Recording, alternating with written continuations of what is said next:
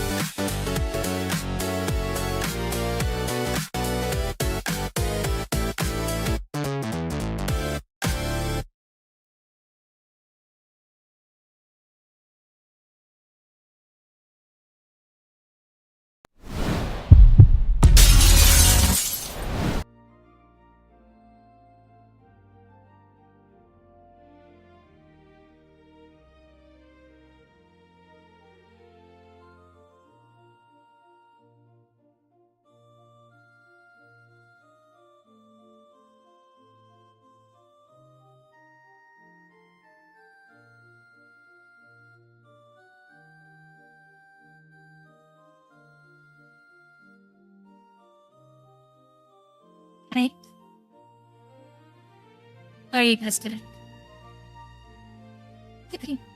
Sorry. My throat hurts a bit.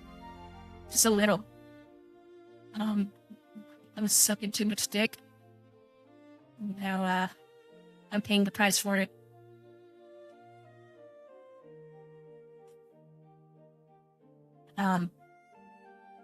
Actually, I was at, I joined the Futabu school. You know, Futabu? The, famous, Shentai anime. Yeah, that's why my throat is sore now. Just a little, not that much. I built up a tolerance to all of that over the years. Anyway, welcome guys. Welcome to a new stream hosted by Twitch's most hated, X's most hated, YouTube's most hated. Nobody.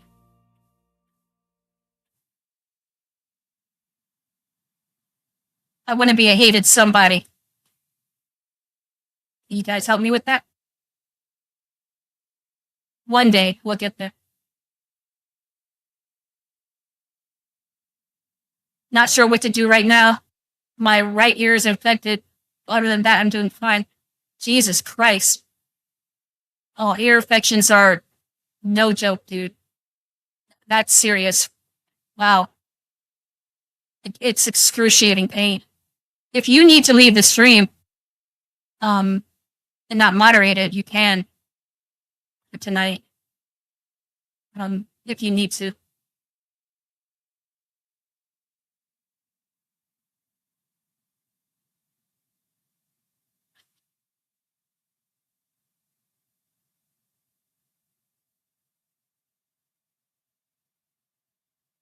More than happy to help you become a someone. I appreciate it. Thank you so much, Revy. That happened to me a couple weeks ago. You should definitely go get it washed and get some medicine for it. Yeah, definitely do that. Take his advice. It's healing, so don't worry. Worst case scenario, you might have to speak up a little bit occasionally. Well, that'll be hard with my sore throat. But, you know, we'll do what we can. Anyway, let's get to some reactions. Iran is going ballistic. I mean, it's insane what's happening over there right now. Hang on a minute.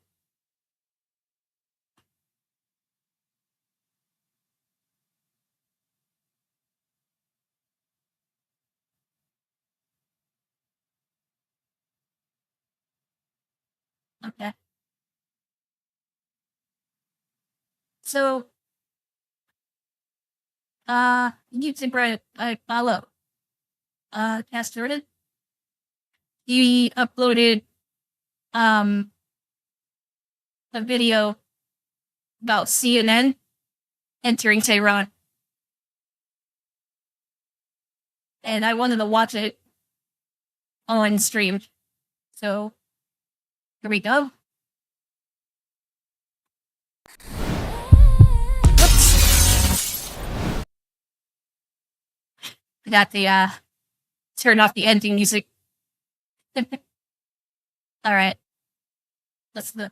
CNN has decided to visit Iran's regime. Is the volume okay for you guys? And I don't think this worked out the way they expected. We just crossed the border and are now inside of Iran. The Iranian government has granted us a visa to come here and to report from the Islamic Republic of Iran. We're now trying to make our way to the capital, Tehran, as fast as possible. Really? But of course, the distances in this huge country are immense. In total, This is... what is wrong with CNN? Why do they do this? They don't have to do this. Oh my God. Iranians are saying that they can continue this campaign for a very long time. They say that their missile arsenal is still immense. Oh, really? So, of course. Why are they spreading Iranian propaganda? They are not our ally. They are our enemies. You are an American-based company. And if it was up to me, I'd put everyone at CNN in prison for treason. According to them, the regime who invited him in is going to survive for a long time. Is that suspicious to you? So CNN's back in Iran. Fairly good progress towards Tehran. It is a very, very long drive, though. Which is interesting because my texts still haven't been delivered to my family members because there's a regime-imposed internet blackout. But CNN has been able to report from inside the country and has been allowed to send their footage out to a U.S. news network. So the gas stations, there's no long lines as gas stations. Fuel seems readily available. I think one of the reasons there aren't long lines at the gas stations is because, and I'm going out on a limb here, a lot of people are staying inside because the country's getting bombed. All the shops are really well stocked, even with fresh things like, for instance, fruits and vegetables. Yeah, the shelves are probably pretty stocked because most people can't afford groceries right now. You just don't. Yeah, that's one of the reasons why the protest started. It was because the economic situation was at an all-time low. Thanks to U.S. sanctions, of course. But the sanctions were necessary. We can't support a terrorist regime, especially one that's trying to build a nuclear bomb. So we crippled their economy, slowly but surely, and citizens got fed up. And they started protesting. That's just one of the many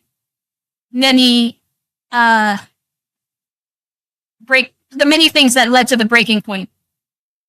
Because it wasn't just the economy. That's a major part of it, mind you. But it wasn't just that. A lot of these people have unresolved feelings of despair and anger due to the oppression. A lot of them saw their family members get executed. A lot of them have been terrorized. A lot of them have lost children. A lot of children have lost parents. Just for saying the wrong thing by accident. Literal fascism. Literal fascism in the literal sense. And yet, so many people are going on the defense for Iran. Why? Why are we doing this? Can't the leftists, just for once in their life, agree that this is bad? That the Iranian regime was bad? Just once, if nothing else. If they want to side with Ukraine against Russia, I don't care about that. They want to side with Palestine over Israel, I'm fine with that. But this Iran thing,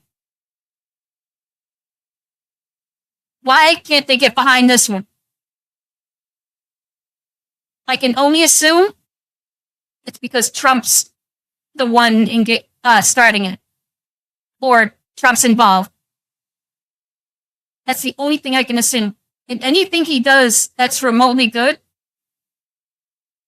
is the original sin to these people. Like, I said this on stream before. If Trump cured cancer tomorrow, you'd get Karens outside protesting, defending cancer. Cancer's good, actually. Curing cancer is racist. I hate these people with every fiber of my being. I hate them so much. see any sort of degree of panic anywhere. This is like going on a tour of North Korea. They only show you the good parts, and you're a hostage the entire time. Watch how Taking a quick break suspicious the for shot a is. coffee along the way. We've been driving for several hours. The There's a couple of hostage things that we've takers wanted noticed. to get coffee. Number one is that, first of all the shops are open. All Look the how shops small are that really well coffee is. stocked. Coffee obviously also available as well. This is what a And right report there to from the left, Warzone left looks hand. like. And you see another interception round coming up. Look. 1, 2, 3, 4, 5. Another one coming up from the sea. What do you mean interception? This is a large-scale attack That's that is happening wild. right now. I'm going to move this so you can get out here to the balcony. You know, stay This with is me in here, guys. Israel. According to Now to the center of CNN, Oh, building. Israel. Israel is Okay, I more was about to dangerous say. than Iran right Hand to now. the left. Things are better in Iran. If you're in Israel, you might want to move. Look at this. And so This is what it's a actually large like. attack again. And you can And where are the Iranians shooting their missiles? This is a city. That's where they're shooting their missiles. Did you see the panic of the people who are getting stopped at armed checkpoints and being threatened? Yeah. Did you see the panic of the people who are watching state-controlled television today as the IRGC said if anyone shows any enthusiasm or excitement for what the U.S. and Israel Hang are on a doing? minute. How about the state TV host who Hang on. My camera stopped working.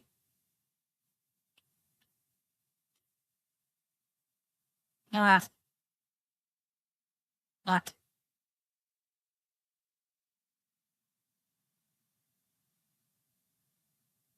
Just give it a few seconds.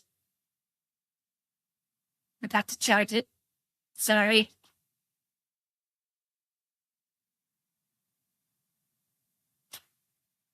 My soul has left the server. Just give it a minute. It's still looking for the smell of cum and roses.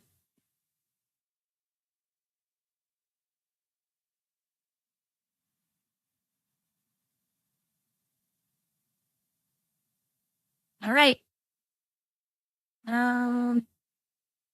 Give me a minute to connect.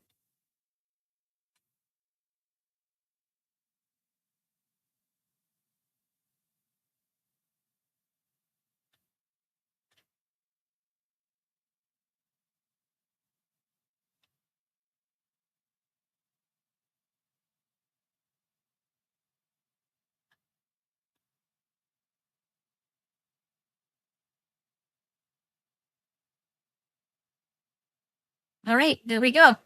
We're back in business. threatened an Iranian women's national team and said that they should be punished harshly and considered treasonous because they chose not to sing the national anthem. Taking a quick break for a coffee along the way. We've been driving for several hours. Ugh, I am so glad you found a good cup of coffee. It is so hard to find quality coffee during wartime. Next time you want some coffee, let me know. I have so many places in LA I could suggest to you. You don't need to drive all the way to Iran. Oh, okay. Yeah, so they have permission to be there. And if you've got permission from a regime to go photograph their world, you are a prisoner the entire time. But here's what's really going on in Iran. And the IDF says that it's moving to its next phase amid this ongoing conflict with Iran, shifting the focus to eliminating Iran's missile program once and for all as that they missile begin the program's bad 15th news. wave of strikes in Tehran. And CENTCOM says the U.S. and America's closest ally in the Middle East are weakening Iran's power. Our combined joint forces have relentlessly destroyed Iran's air defenses over the past few days, and they've continued hunting for more systems to kill. Our air defenders are operating at the very top of their game. We are fighting to win through combined U.S. and Israel. The thing about leftists is that they do nothing to help people nor practice what they preach. So true. Yeah, there's a few examples of that. Well, actually, a lot of examples. When the last time you've seen them at a soup kitchen? When's the last time you've seen them support a charity that isn't scam? When the last time you've seen them protect legal immigrants who escape from their oppressors, right? So true to all of that. And when you confront them on those things, they fumble and try to avoid you because they know you have the moral upper hand. They know that you're right. All Democrats, here's the thing. The Democrats are not stupid. The leftists are not stupid. I don't want to say Democrats because that's broad, because there are not every Democrat, but the people, I put leftists and Democrats in two different positions. That's just how I see it. But leftists will tell you that they're the party of acceptance and tolerance and love and feelings and all this girly shit. And yet, when it's time to actually stand up for what's right, they won't. Literally. I want to show you all this real quick. I don't know if you've seen the latest State of the Union speech.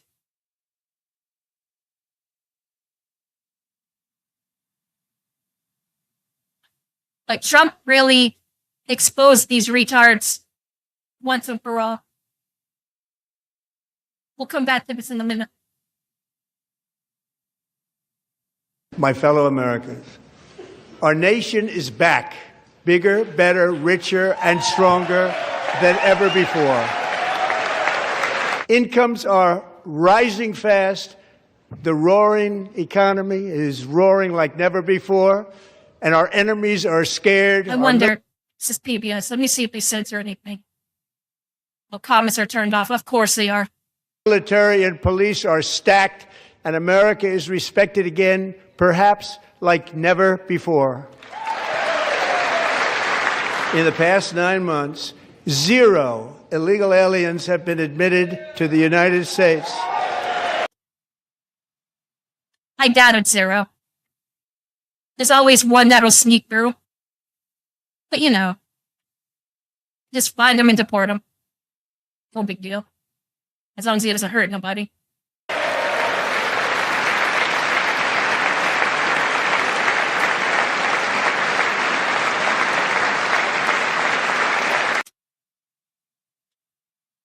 Okay.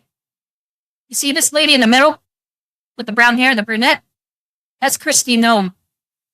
She just got fired. Like Trump used to do on The Apprentice. Yeah. She's the head of, or she was the head of, the Department of Homeland Security. Which ICE is a part of. And I don't know why, but she got fired. I feel like she was doing fine. Those 2 fuck-ups, well, 1 fuck-up. I think Alex Preddy was probably killed preemptively. Not preemptively, but like by accident. While Renee Good deserved it. She literally tried to run over an officer of the law, and he defended himself. There's no defending Renee Good. At the same time, like I said before, Alex Preddy, he was antagonizing them the whole time. He brought a gun to the protest. He was loud, belligerent. He damaged state property. And he resisted arrest. But he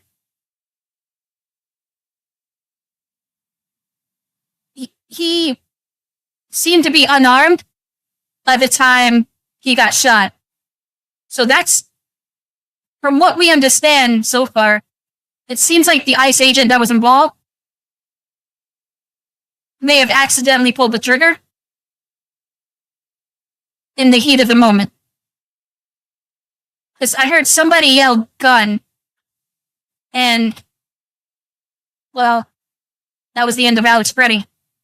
But the ultimate point for all this is stay home. Don't bring a gun to a protest. Let ICE do its job. And maybe you won't die, retard. Ultimately. I mean, you could say whatever you want about ICE, but none of that needed to happen. It is 100%, or at least it could have been avoided if Alex Preddy stayed home and minded his business. So, anyway, Kristi Noem just got fired. She's in the middle. I don't know why exactly. I don't know the details. Maybe we'll look that up later. But, I'm mad about it because I thought she was doing a good job. The person I really can't stand in this image is the blonde bitch next to her, or next to Hexa. Pam Bondi is the most retarded woman in the world. This bitch needs to get fired. I don't know why she's still there. She has ruined the Department of Justice. Her and that stupid weirdo in charge of the FBI. They just don't arrest anybody, or they rarely do. Or when they do, they just let them go free. They are two of the biggest cucks in our government right now. And I want her fired immediately. Oh, and she fumbled the whole Epstein thing. Yeah, she's gotta go.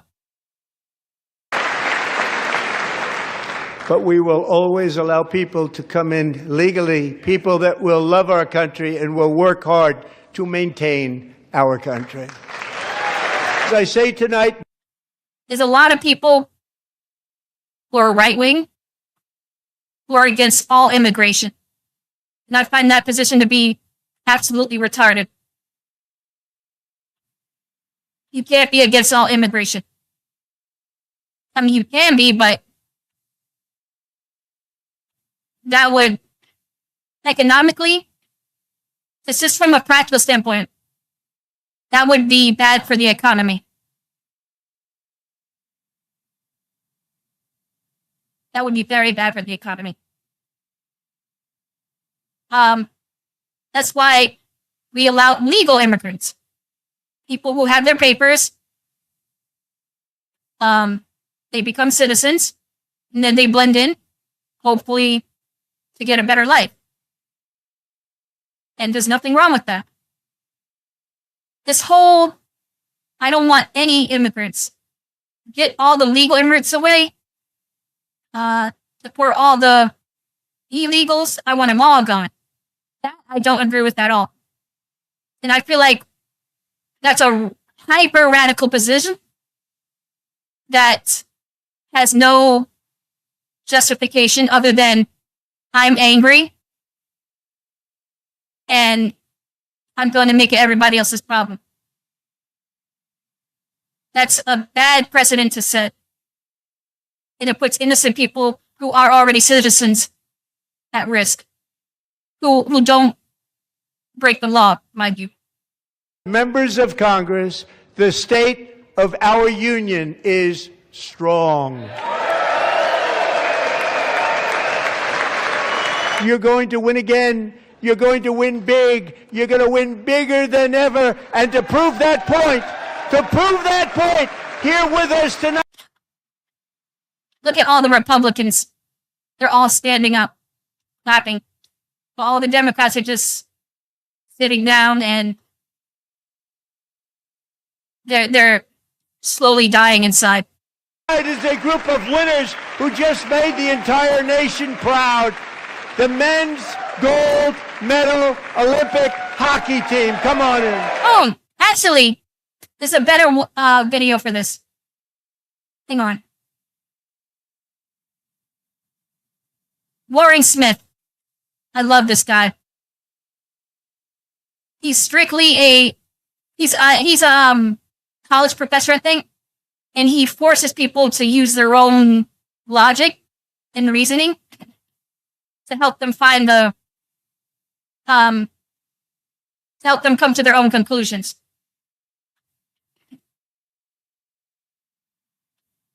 He showcased the State of the Union thing.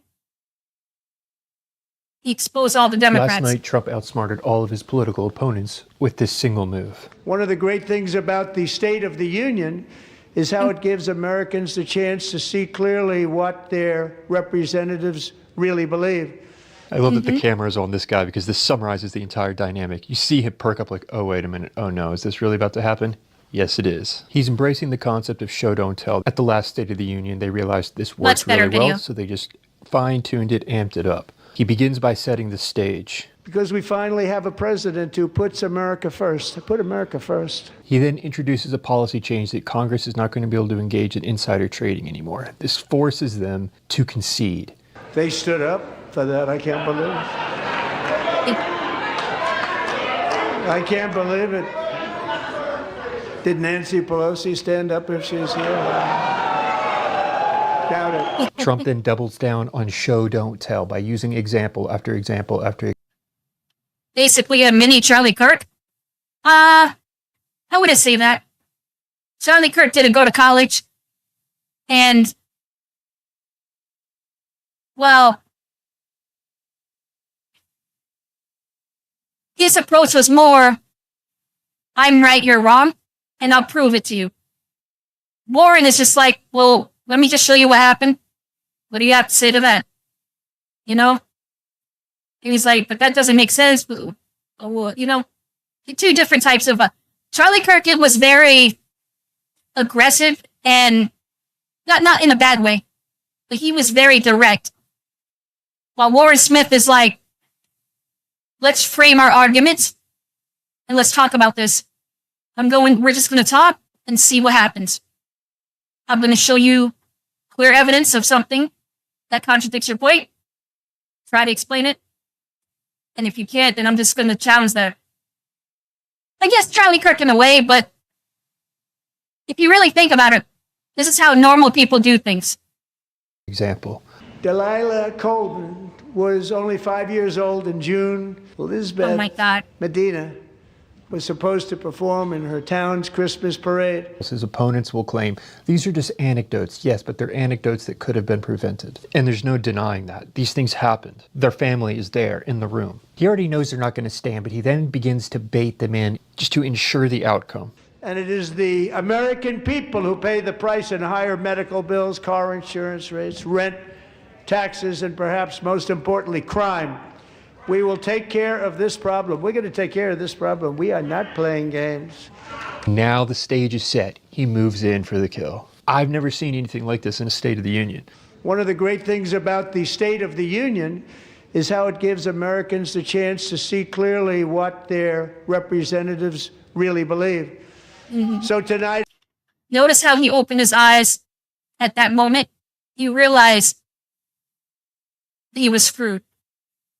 It was at this moment that he knew.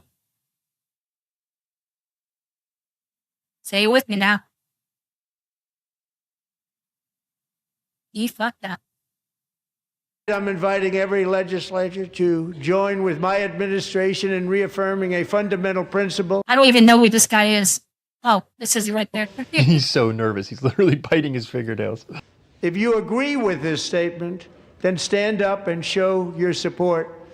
The first duty of the American government is to protect American citizens, not illegal aliens. Would anyone deny that, regardless of how you feel about Trump? Rather than pointing out they're not standing up, he's requesting that they stand up to show support for something.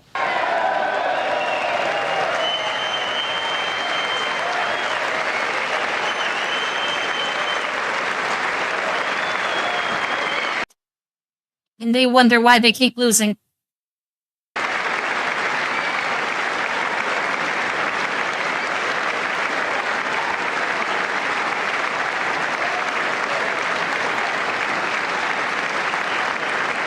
Now he waits and lets it sink in.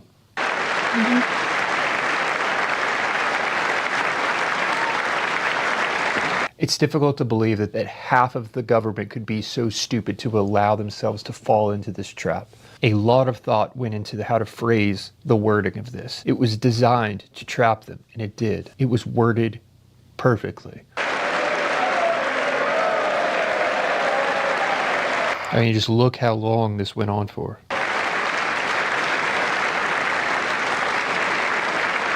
I wish the cameras had focused on their faces more. We get a few examples here.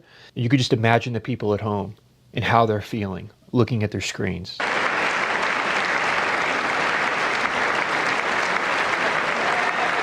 And they're just like, crap, there's no way out of this. It's almost like he's thinking, well, you kind of have to respect it. It was so well done.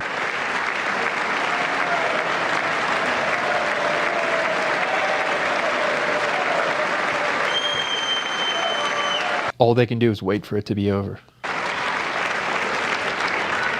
Isn't that a shame? You should be ashamed of yourself not standing up. Now the stage somebody is set. yelling? Now he proposes this. Oh. Isn't it,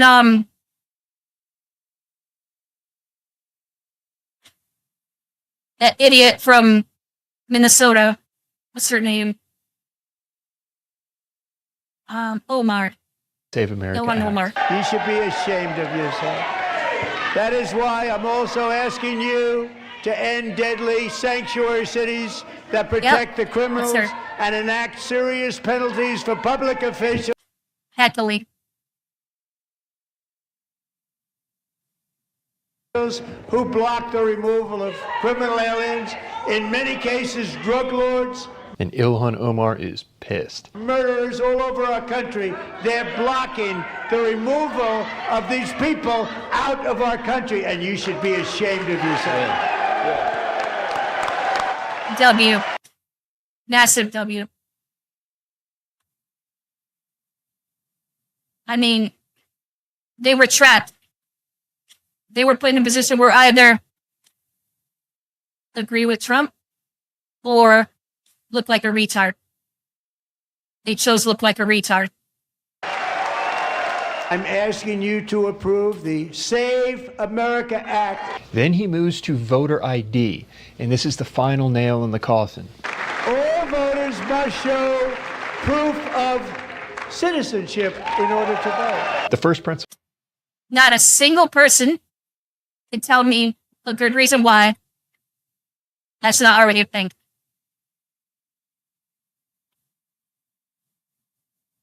You need to show license. You need to show ID to buy alcohol.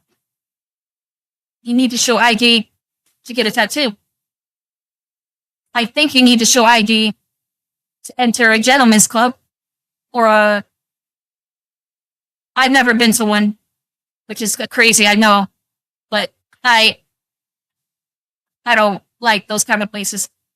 They're just nasty. I prefer my dojins, my anime.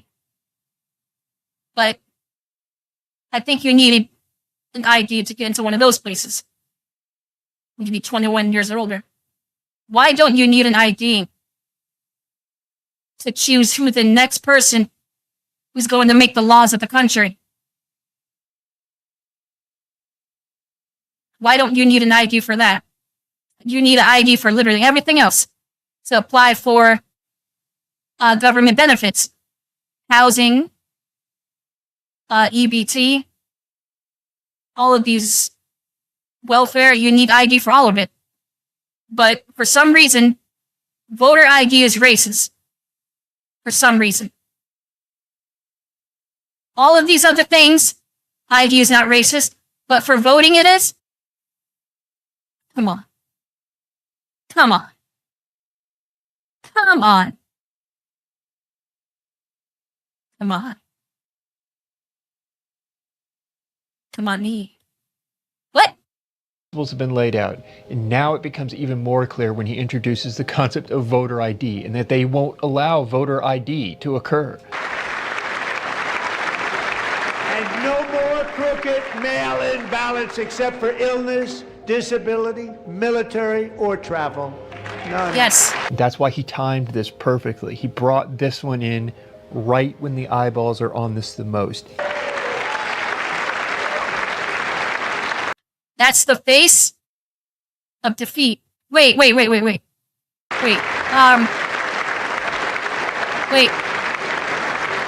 wait, yeah, that's the face of defeat. Even the new communist mayor of New York City, I think he's a nice guy, actually. He points out the hypocrisy. Well, Mondami, in New York to shovel snow, you need voter ID. That was his request. Yes, that was a thing that happened recently. In New York, I used to live in New York.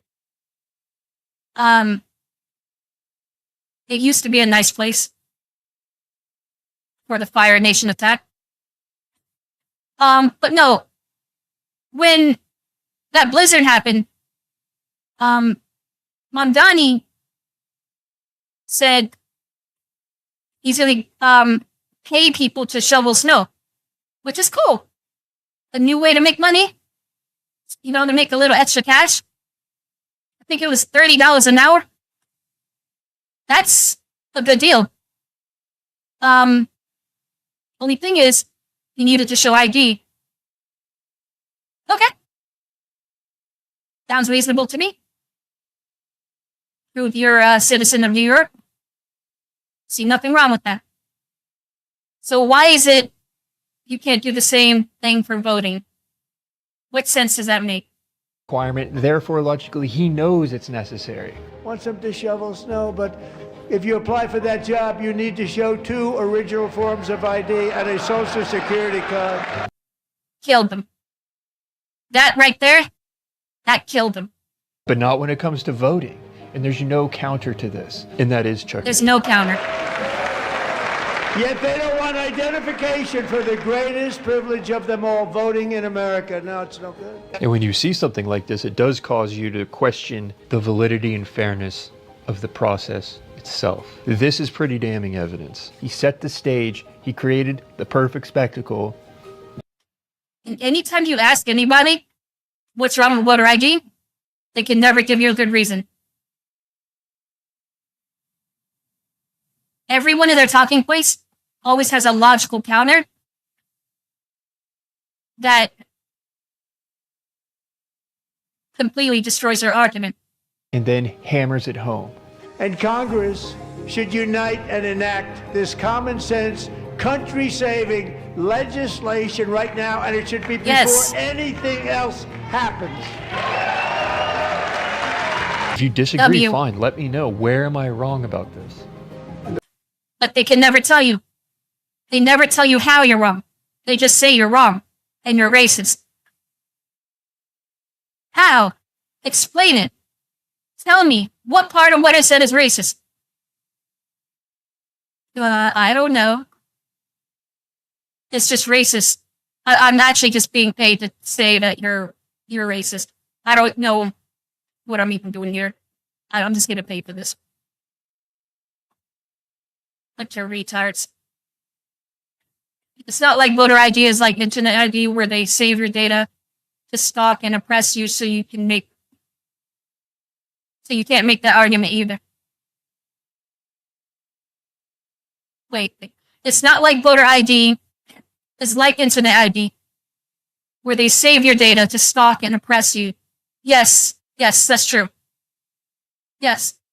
2 completely different things. One is the government, and the other is private companies. No private company should ever ask you for your ID unless it's a bank, I think, or anything to do with money. Other than that, I don't want Twitch knowing who I am. I don't want YouTube knowing. Unless money's involved, of course, then they'll have to know. I don't want Discord knowing. I like to be able to stay anonymous. I'm pretty sure a lot of you do.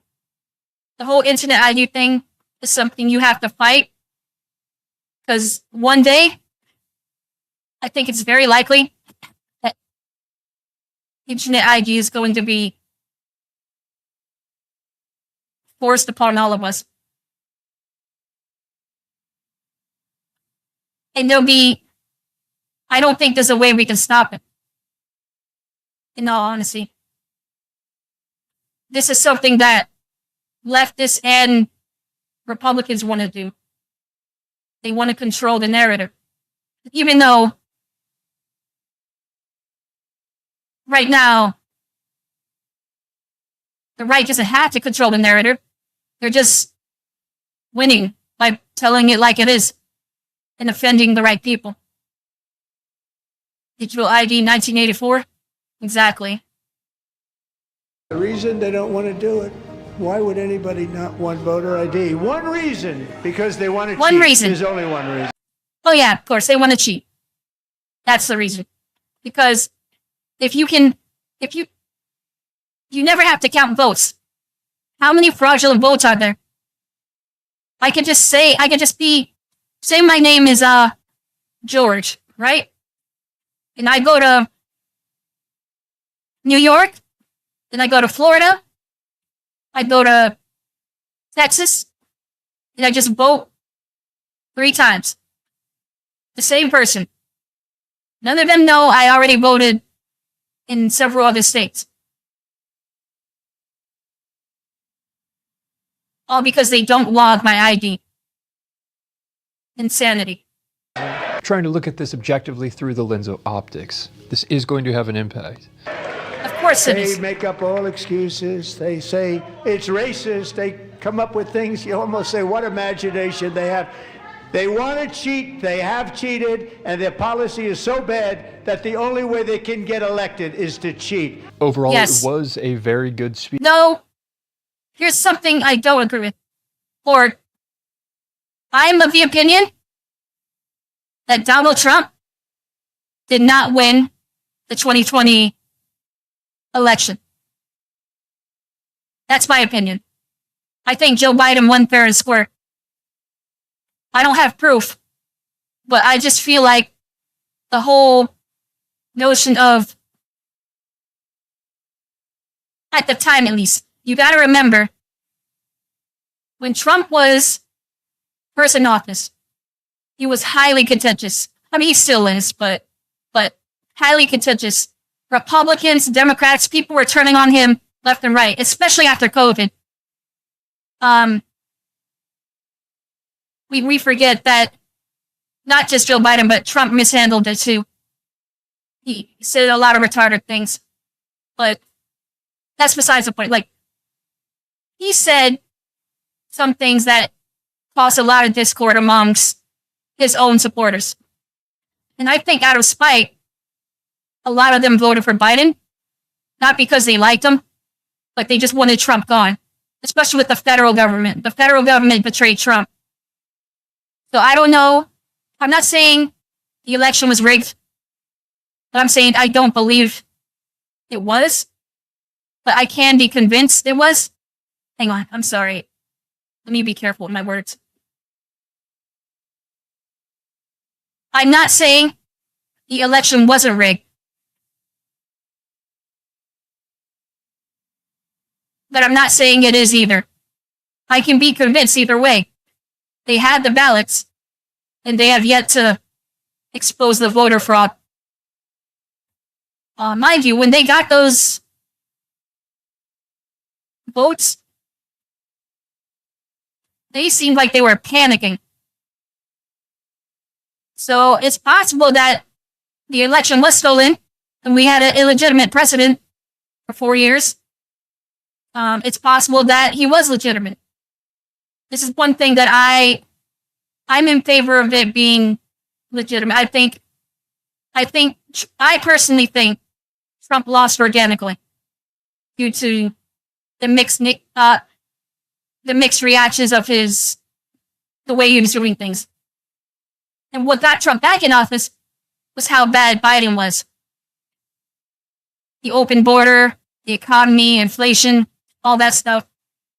And people were like, the economy was really good under Trump. He also had the border closed. So I feel like a lot of people turned around for his second term. That's just my personal opinion. I don't think there was voter fraud, but I could be wrong.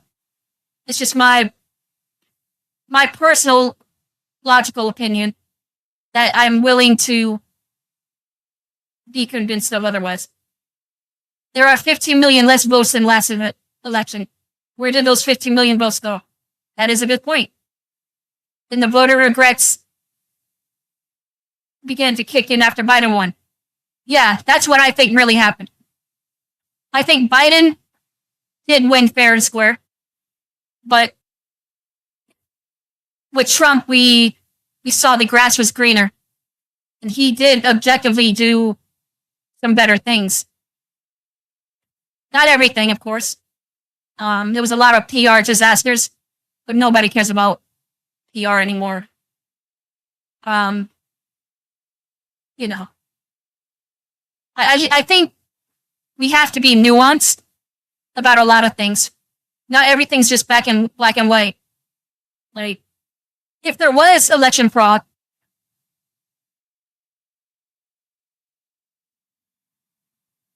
you know what? I think I made my point. This is the part that was most important. So now let's go back to this. That was quite the tangent, but you guys get what I mean. The leftists, the whole point of that video was to show that leftists will never agree with Trump, no matter what he does, even if it's something objectively good that he does. They are 100% against him. They will never admit it. The Maduro thing, they act like the people of Venezuela are crying, are sad that their terrorist, dictator is gone. Because he wasn't a terrorist, but, well, no, the cartels he was funding. Yeah, the cartels are technically terrorists now. Yeah, so yeah, he was a terrorist supporter. And we got him. We just went in there, killed all of his men, and picked them up. And freed the country.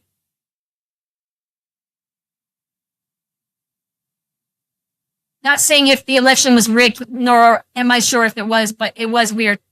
Yeah. It was. No, I get it. I know there's a lot of evidence, or lack thereof, involved with that, but it's just hearing the words, the election was stolen from Trump, with very little physical proof, tangible proof, is extremely hard to get behind without the proper evidence. That's why I'm waiting for the day they finally reveal the final count of those ballots that they took. Because once they reveal that the election was stolen, I don't know where we go from there. That means for 4 years, we had an illegal president. Where do we go from there? Do we give Trump a fourth term?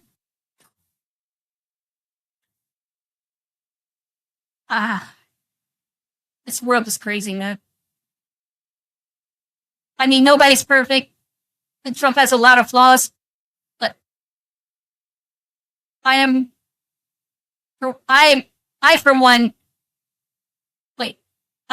one for actions speak louder than words. I'm so sorry. My dyslexia is really bad. I'm sorry. Yes, actions do speak louder than words. That's true. I feel bad for my sister who lives in Oregon. She's got to deal with the crazies even in the old town I used to live in. Really? How is Oregon nowadays? Is it that bad? Is it just violence, or like what's going on over there? It's like New California? Really? Portland is a shithole from what I hear. It even has Antifa headquarters. Really?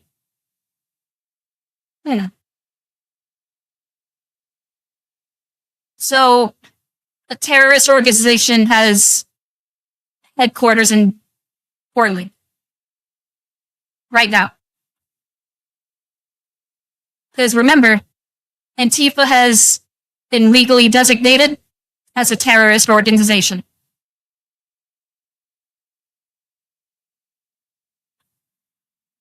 The governor there wants to basically increase the price of gas by increasing gas tax. Holy shit. That's retarded. Oh my god. Israeli combat power, we will continue decimating Iran's ability to project power outside its borders. Now, today, Israel's Prime Minister Benjamin Netanyahu is holding security consultations with his cabinet to determine the next steps in phase 2 of this operation. And again, we expect these strikes to expand and continue in the days ahead. So things are just getting worse for the regime. They're not winning, surviving for a long time. Oh my God, did you guys see those AI videos of Iranians posting fake kill cams of Americans and fake bombs? They're so desperate. They're so desperate. It's sad. I think Asmongold will post a video about it soon. So we'll watch that when he does. Because he's live right now. Let me see. Is he live? He should be live. Oh, he's playing Resident Evil. Oh, okay. I don't want to get spoiled, so we'll watch that. Oh, Twitch drops for Resident Evil? Oh, hang on a minute. Let me see this. I didn't know about this.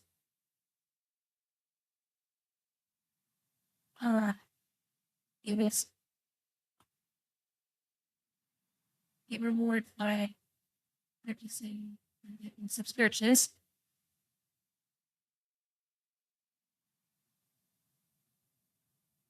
Kind of rewards.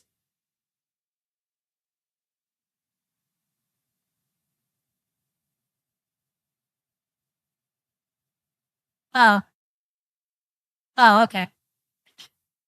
Never mind. That's not on the table. And these claims about them having unlimited missiles? Well, I think the message is pretty clear. Everybody got it. You know, how remarkable, successful this operation truly is. I'm stunned by how much we're able to accomplish pretty much on pace. I mean, I knew full well that at day 3, we wanted to have reduced their retaliation capability by 75%. In terms of ballistic. We destroyed, I think, over 2,000 artillery encampments. What I understand, a lot of their missiles have been decommissioned. Not decommissioned, but dismantled or destroyed. Missiles, and we hit that mark. And now we're up to, as reported, 86%. 86%. Now, we just got to kill the last few leaders who are still trying to, organize. What's happening there is like V for Vendetta. We keep hacking their TV. And here, I want to... again. Just look at this. Hold up. 1 second. This is the entire story of Leon. Oh, I want to watch that too. That's a Leon Kennedy video. But it's really long, so I don't know if we may watch it tonight. It depends. Hang on. Run. Hacking.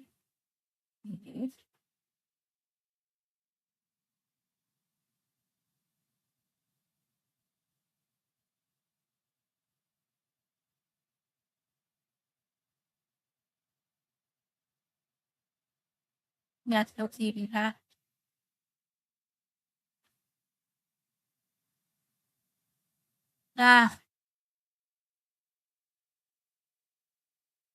Okay, I can't find it right now, but it might be on Twitter somewhere. Just be careful when you search for anything Iran related on Twitter.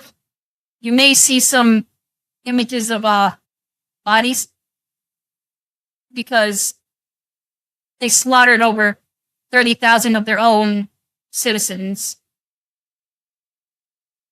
And some of those are not completely censored. So just be careful if you do want to search for anything Iran related on Twitter. Remarkable here, what we know about the enemy, and because we have such exquisite knowledge about them, that we're able to also to use our combat power and distribute it so effectively. I feel like we're getting two different sides of the story here. I feel like one side is out there saying the regime's going to be around for another 50 years, and according to what we're hearing from the general here and from all the armed forces and from all the footage and even from Israel, this thing is not... We killed 50 of them big shot. 50 of them. They're not coming back from this. We even killed their leader. And there's reports now coming out saying that we killed his son too, who was going to take over. They don't seem to realize that their time is over. We're not letting them do whatever they want anymore. We're erasing them. And I hope they do raise the white flag and we kill them anyway. Because they don't deserve mercy. They don't deserve mercy, not after what they did.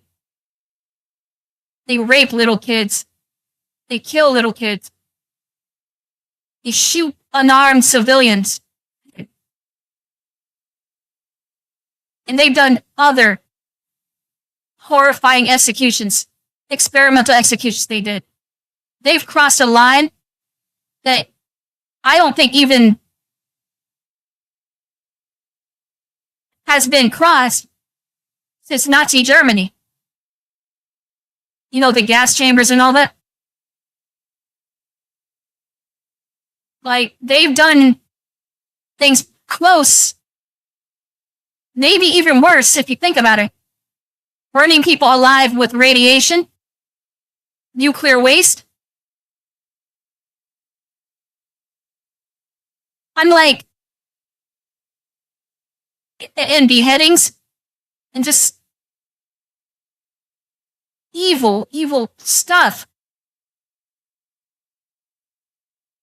Hey, Starlight, you should check out Habitual Line Crosser if you ever get a chance. What's that about? 24/7 fucking insanity. There's gotta be a limit, dude. They come inside of animals. Oh my, shh. What the fuck? They come inside of animals and feed them to captured infidels. Dear God. No mercy. They all die within the month. Every last one. No second chances. No forgiveness.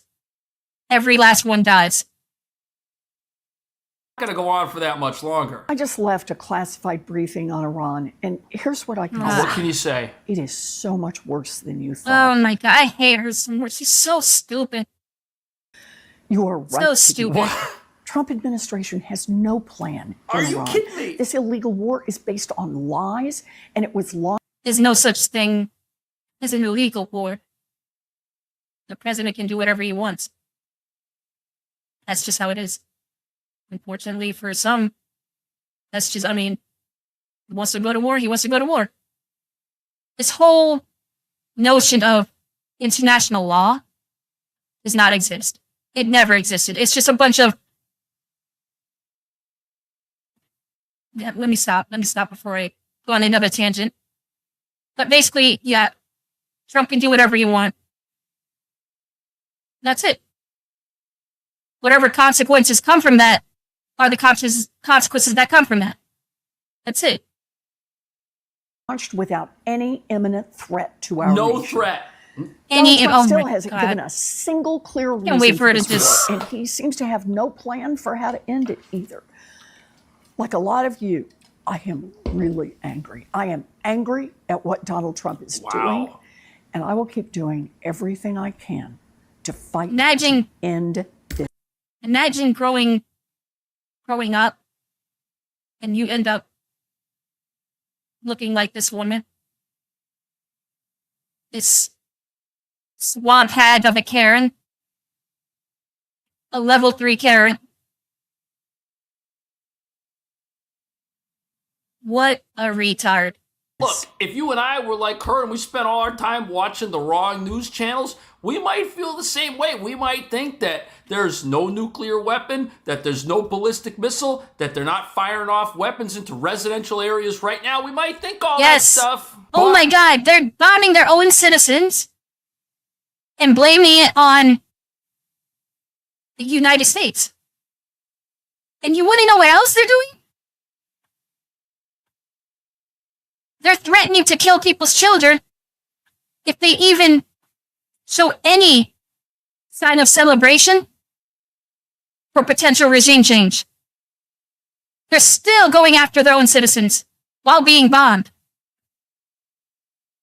You cannot reason with these people. You cannot coexist with them.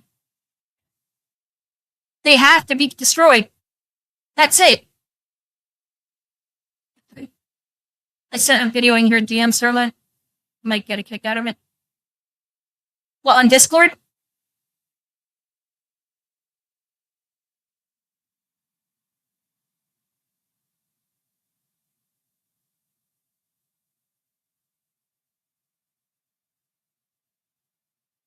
Hang on a minute.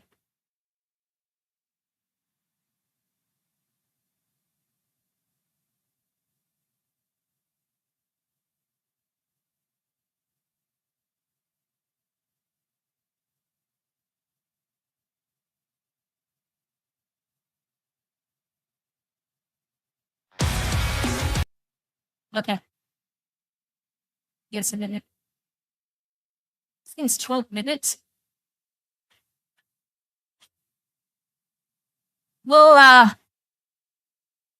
let's just watch it for now.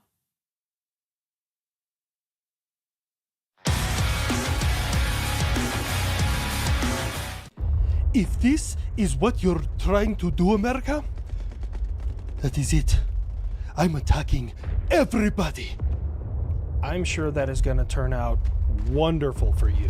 Ow! What the hell did I do to you? Oh, there was a time that we were on the same side. Oh my God. Yes, that's exactly what's happening.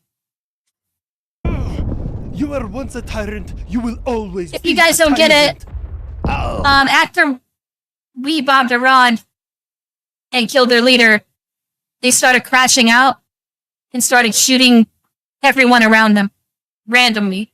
Saudi Arabia, Qatar, I think India, a whole bunch of places they bombed. They're going all over the place. They're just crashing out. What the hell, man? Making enemies out of their own allies. These people are not human. It's been nice to you. Really, Israel? Nope. Was it because... Here's the thing. All these people who keep saying Israel is the reason for this war, Israel this, Israel that. Make no mistake. Nobody likes Israel. Nobody likes Israel. Period. We're bombing Iran because they were a direct threat to us and they're oppressing their people. That's it. And look, the one main reason was that they were trying to build a nuclear weapon. That cannot be allowed under any circumstances. Of the pages? Has nothing to do with Israel. If they end up helping us along the way, fine.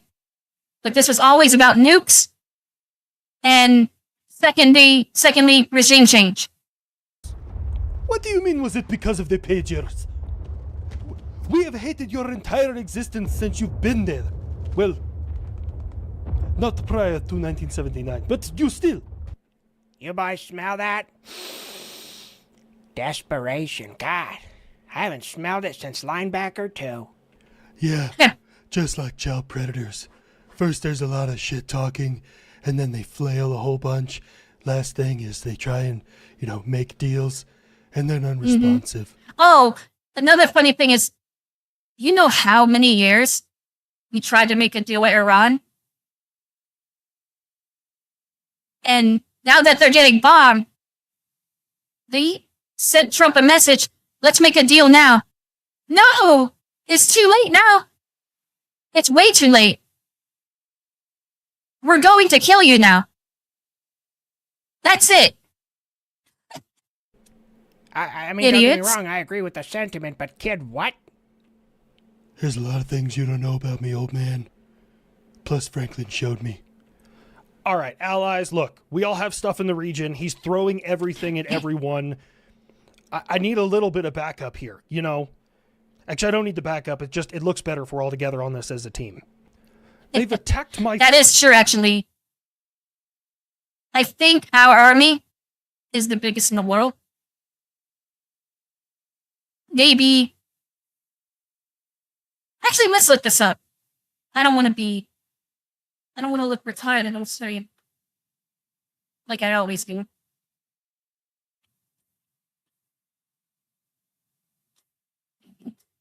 Military in the world. China has the world's largest military. Oh God.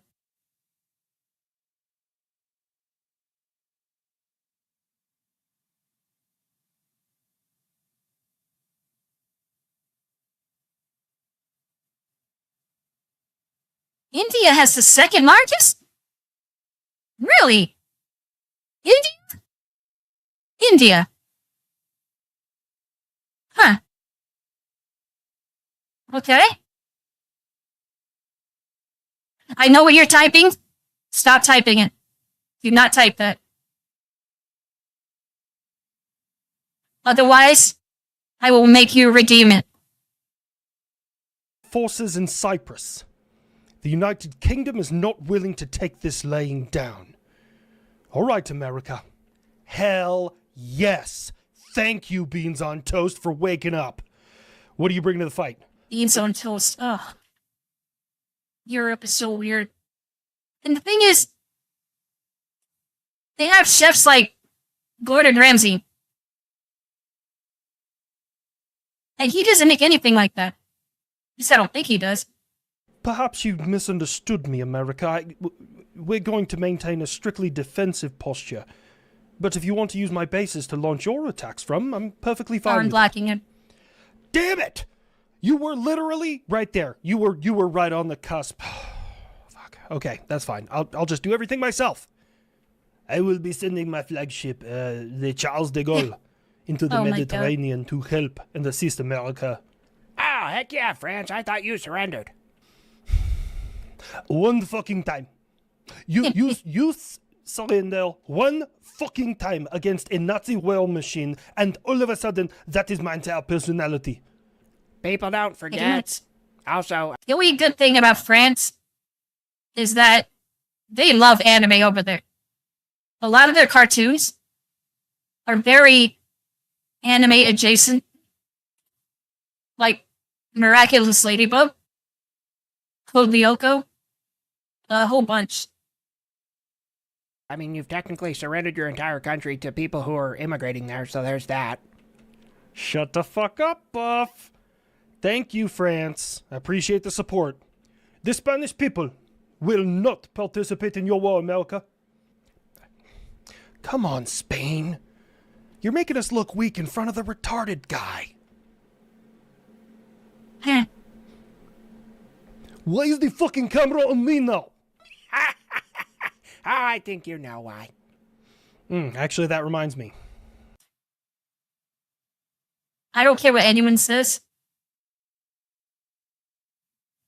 Putin is 100% at fault for the Ukraine war. Russia is the primary aggressor. Say what you want about Ukraine. None of this ever needed to happen. Buff, you're up. Yeah, I was wondering when you would call on the champ. All right, here's what I'm gonna need, okay? First off, I want a nuclear weapon. That's just kind of like, that's for me. I don't even know if I'm gonna use that on Iran. Second of all, I want at least 3 weeks paid vacation a year. Third thing, I would like enough whipped cream to cover a XB-70 Valkyrie's entire body.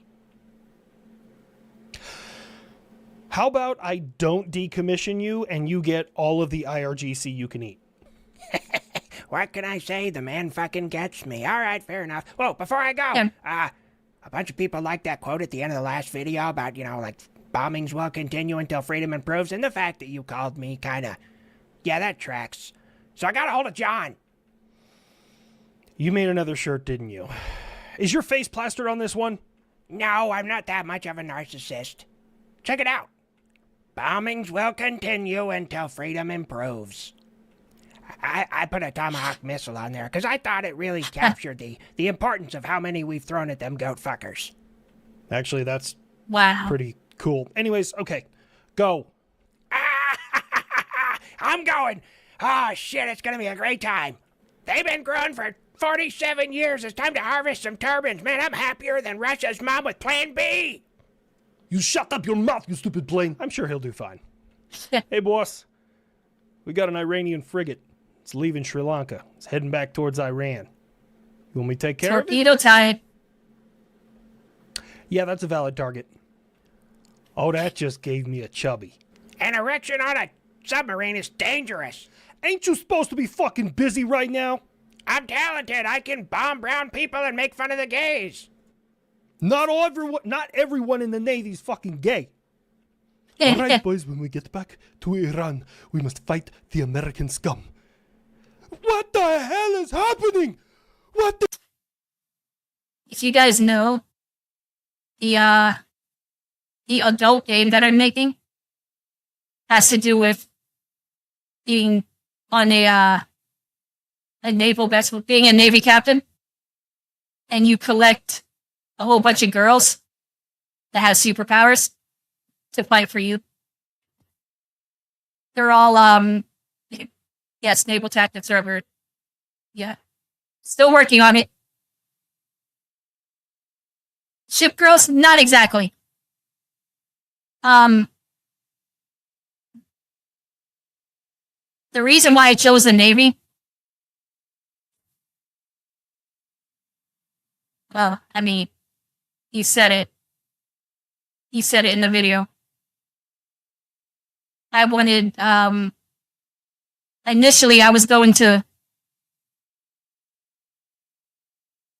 I don't know if I'm allowed to say this on stream. I was going to have a yaoi arc in the game after all the girls get stolen, if you wanted that to happen. And I feel like it was a bit much. Like, the main theme of the game is, well, you know, not so much yaoi. So, I kept the naval theme, but I toned down that aspect of it because I think it would turn off a lot of players. Though I do want to make a game like that one day. Not anytime soon. But there is a game that I want to make that is the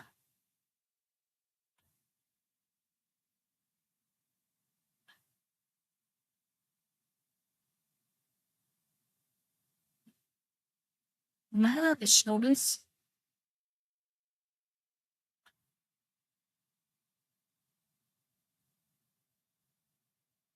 Okay. Give me a second.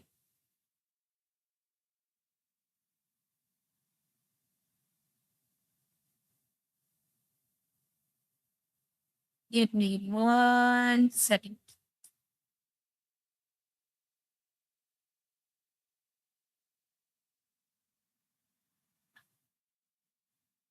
Can I show it? Can I show it? I'm not sure. Oh, wow. Test. That was weird.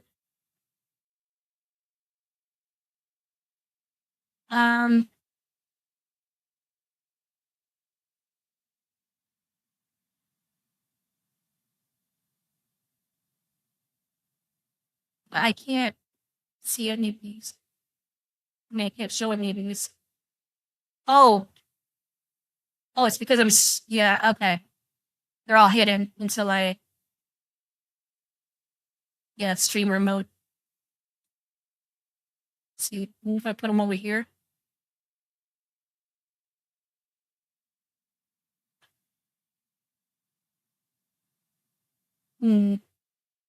Okay, never mind. I'll reveal it at a more appropriate time. As you know. The fuck! I was just lifted. Oh, abandoned ship. Fuck! The underwater dildo of consequences rarely arrives lubed, you fucking jagoff. Oh my god. Bloody hell! America, you must tell your guys to at least try and search for survivors. We'll call the Sri Lankan Navy to come and pick them up or something. For the record, this next part is not being specifically stated by the United Kingdom. However, bleeding heart individuals who've never studied warfare are having this opinion, so I just use the United Kingdom to fulfill it. You can't just leave the area. You're required by certain laws to try and search for survivors. Hey, you, beans on toast. And exactly where in the fuck you think I'm gonna put them on this goddamn boat? Although it would be kind of funny, load a couple of them sons of bitches into a torpedo tube. You could place them on the outside of the vessel and just keep them held at gunpoint. Oh, then I lock down the hatches and just submerge. It's fucked up. It's more fucked up than I thought it would be, but I'm here for it. No, you would have to stay surfaced. You want me, a global asset, a nuclear-powered submarine, to give up my main ability to stay hidden while we're in the middle of a conflict. This is why we make fun of you. Are you retarded? I ask him the same question all the time. Oh shit, there's a large group of them. Heads up, fuckers! Oh, I should probably say it in their native language. Durka, Durka, flying death machine, Durka, Durka. While we were still on that submarine thing, I dug into the Mark 48 torpedo. Now, submariners, don't crucify me. This is just what the internet says. The torpedo itself is absolutely fucking terrifying, okay? You gotta understand this. Okay, first of all, it has the ability to leave the tube without any air pressure behind it. It's like a silent things breaking the fourth wall. Launch thing. So you don't hear the submarine launch the thing. That's first of all. Second of all, if it misses the target, because it targets a very specific area on the boat, it will turn around, cycle back, and attack again. It can be either guide by wire or it has an onboard passive sonar seeker, so you don't need to guide it by wire. Now, the scariest part is when this 19 feet long, 21 inch in diameter, 3,500 pound underwater projectile that has an estimated top speed of 75 miles an hour finds your ship. It targets the keel of the ship, that main seam that runs along the bottom of the thing that kind of all of it is attached to. Think of it like the Celia nutsack, but for a boat. And this is where the Mark 48 torpedo gets even scarier, because it's a proximity fuse. Now, if you're like me, I had to dig into that because I think proximity fuse, I wasn't blushing. It's fragmentation, and that wouldn't work underwater. But no. See, here's the thing. Water is a non-compressive liquid, so when you blast it at a range with... I came for commenting, not a environmentalist. With a 650-pound warhead, what it does is it doesn't compress. So the first thing that hits the keel of the ship, you're pretty much hitting it 4 times. First thing is the shock wave from the initial blast. Second thing is the cavity opening up, and you have now super speeded whatever water into the bottom of the keel, hitting it like a ton of bricks. Now you have a giant void underneath the ship, which then quickly collapses, and then that air pocket that collapsed hit a combat vessel and throw it like a fucking frisbee. So now it's my time, right? I had to skip ahead. I'm sorry. It was so boring. Not exactly. What happened? I'm still me, but I'm Israeli. Engaging all pennies.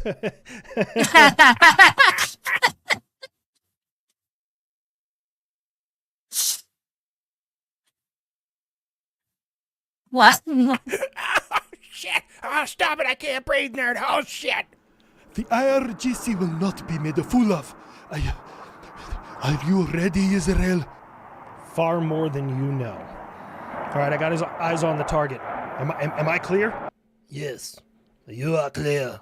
Take him down. No. Wait. You can't fucking do this to me. No, I'm not gonna. Not the fucking nerd. Oh, man, is he trying hard. I got a lock. Come on, Yak. Come on, you got this. Dodge, duck, dip, dive. Just don't fucking crash or get hit. You can take him. He's a big, fat, nerdy, single-engine bitch. Are you rooting for the other team? You.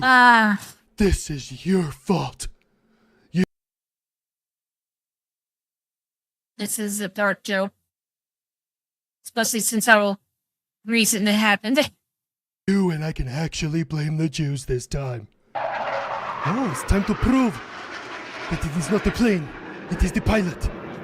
You watch way too much Top Gun. Anyway, Fox 3, birds away. Oh, I gotta say something cool. Looks like lightning only needed to strike once. Gay. You know, I don't care what you say. I'm still gonna ride this high. Okay. I thought it was, the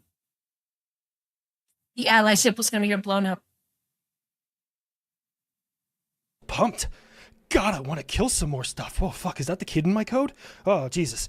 Oh, God, seriously, nerd, we're gonna have to work. Amber? That's actually a character in the game. She's one of the main characters. On your catchphrases, man. She a VTuber as well? And that was just so bad. No, that's fair enough. Okay, fine. Let me take every joke and slur you've ever said, cross-reference it with what I know about Iran, and see what spits out. What do you think about say hi to your pedophile prophet for me? Sure, if you want to send me to the hospital. Why? Is it that bad? Oh, no. Quite the contrary. It's great. I'm just saying I have to go to the hospital for an election. An erection lasting longer than 4 hours. Oh my God. It's so stupid. So this is the channel. Habitual line crosser. They're just showing me that. That was funny. You know what these people are really upset about? Listen to this. Iran's trying to pick a new leader. It's not going well. The president says he has to be personally involved in picking who gets to run the country. I disagree with this. Other than blowing up a few retards, you shouldn't have anything to do with who the next one is. Iran, the runner-up, so Trump's is Khomeini's son. Leader. But Trump says this: they're wasting their time. Khomeini's son is a lightweight. He's unacceptable to me. We want someone that will bring harmony and peace to Iran. And according to WikiLeaks, Khomeini's son doesn't have what it takes to lead the nation. Intelligence cables reveal Khomeini Jr. Mossad already has him targeted. So we've got this unrivaled intelligence. We know what's going on inside the regime. We know everything about it. But for some reason, there are people who want to see them survive. Why is that? Donald Trump has dragged. Oh my God.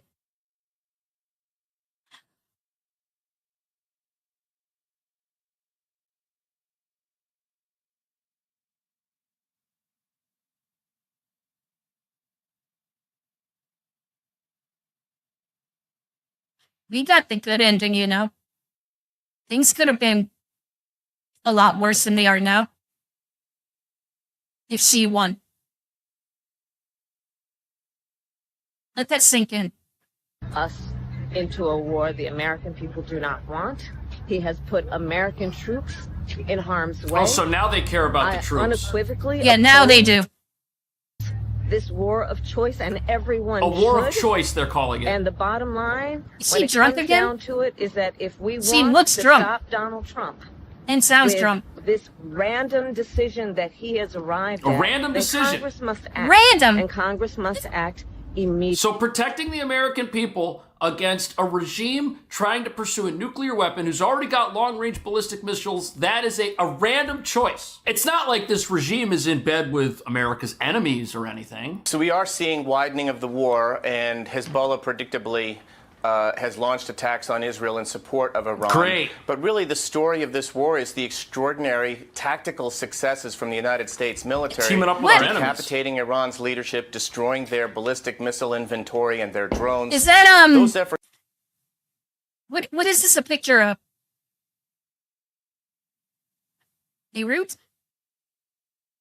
Hi.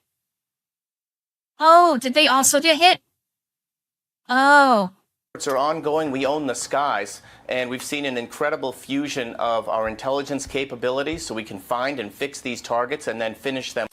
I don't know if you guys know this, but there was a major explosion that happened in Beirut a few years ago. It was a freak accident, but it caused so much damage. A lot of people died. Let me look at it. It was caused by fireworks being stored into this warehouse with some dangerous chemicals, I think. Beirut explosion. 2020 it happened. 6 years ago.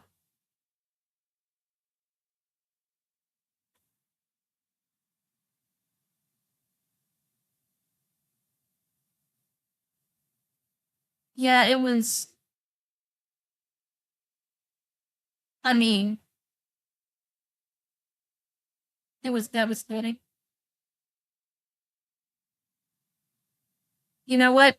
I'm not going to show this on stream because it was a massive explosion. Like, it looked like a mini nuke. That's how it looked. With precision That's good. strikes. Now, where we go from here that we'll all be tracking, the Israelis used to like to say that they would mow the lawn when they had to mount these counterterrorism operations that did not result in eliminating the threat permanently. If we do not arrive at some sort of a permanent solution here, either a change in the regime in Iran or a change in their behavior, then President Trump is right. We would have to look at coming back and doing this again, which is why I think the president wants to induce Iran to make a deal. That's what this has always been about from the very beginning when we... Almost 50 years of this garbage. Almost 50 years of this regime. The time for talk is over. It's time to just kill him. Deployed our military assets to the region. It's about Iran coming to the table in good faith with no intent to rebuild a nuclear program or have a ballistic missile capability. Or now think to yourself, before you doesn't get matter worried anymore. about what kind of... I mean, of course, we don't want them to have that, but even if they promise and say, sorry, we won't do it again, Daddy. Please, Daddy, don't hurt me. I won't do it again. Please don't spank me, Daddy. Even if they say that, they're still done. You're not getting another chance. Your time is over. We're going to destroy you.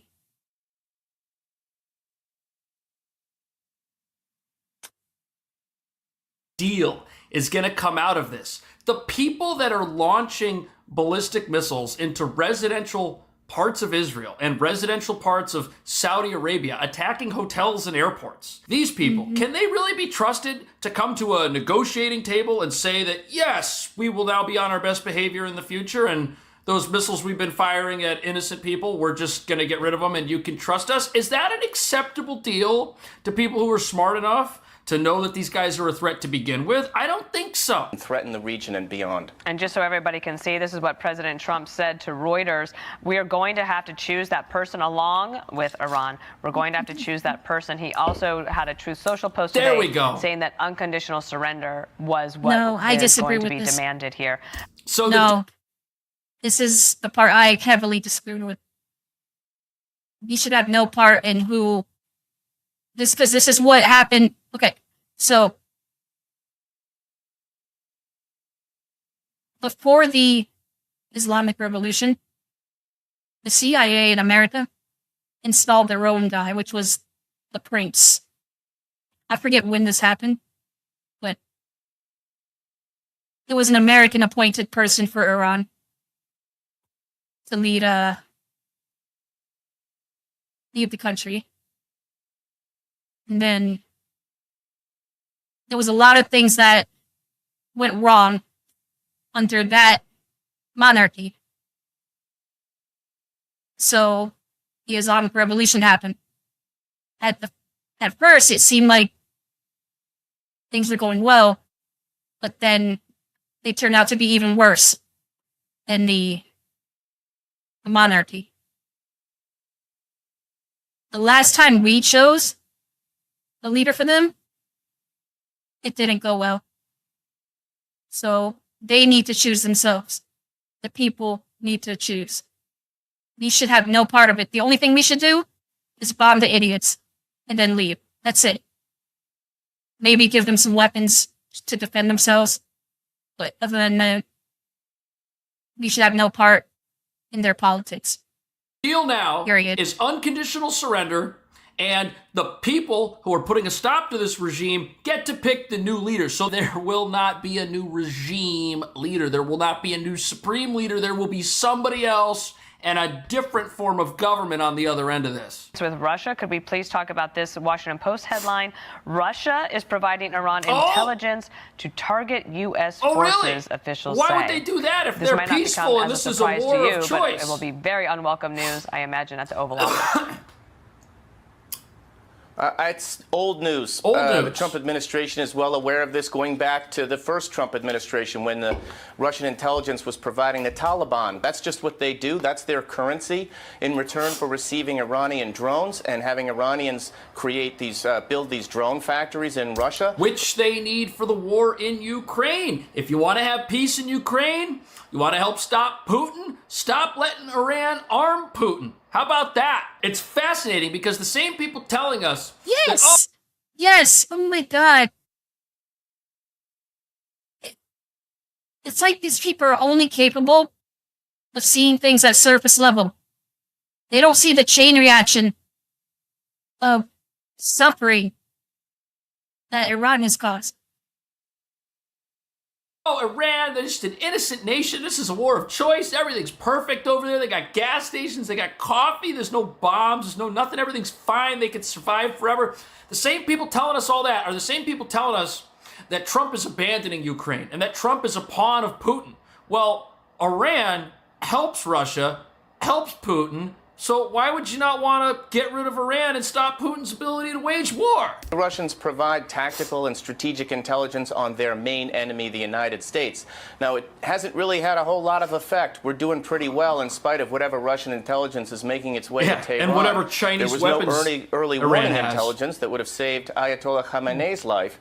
So I wouldn't put too much stock in the value of this, but it just shows us that this is the axis of dictatorships. Russia, Iran, China, North Korea. They're all working against U.S. national. That's right. Thank you. They're all working together. You have this regime support network here, which used to include Venezuela and Cuba. They're out of the picture. Iran's the only puppet state left. How do people somehow separate these two? Look, here we have Putin and the regime on the same screen. What do you mean they're not working together? You want to stop these wars of aggression? You want to stop Europe from getting invaded? You want to protect Ukraine? Well, this is how you do it. So, Dan, that it plays right into this language that we see in a lot of the media's reporting of this story, that this is a very expanding theater.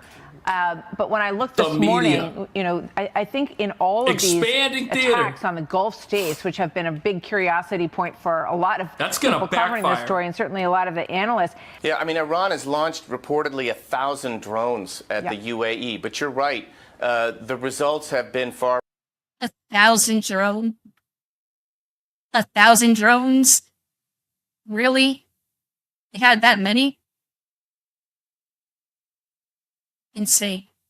From devastating, and we are taking the fight to the enemy. That's why, and that's why we're not going to let up. By attacking their allies, they've isolated themselves completely. By attacking their allies, who had nothing to do with the assault on Iran to begin with, all this regime has done is said, hey, look, we don't plan on surviving this thing. We are going to collapse. We're not going to be around very long to deal with the consequences of all of our neighbors aligning with Israel and the United States against us. Says he wants to personally be involved in picking Iran's next leader, arguing it can't be someone who will continue the former Ayatollah's hardline policies. No, it can't like be. His son. He also sent this message to members of the IRGC. Listen. I'm once again calling on all members of the Iranian Revolutionary Guard, the military, and the police to lay down their arms. They're only going to be killed. Yeah, that'd be a great idea. Just surrender. Perfectly safe with total immunity, or you'll face absolutely guaranteed death. And I don't want to see that. He said, guys, I'll just give you surrender asylum. peacefully. Don't fight anymore. Right. Should we provide more of a procedure how to do it? Yeah. Like where to go, how to identify.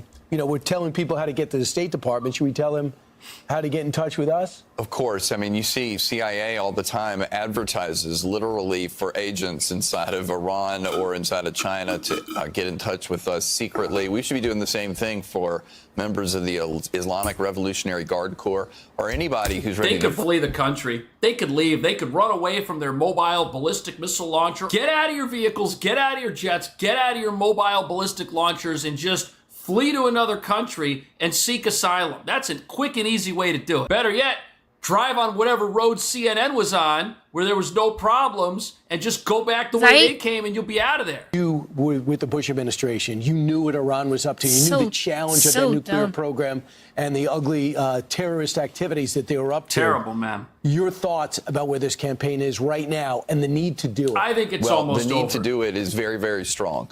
The Iranians were going to be able to hold hostage the region with ballistic missiles. Yep. They had as many as 2,000 to 3,000. By the way, Israel had to do it for their own defense doctrine, their own protection, if you will.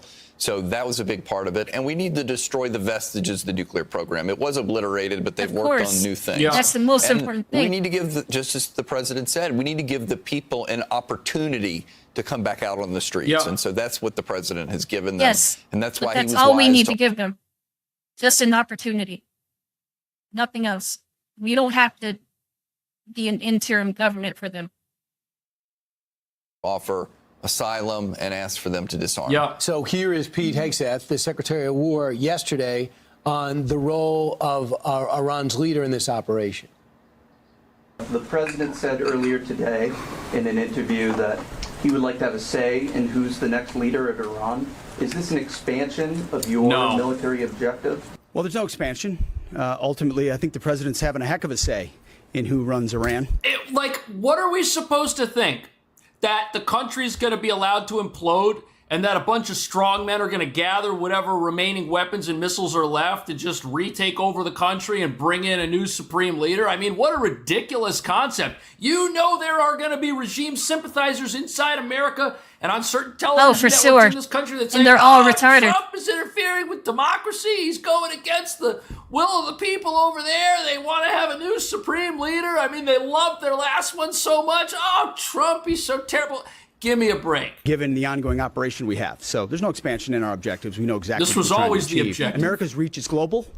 Our focus here, though, these missions are narrow, they're scoped. So the president took out 40 of their leaders, 9 more, and then just blew up the panel of experts who was going to pick their next leader. So let's go to the big board and see some of these names that you might recognize and tell me who you think the president might be able to work with, if any.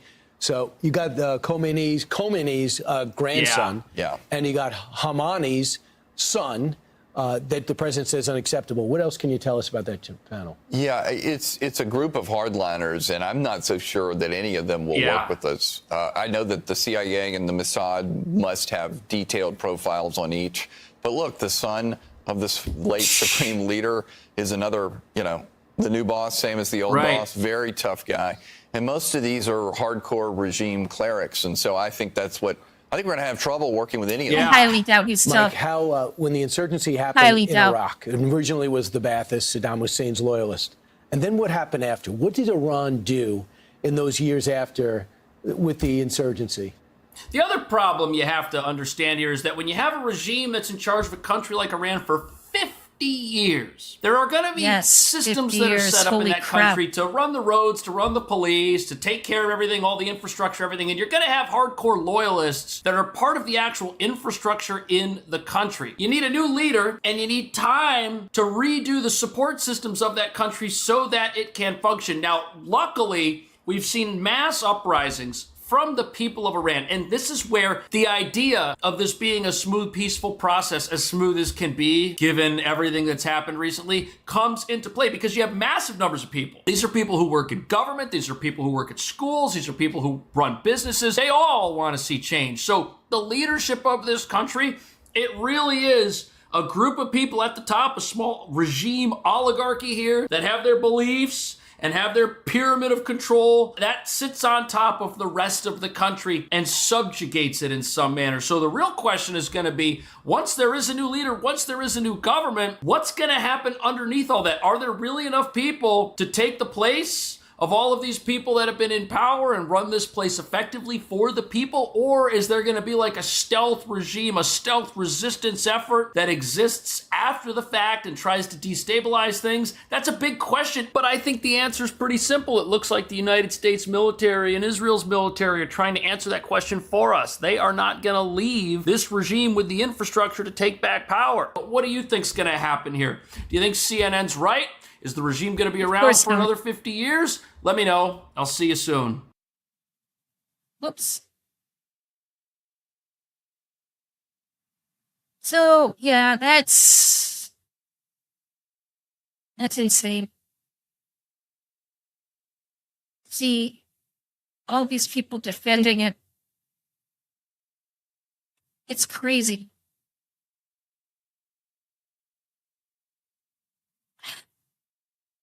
Yeah, that's not everything, but it's very significant to what's happening now. So let's shift gears for now and laugh at some idiots.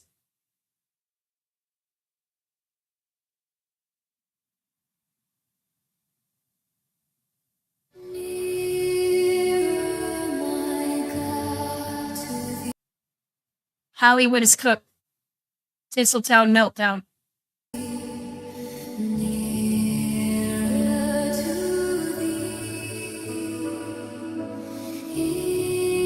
I love AI.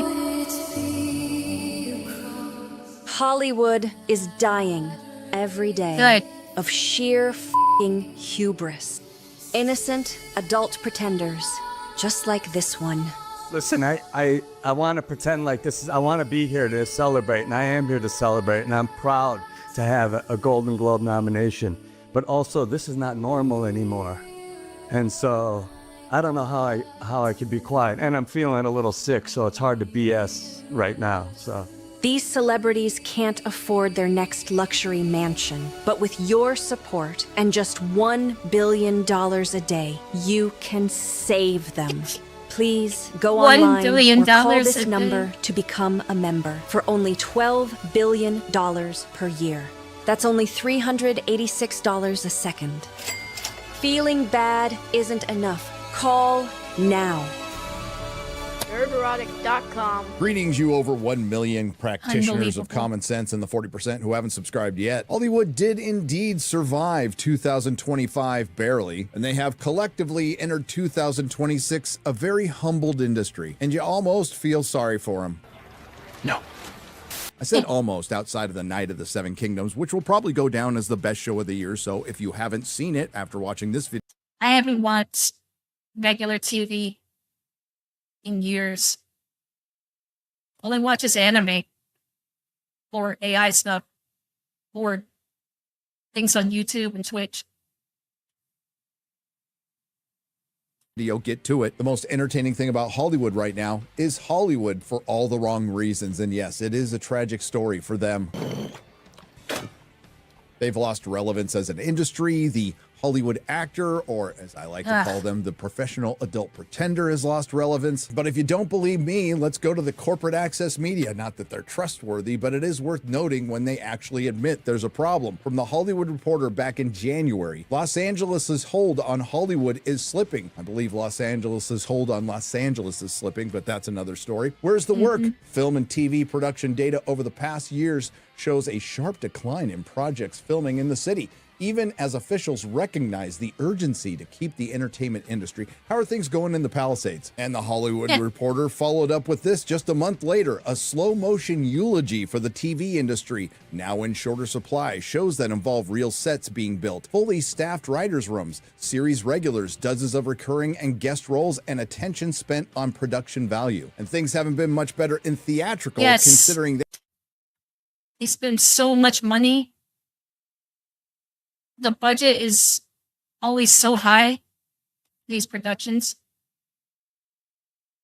And they always just expect to make it double just because they put a bunch of magic CGI in front of the screen. That's not enough anymore. And honestly, I don't think movies are gonna last. At least not in their current form. Not when AI becomes capable of making full-length movies for you. Which it will one day.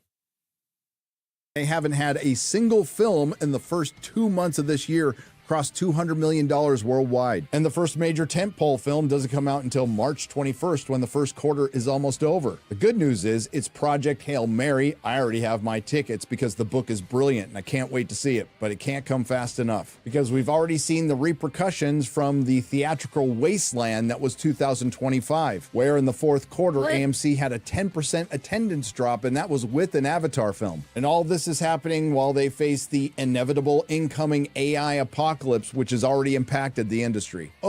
I can't wait. Once AI replaces all these idiots, I will be so happy. Oh, and while Hollywood hasn't fully recovered from the WGA and Film Actors Guild strikes of 2023, there is a good possibility we could be getting a sequel in 2026. But before we get that possible sequel, the WGA has already stealth dropped a midquel when the union went on strike against itself. Ironic. There's no way. Oh, I've seen this. So, you guys know what Tourette's is?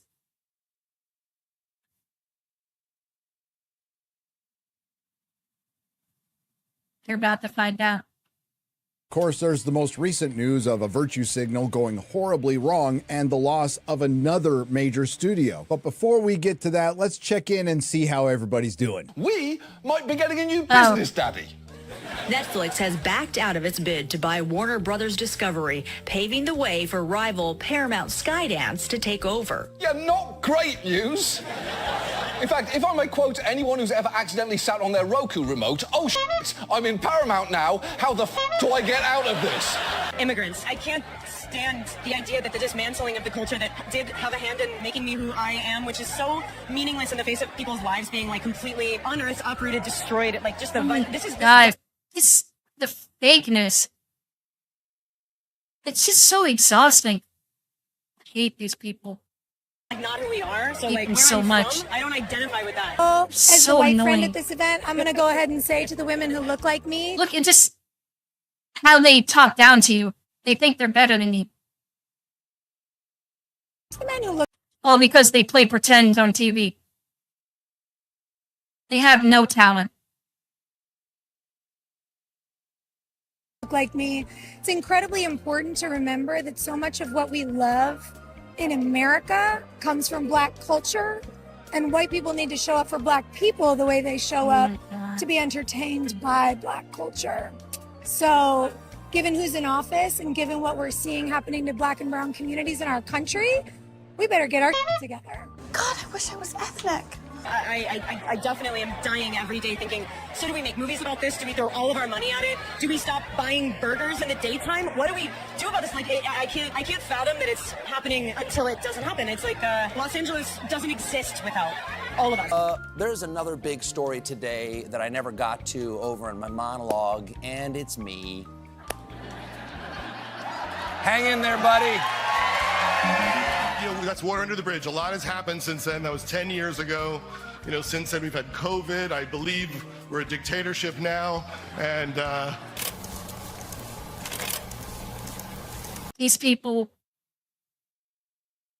if they wanted a dictatorship so badly, you send them to North Korea. If they think it's so bad here. Look in the camera and tell me how you really feel about AI. AI. So hard. And just it to death.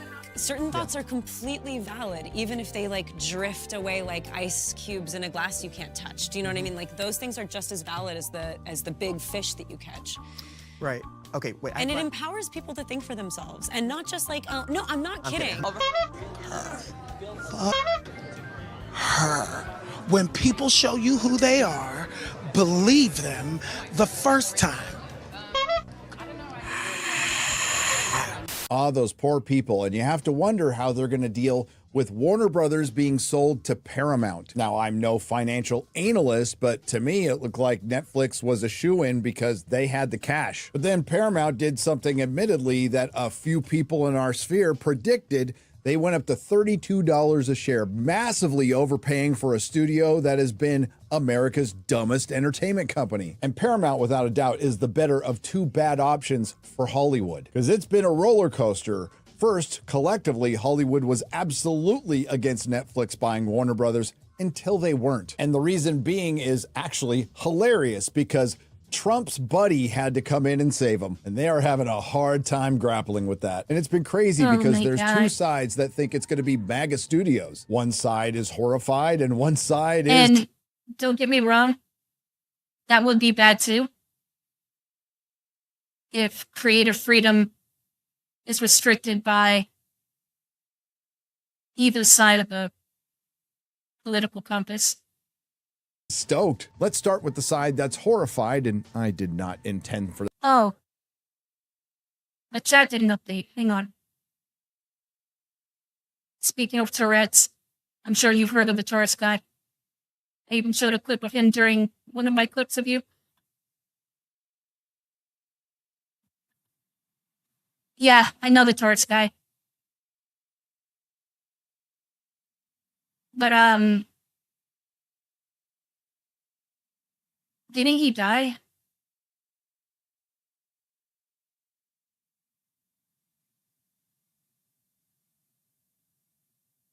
think he passed away, right? You're talking about the guy who wears the Tony the Tiger shirt, right? That's the Tourette's guy.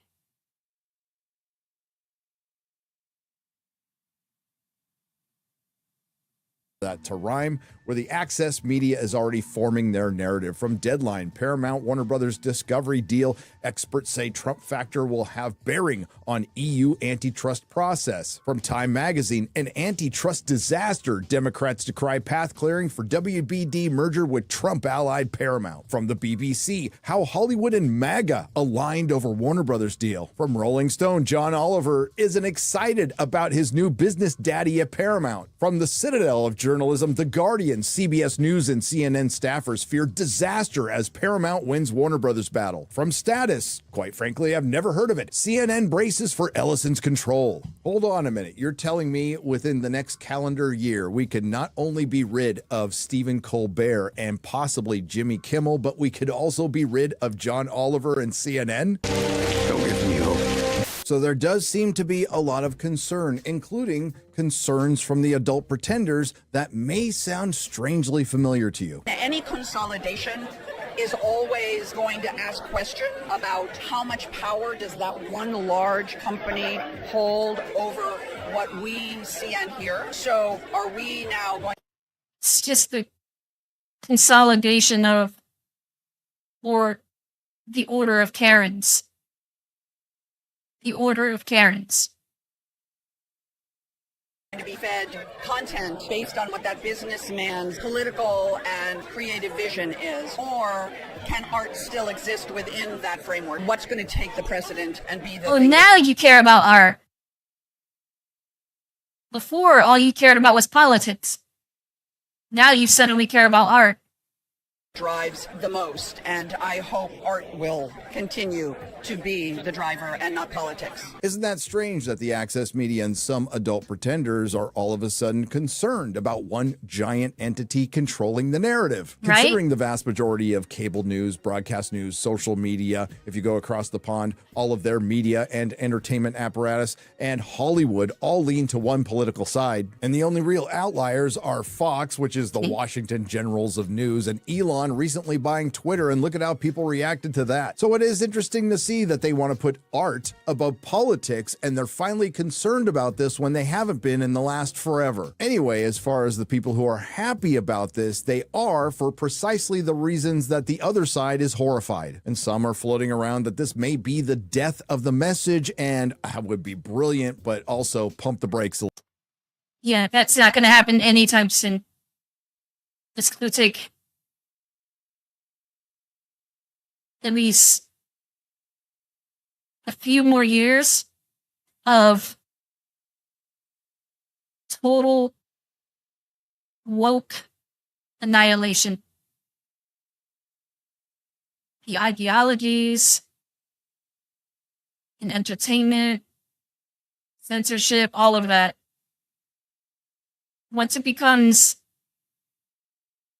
financially unsustainable, everything will flip. But it's going to take a while for that to happen. A little bit. We'll get into that a little later. And honestly, I don't care about Western entertainment anyway. Though I do like the video games. Like, I do want to see a good Marvel and DC video game. But yeah, I have no hope in Western entertainment. Later in the video, but first, let's go over the most exciting part of this deal, the financials. Now, I am no financial analyst. There are channels out there that are far more informative and interested in this subject than I am, but I think I can break it down like this.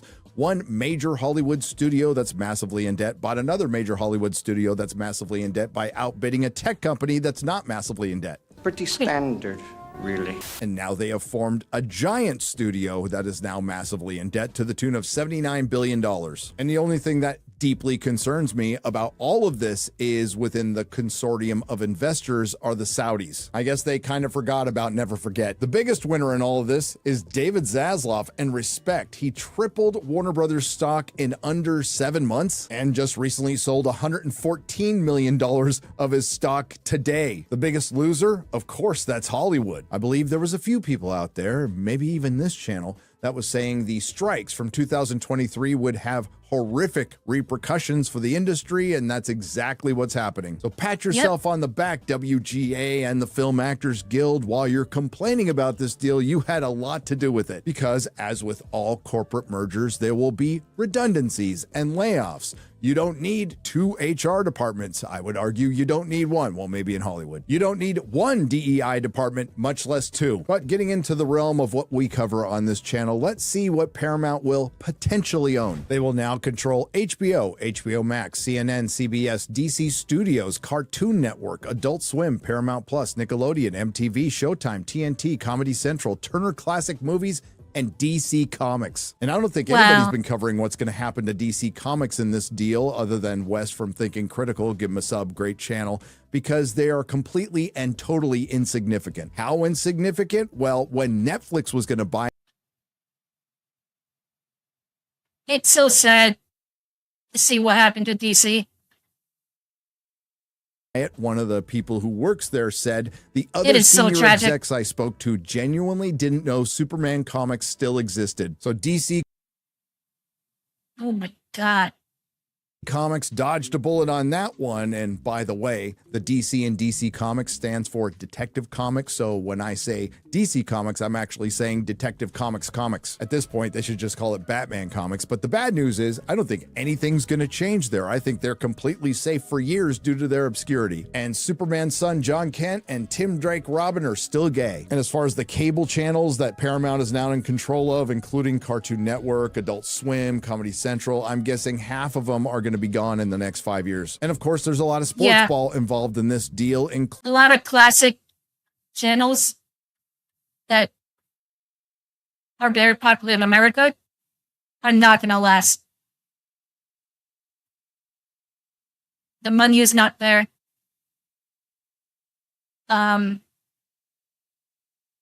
It's just not going to last.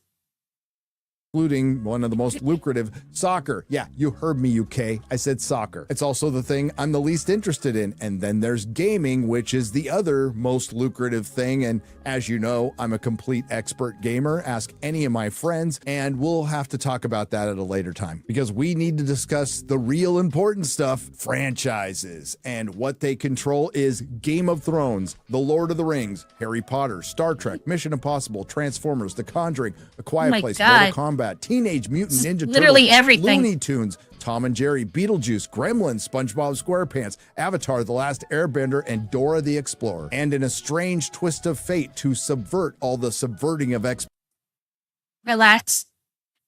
Relax. I said relax. Relax. expectations, David Ellison's first project's going to be Dora the Deporter. And while that's certainly is an impressive list of intellectual properties, there are problems. We'll start with Game of Thrones, which just had probably the best show of the year, A Night of the Seven Kingdoms, a template on how to reconstruct the hero that Hollywood has deconstructed over the last decade. The only problem is Game of Thrones, while you can make prequels all day, is based on an unfinished book series. And just to check in, it has been 5,269 days since the release of A Dance with Dragons. Finish the book, George. A true knight always finishes a story. In other words, it's not a franchise you can move forward with. Then there's The Lord of the Rings, another franchise you cannot move forward with. Your only option is one you do not have, Warner Brothers Paramount or Para-Warner or Warner Mount or whatever it's going to be called. You can't remake the greatest trilogy of all time, Peter Jackson's Lord of the Rings. You can't remake The Hobbit due to its association with MGM, which is now Amazon. And listen, I know it has its flaws, but I still love it. And Warner Brothers, which is now Paramount, doesn't own the rights to the one thing that you could make a lot of good TV and film with if we lived in another universe where people still remembered how to do that. The Silmarillion alone can keep you going for decades. Then there's the unfinished. I'm not a fan of Tolkien. I mean, I watched the Lord of the Rings movies, I think when I was like 12, 13. That wasn't cool. Tales, The Children of Hurin, Beren and Luthien, and The Fall of Numenor. Instead, we're going to get The Hunt for Gollum, which sounds like a terrible idea, and of course I'm going to be there opening day, but it's essentially a story told within a couple of chapters of Fellowship of the Ring, The Shadow of the Past, and The Council of Elrond, with some information from Appendix B. But again, it's not a franchise you can move forward with because the story has been told, unless you do the unthinkable and remake The Lord of the Rings into an HBO series, and of course they're going to do that. Then there's Harry Potter, which is remaking the movies into a TV series, and if you want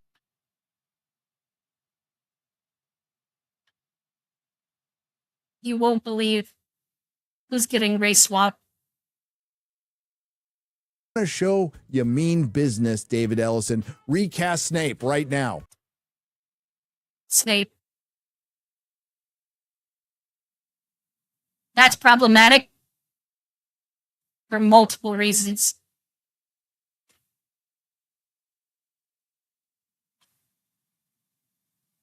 Ooh. But once that's If you done, know, you given know. it will take a decade, again, you will not be able to move forward with that unless, of course, J.K. Rowling writes some more books that the people who are against banning books will ban. There's Mission Impossible, and sure, Tom Cruise can probably make those films into his 80s, but it would probably be best as a TV series. The only problem is it would be made in the current era of Hollywood. Paramount hasn't had much luck with the Transformers, but they could take Seth Rogen off Teenage Mutant Ninja Turtles like right now. Seth Rogen ruins everything he's in. I hated him as Donkey Kong in the Mario movie. Everyone else was fine though. Then there's a show I've been talking a lot about lately on this channel, Starfleet Academy, which is still getting a second season. And although Ellison took control of Paramount on August 7th of 2025, they still completed the filming of season 2 under his watch. And it is, without a doubt, some of the worst, not just Star Trek, not just science fiction, television ever made. It is the very definition of woke garbage. I would argue it's a woke relic, a 2022 time capsule. You have to go out of your way to get that award. Capsule filled with intersectional gobbledygook. You can track the decline of pop culture with Kurtzman Trek, and it's been going on for almost 10 years. And David Ellison's Skydance is partially responsible for it. Let's not forget, they produced Jar Jar Abrams' Star Trek Into Darkness, which was written by Alex Kurtzman. So before everybody thinks we're going to get all this based entertainment, we need to keep that in mind. Also, somehow David Ellison let the hit machine Taylor Sheridan walk. I mean, he is the sole reason Paramount Plus is still around. And listen, not all of his shows are perfect, but Landman and Tulsa King are brilliant, and they're going to be done by 2028. But the biggest question is with DC Studios and James Gunn, the architect of the DC universe that's been so successful with the news of the merger, people have been constantly questioning his employment status. And who can blame them? Because if Superman was such a big hit, why isn't he? I didn't like this movie. I felt like Superman was a side character in it. And he just kept getting beat up. Getting top billing on his own sequel kind of reminds me of the Marvels. Maybe it has something to do with James Gunn launching a DC universe without Batman, Wonder Woman, The Flash, Green Arrow, or even Martian Manhunter. But we did get a Lanterns trailer today. Now, why isn't it called Green Lantern? Apparently, it's okay to have a superhero flying around in a glowy green suit who can manifest things I didn't know about this. like a mallet out of his power ring with willpower, but we draw the line at calling it Green Lantern. And after having seen the trailer, where people are rightly so confusing it with Landman or Why are they not Yellowstone, wearing those suits? I think Heavy Spoilers has the best description. I remember growing up and reading Green Lantern comics and thinking, I can't wait to see two guys driving around in a car. It's safe. Oh my god. I hate this so much. A lot of live action superhero material, they're so afraid of the comic booky nature of the characters that they will rarely have them wear their super suit. It's so annoying. To say it hasn't been the best start for the DCU. We have a cartoon nobody watched. Peacemaker season 2 was hot garbage. Supergirl is the next movie, and despite the fact that I like the character, she ain't moving the needle like, I don't know, Batman would. And speaking of that, the best thing to come from DC since their last hit, The Joker, is the Penguin series from HBO that James Gunn had nothing to do with. But there may be some good news on the horizon, and it comes from John Campea. I have not spoken to James Gunn, let's be clear. It's going to take about 8 months to a year for this deal to finalize. Sometime before the end of the year, James Gunn is going to go to David Zaslav and say, it's been nice, but there's no way I'm working for those guys. So can you please let me out of my contract? And I think David Zaslav will let him out of his contract. He's going to end up back at Marvel, and he will become Kevin Feige's heir apparent to take over Marvel after Kevin Feige finally goes. Oh my god. This is why we can't have nice things. Not that I'm saying James Gunn was the answer for DC, Because I never thought he was. I thought he was a terrible choice to lead the new universe. But when people put their politics over good storytelling, it always crashes and it always burns. That's what I think is going to happen. For the first and only time, I hope... I mean, if you're still watching Marvel movies post-Endgame, I don't know what else to tell you. Well, there are a few exceptions. But, you know, I feel like they told the story they wanted to tell. We had a saga of like 20-something movies, maybe more, that spanned it across a decade, almost 2 decades. 2008. Well, no. 1 decade. 2008 with Iron Man to 2019 with Endgame. That's 12 years. Right? Yeah, it's 12 years. John Campea is right.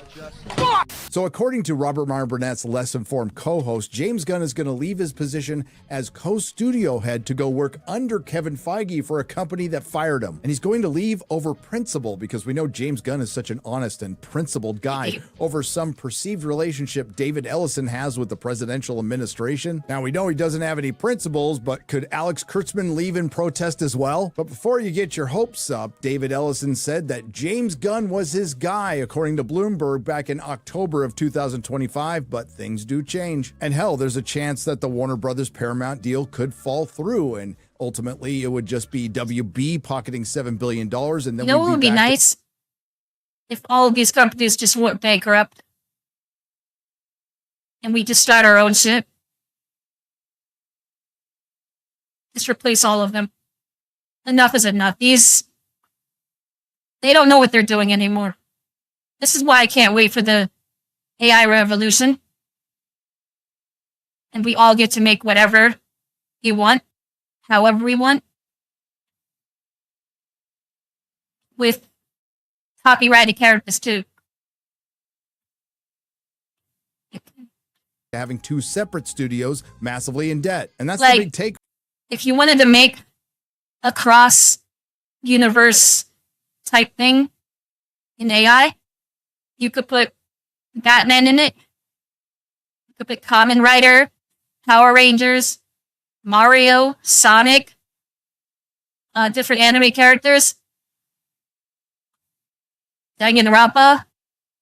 You could put a whole bunch of characters, like you do a media crossover event. Manga, video games, anime, TV shows, comic books, everything. Toys, Barbie. You know, just a massive media crossover with AI. That would be cool. I mean, not because of its crossover, but because some idiot in his basement or his mom's basement made it in like 10 seconds. Oh, I love AI, guys. I don't know what to tell you. Away here. Paramount is in debt. Warner Brothers is in debt. Disney is in debt to the tune of about $46.6 billion. Now, I'm a simple man and, again, no financial analyst, but that doesn't sound like a very financially stable industry to me. But if the deal does go through, despite David Ellison saying they will not slow down their theatrical releases with Warner Brothers, it's still one less studio. Hollywood has now lost in the last few years MGM, Fox, and Warner Brothers. And let this sink in. In the last couple of years, 2 major studios, Paramount and Warner Brothers, have been purchased by by a production company, Skydance. I believe that's what you call shrinkage. And while we are getting more entertainment this year, and hell, some of it could be potentially good, leading to a box office rebound, what Hollywood needs the most in these difficult times, aside from actually making good entertainment, is people to watch it. Paying customers. And there's a lot of work to do there to win people back, considering that Hollywood collectively has been alienating half the country for years. You know, that thing that the access media absolutely refuses to talk about, but remains the biggest problem for. Remember Arnold Schwarzenegger said, "Not your freedom."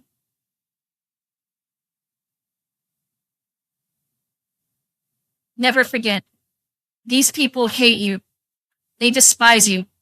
All they care about is their narrative and their personal image. And that's it. For Tinseltown. And now that we're entering award season, a time where Hollywood used to celebrate itself, and now it's just a minefield. Deep in antiquity, award shows used to get pretty good ratings, but now the only time people pay attention is when an adult pretender or an award show says or does something stupid. And while this has been talked about a lot, I think it's worth briefly keep my wife's name bringing up again, because it is a virtue signal gone horribly wrong. John Davidson, a man with Tourette's, was invited to the award show because the film based on his life, I Swear, was up for some awards. Due to his tics, he here it is, unfortunately the part said some about pretty Tourette's. salty things, and all things considered, I thought Michael B. Jordan and Delroy Lindo handled it pretty well. But it's Yeah, he said the N-word. Pretty much, that's what he said. While they were up on stage.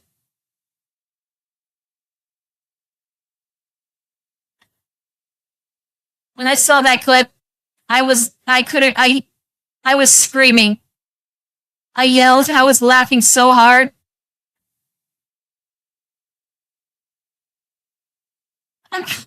He just straight up said it. While they were up there. Oh my God. what happened afterwards, which is the big takeaway. The entertainment industry in both the UK and the US loves to preach how they are the champions of empathy and acceptance. And they just had the biggest test of their lives to prove that they knew the meaning of the word empathy, and they failed miserably and completely. Now, I'm not going to lie, if I was in the audience at the BAFTAs, I probably would have died of an aneurysm trying to hold in my laughter, because sometimes life is just situationally funny, but I can understand why some people wouldn't think it's funny. What I can't understand is why anybody would think this guy did this on purpose, and then it devolved in some of the most insane shit I've seen. Jamie Foxx. Oh my God. You'd think people would be smarter than this. I thought he was a smart guy. When I first saw this, I lost all respect for this guy. From Tinseltown and the UK and on the internet. Grace Rand, that nasty bitch. In a long time, including people floating out the idea that maybe we should segregate disabled people. And then following that, at the end of the NAACP Awards, Dion Cole made a little joke about it. Before we go, Lord, if there are any white men out here in the audience, Lord, with Tourette's, I advise you to tell them they better read the room tonight, Lord. They might not go the way they think of. Whatever medicine they on, they better double up on it, Lord. Now, some may say it was in bad taste and ill-timed, but maybe sometimes those are the best time for jokes, and I have no problem with him saying it, say it all day long. Jokes are just jokes. At the same time, there are people who misunderstand the context. And they'll, take it as literal. But unfortunately, this is where Hollywood never leers, particularly with all things being equal, which they're not. Theoretically, a joke is just to make people laugh. Speaking of leers, isn't supposed to be. Are we going to escape the leering center tonight in Resident Evil? I hope so. I got literally one bullet, and I'm about to die in one hit. I have no health, healing items. I'm screwed, chat. any real intent behind it. And remember, I just said theoretically. And when anyone with Tourette's has their tics, there is no intent behind the words, meaning this is the one time the guy. Tourette's is literally, it's involuntary. It's like a shock to the brain that also forces a tic to come out. And sometimes that results in bad words. And because those are bad words that pop into your head, they just blurt it out. So a lot of times they'll say things they don't really mean. For instance, let's look at this. There's a popular Twitch streamer named Sweet Anita. I follow her actually. And she's famous for her Tourette's.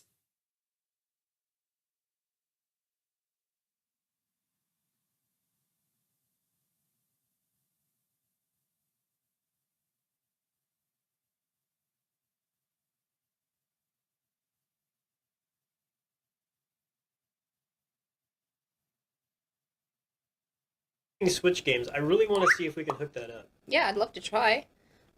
Specifically Breath of the Wild. Semen Stealer! Bread! Do you have any pets? That's not what that game is about. Yes, I throw them against the wall. Bread! I throw them over my shoulder for views. A lot of you may think she's faking it. No, this is all real. I know people with Tourette's. It's uncontrollable, it's involuntary. It's literally a painful thing that the brain forces your body to do. And that sometimes comes out in the form of words that you're not supposed to say.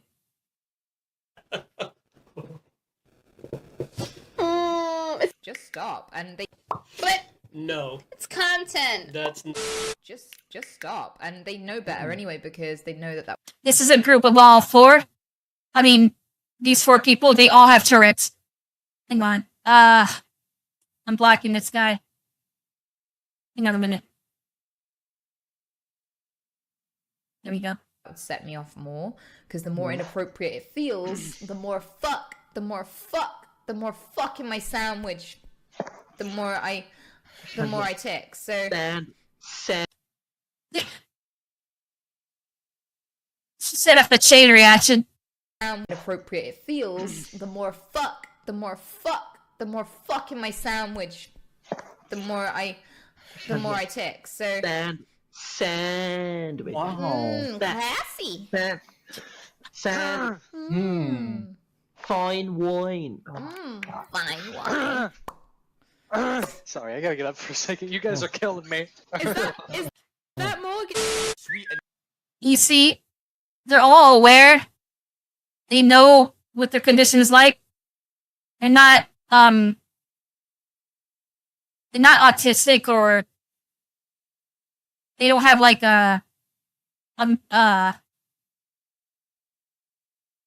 what's it called? Like a severe mental disorder that prevents them from functioning. They just have uncontrollable tics. So when you do this to someone who has tics like that, I mean, they can't help it. They literally can't help it.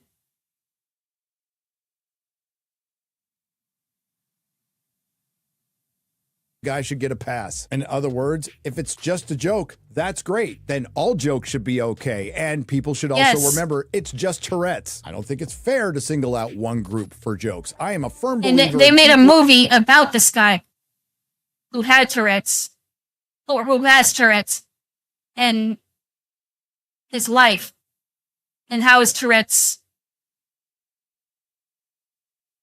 made him suffer throughout the years. And they invited that guy to the award show, and he said the N-word out loud. They should have known what was going to happen if you invite a guy with Tourette's. Opportunity offending. It's just the latest example of Hollywood hypocrisy on full display for everyone to see. So while you're going to your award shows wearing your $250,000 dresses with mental illness necklaces or $80,000 something that needs while to telling be us plebs how to live and how much you care people about need to the be little made guy, just know that more you aware prove of it. beyond the shadow of a doubt what everybody generally thinks. That And you're I'm not talking about crazy asylum people. That those people, in my opinion, are too far gone. I'm talking about people with like depression, anxiety, PTSD, stuff like that. And in this tumultuous That time doesn't of make becoming them AI apocalypse, general industry shrinkage, ticket sales being down retarded. between It 30 just makes them, well, they're just suffering. 40%, the possibility of another strike, company mergers, massive layoffs, where you need to win back as many people as possible. My unsolicited advice remains the same. Shut up and create, or don't. The choice is up to you. If the whole world showed up on Putin's doorstep or on the Iranian's doorstep or in Washington, it would stop. They'll kill 550 million, however, but the rest of us would survive with a new. This is time for a revolution. Yeah, the rest of us would survive. If you like what you heard, please like, share, and The subscribe. rest of if us- you didn't like what you heard, I thank you for The listening. rest of us- I will see you in the next video. The rest of us would survive. All of you would be dead, but I'd be alive. And that's what matters the most. Do you see now how crazy these people are? Listen.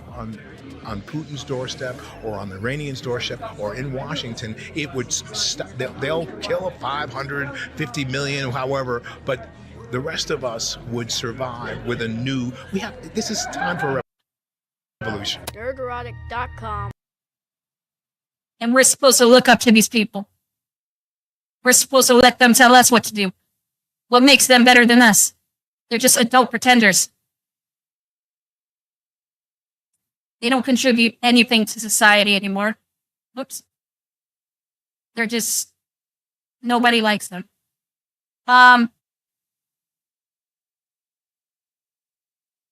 There was a few more videos I wanted to watch, but I really want to get back to Resident Evil. Like, I'm itching to play it. So we're going to take a short break. We'll use the bathroom. Get something to drink. Then we'll start the game.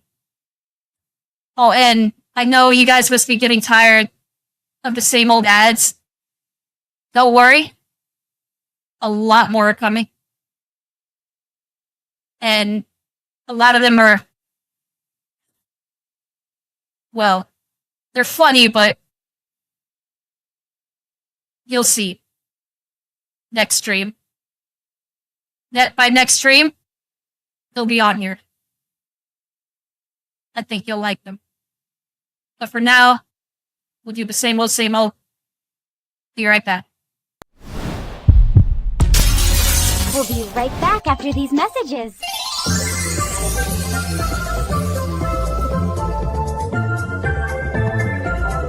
Mr. Bear, who sent you? Spill it. Not gonna answer, huh? You're really testing my patience. Fine, be that way. I know what'll get you to talk. Ugh, these liberals are at it again! Oh, do tell, Monokuma. Their soft policies are destroying everything! Born from the bath where victories are soaked. Introducing Gamer Girl Fuel, Bathwater Edition. Caffeinated, electrolyte packed, zero sugar, and ridiculously sparkly. Real Gamer Girl bathwater. Pure. Every day, agents of immigration and customs enforcement put on a badge, step into neighborhoods, and stand between our families and those who would do us harm. They enforce the law, they rescue victims, and they uphold the promise of a safe, legal way to come to this country. What's wrong? I'm still a virgin. No girl wants me. You probably should lose some weight, fatty.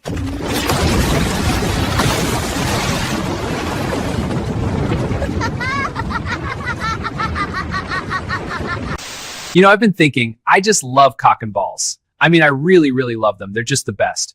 The shape, the feel, everything about them is perfect. Yeah, cock and balls are just the greatest. From Disney. You're not like the others, are you? He never was. The legend of a gorilla who dared to dream beyond the walls. This summer, experience the adventure that will roar to life. Harambe. Choose your Karen. Let me speak to the manager. This coffee's lukewarm. Justice or I tweet.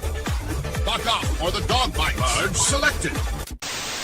I'm the guy with the tie and the plan in my hand. Gonna twirl, gonna stomp, gonna lead this land. He's the boss, we're the crew, standing tall, singing through. Step to the beat, keep the pledge alive.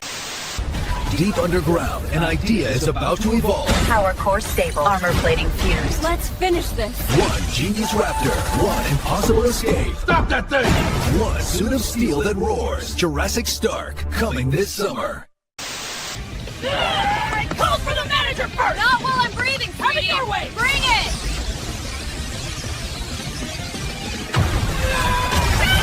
We're going Takes down, one to Karen. know one!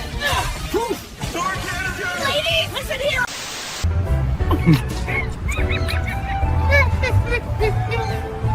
We should have never gone to KFC. My fellow humans, I can confirm that aliens are real, and they are asking for a peace deal. Otherwise, they say they'll enslave humanity. Well, I told them they can go probe themselves, and if they're looking for a trade, they can have Kamala Watermelon instead. It's a quiet street. Been that way for 30 years. I mow on Saturdays, folks wave, and that's about the extent of it. Now they've moved in with the giant robot and flags I can't even read. They seem friendly enough, sure, but I don't know what all this animation business means for the neighborhood.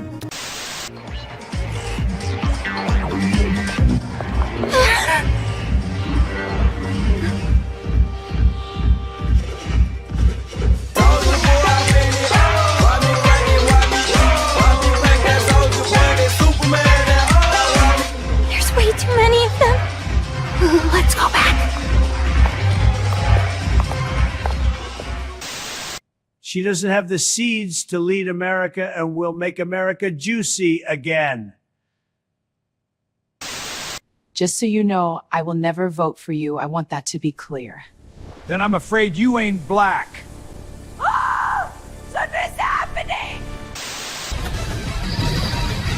I get stronger every time someone subs to my OnlyFans.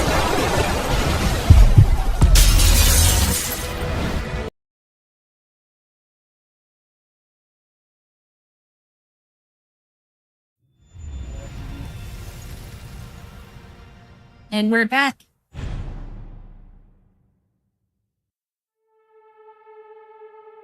I want to show my controller. I want to block the screen. Should be good. We'll see. Alright. Hopefully we could find some more healing items nearby. And bullets.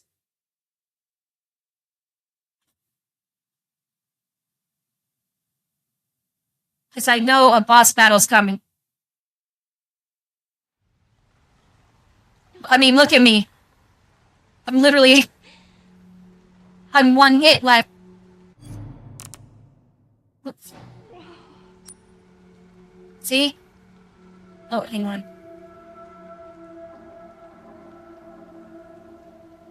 Right here.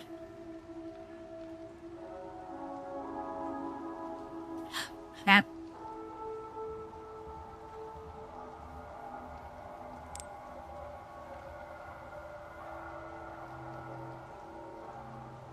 Okay.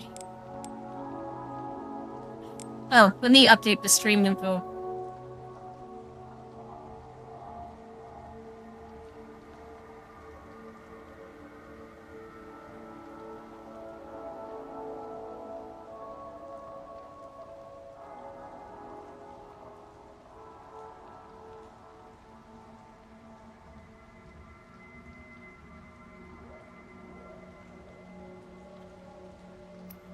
Alright. Had nothing in here. See the bullets.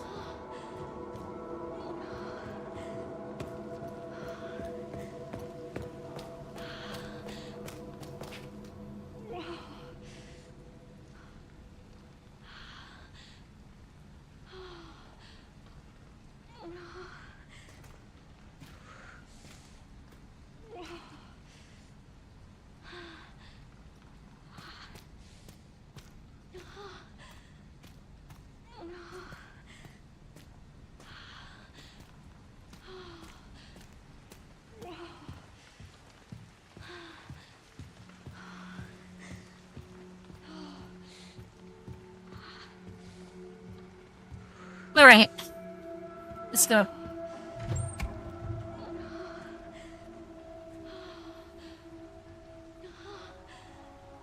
We have to find health and bullets. Where should we go first?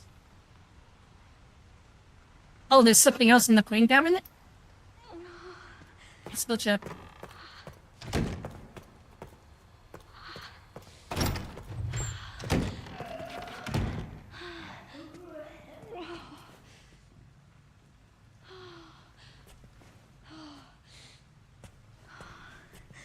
I'm literally one hit.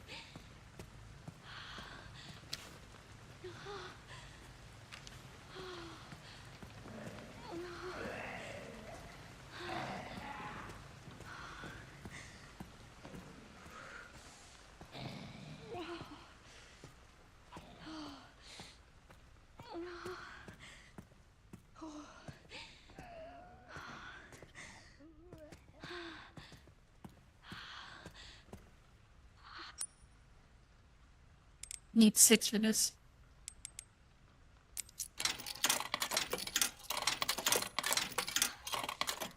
Some more. Any plants in here? This one is not what I can use.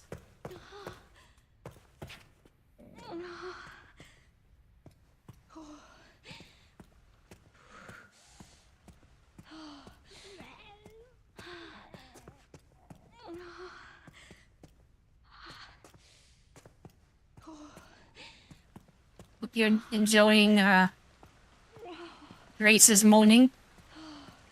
I sure am.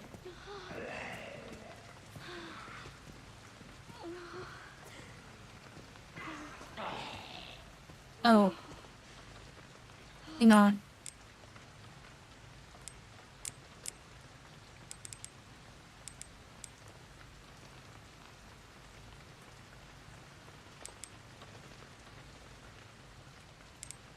The rents, right. Okay.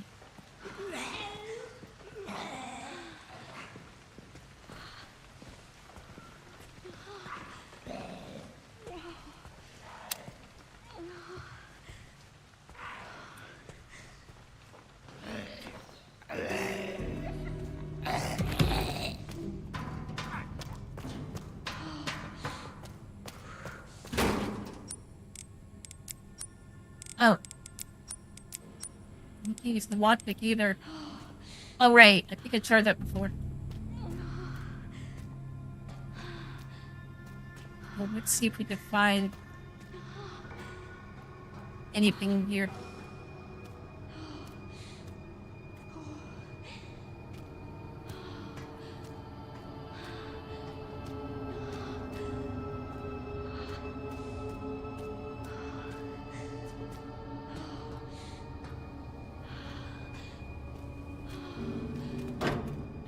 It's just so stressful.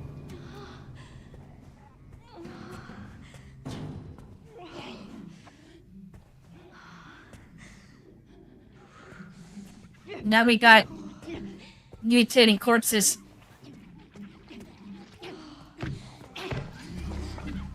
Oh. Crap.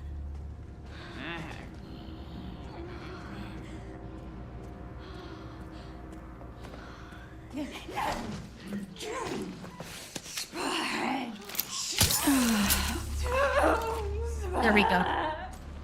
It's better than nothing.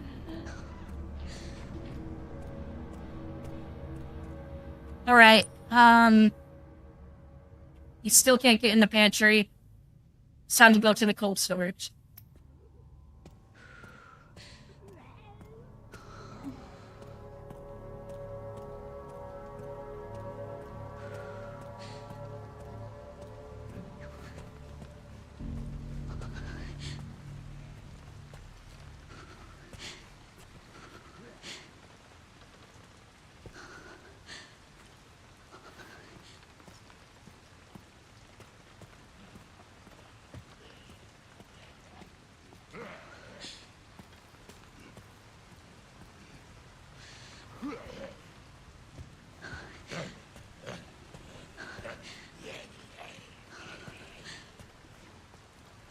chef is gonna come out here soon, right?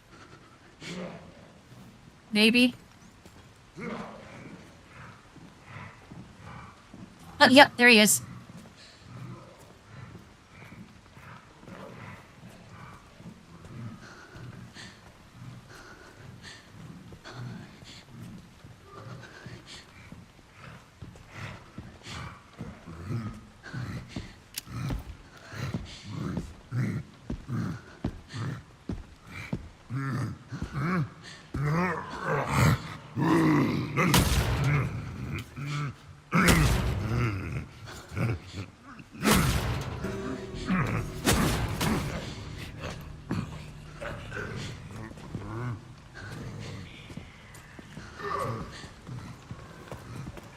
Go.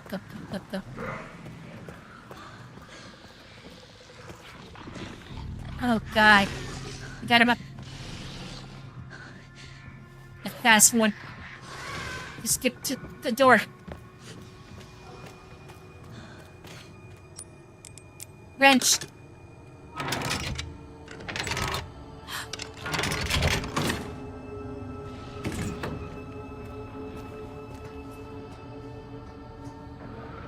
Oh, good.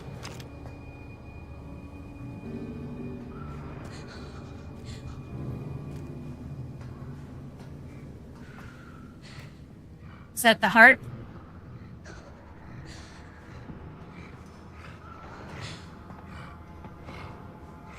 You better not come in here now. Now that it's open.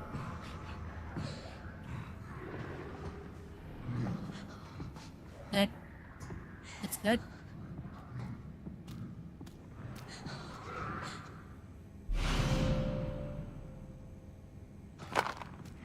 All right. Now we have the heart. Finally. Oh,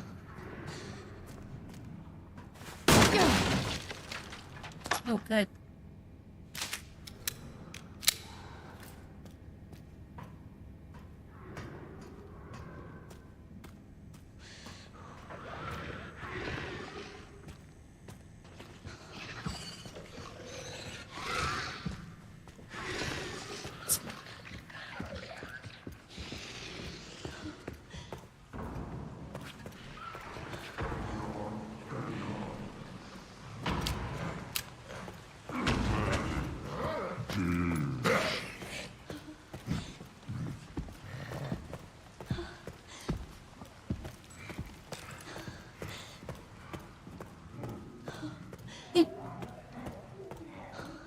Easy. See, chat, it's easy. I swear to God, nothing better jump out out of nowhere on the way there. Because now that I picked up the heart, I feel like something got flagged. And it's gonna jump out at us. Just like Fatty did. So we should be alright. For now. Wish I could make more bullets. The Requiem.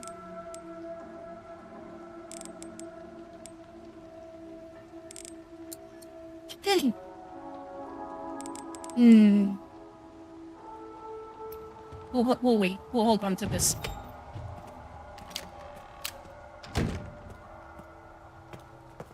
Alright.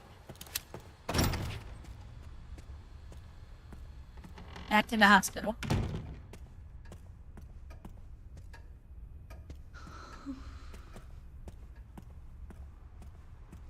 I wonder what will happen once we place the heart inside.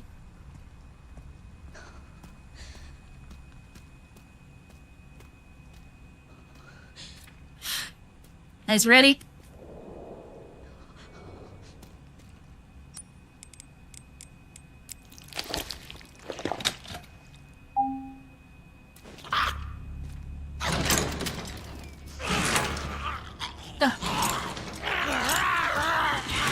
Of course it gets up.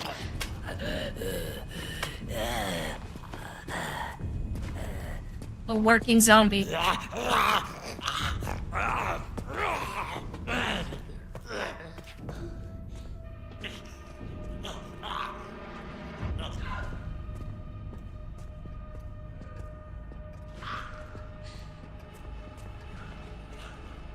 So all that was just to get him to move?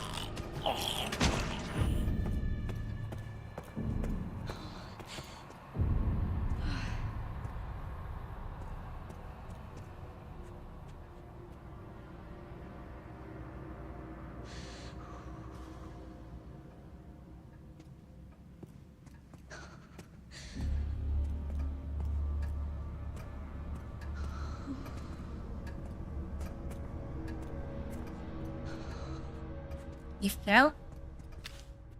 He's gonna get up again, I already know. I'm not stupid. Do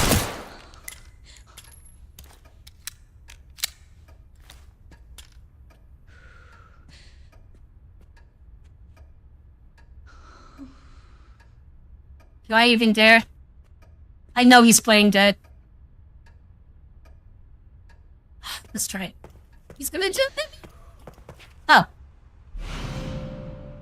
Now he's gonna... Nope.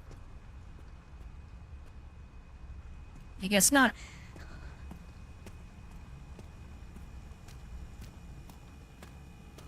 So all that was just to get him to move. Alright, whatever.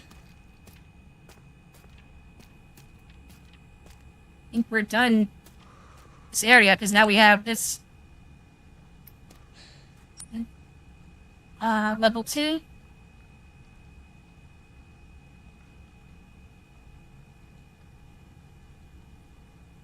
It's just over here. Oh. Oh yeah, this is where the boss battle is. Uh-oh. Or at least what I'm assuming is the boss battle. Seems stuck up there I can get. You know what? I have to try and get that stuff. So I already know I'm under equipped. There's some ammo here, some blood there I can get. Some scrap. Yeah. Let's go back.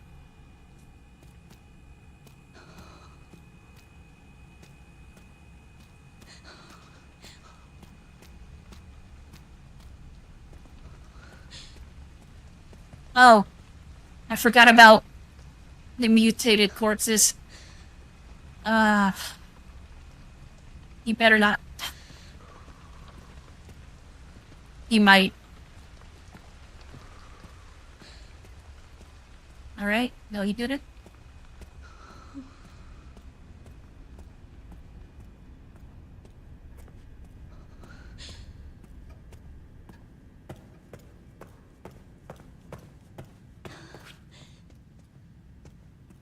Oh, wait.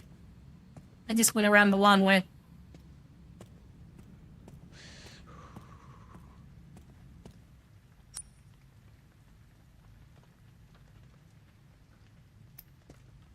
Am I going the right way? Oh, I am.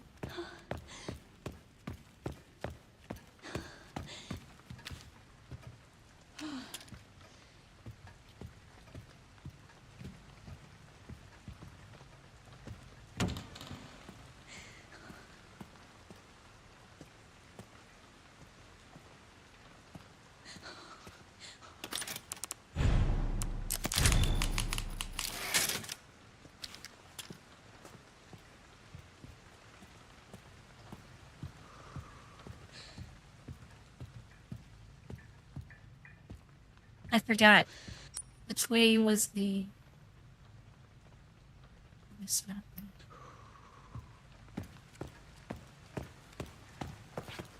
Ah, yes.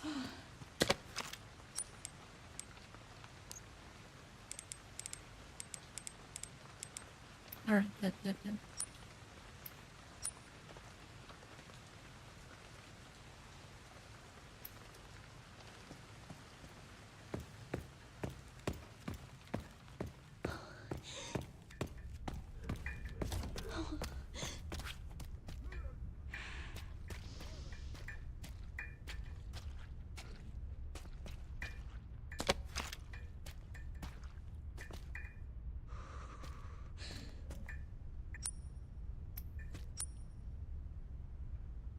There's some bullets here.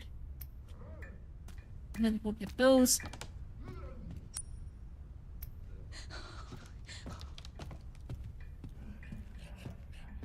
I left one of them alive in here.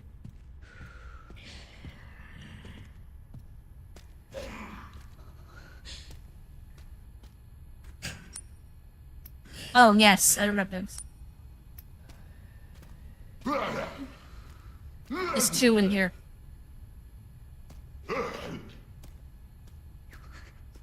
I don't have the bottle.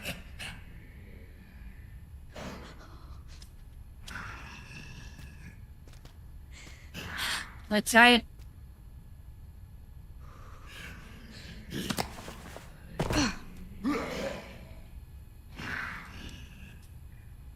Of course, I have to go around. You know what? Come back for it later. I don't feel like wasting bullets, because that's a fight. There's no way I can avoid that. Alright, so we have scrap. So we have extra bullets. I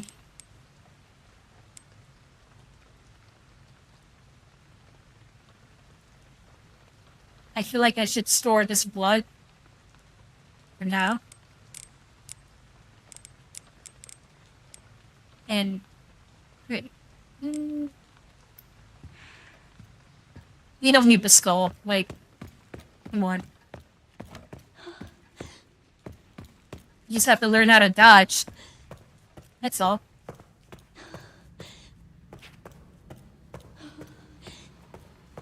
Alright, I think... Are we all set? Let me save first. Just in case.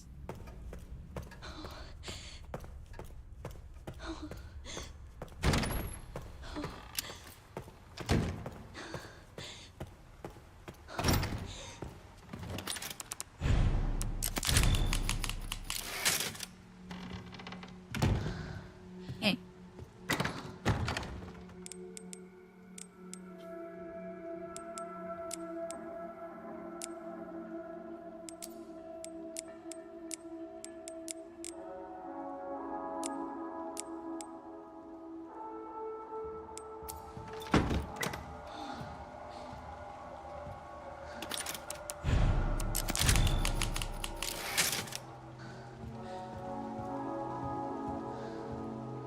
If you discard items, is it possible to get soft lock easily in this game? Well, no, they prevent you from discarding important items.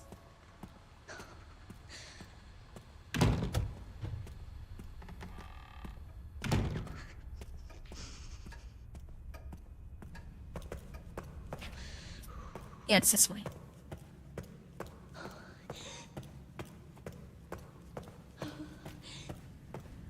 Alright.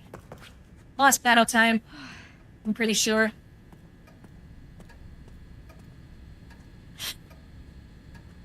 Ready?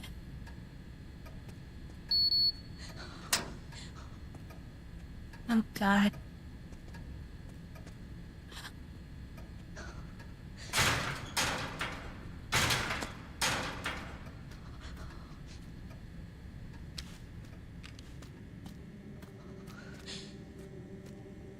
What's with the music?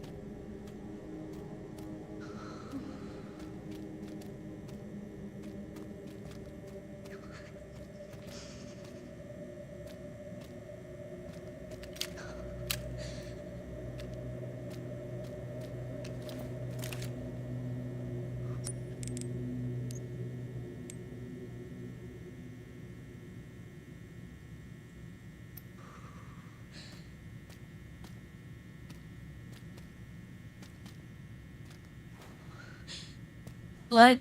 Oh, okay. Yeah, I hate this. I already know what this is gonna be. This is gonna be a stealth boss fight. You see all these hidden corridors? We're gonna have to hide. I think he's gonna be super fast, too. It's gonna be one of those things where you can't get spotted at all. I played a lot of video games.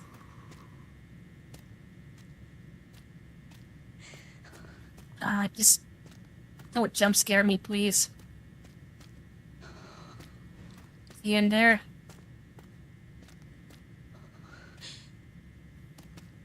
Please don't jump scare me. Please, just, if you're gonna come out, just come out slowly. He's gonna break through that door. Oh. Enough? This one? No?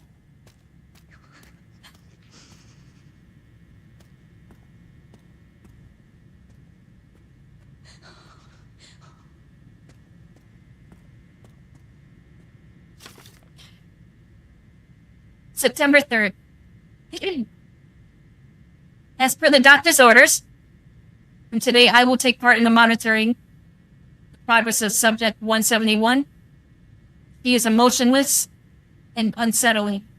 This assignment fills me with unease. Subject 171 is blind and requires a lot of assistance. I feel sorry for her and tried to offer some comfort by stroking her hair. But as always, receiving no reaction. Such an unnerving child. I just want to go home and shower. For some reason, the security manager of September 24th. For some reason, the security manager joined me today. He asked Subject 171 2 or 3 questions about blood, but of course, a child wouldn't know how to respond. What a strange man.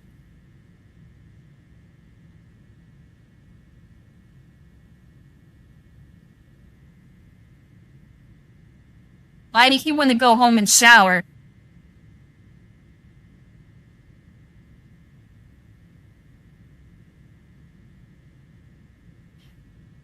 Never mind. Like if I read this, it's gonna jump out of nowhere.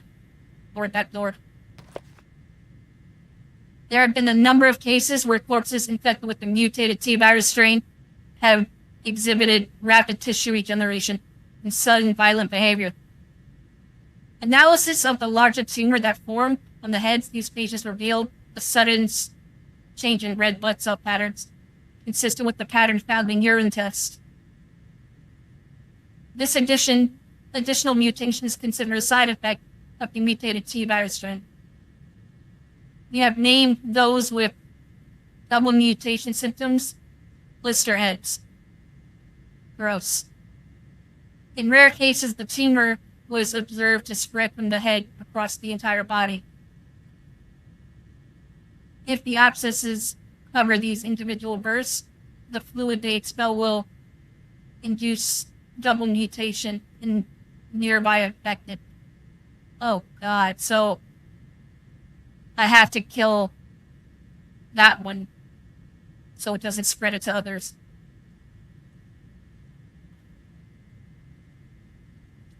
Hemolytic poison has proven effective at preventing double mutation.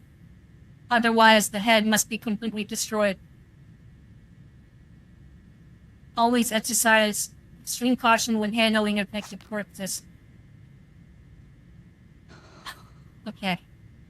You guys ready?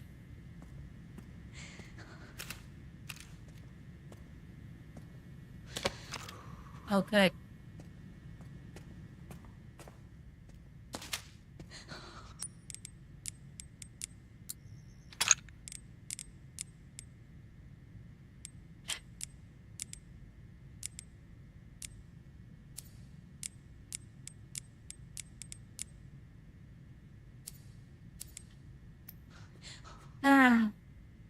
Here we go.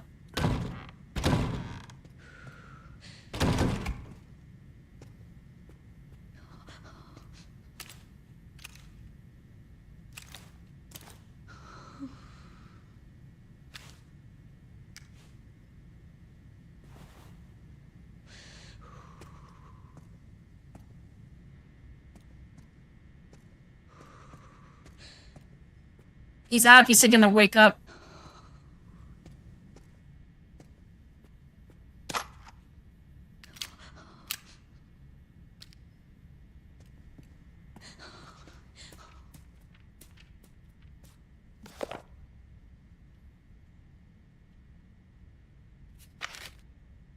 This must be it. Star, moon, sun. He's gonna wake up. Nope. Obviously.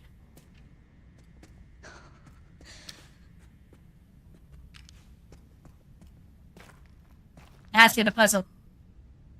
The engravings are too scratched to see, but the braille is the...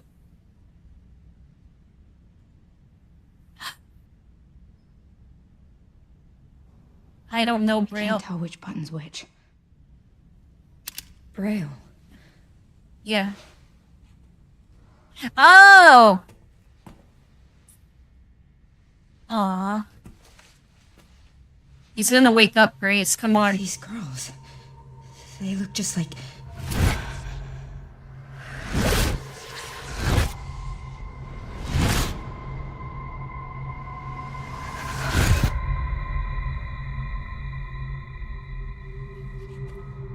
You're the one that locked her up.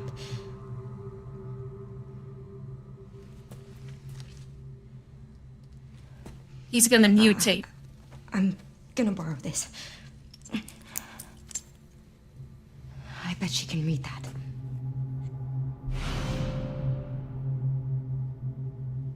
Last time? I knew it.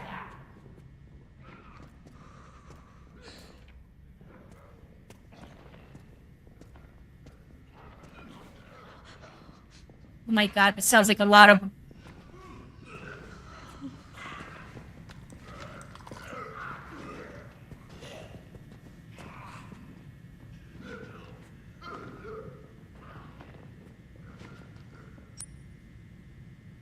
Okay.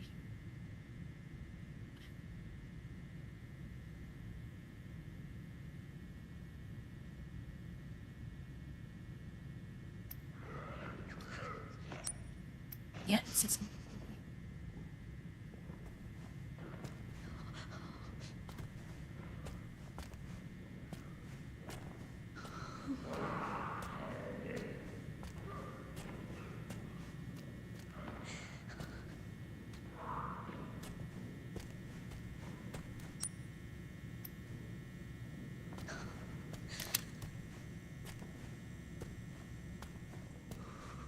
So there's new zombies now that spawned, or is it that boss one? But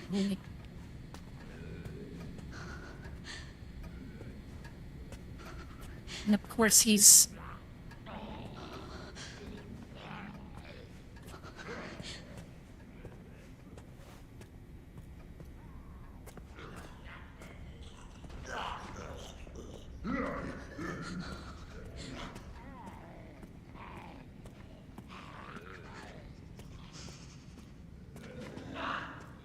of course, yep. Oh shit.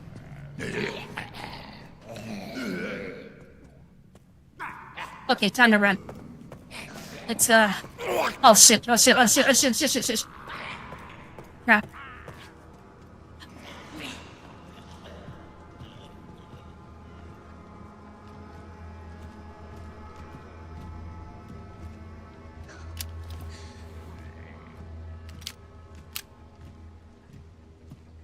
I feel like more of them are gonna mutate now.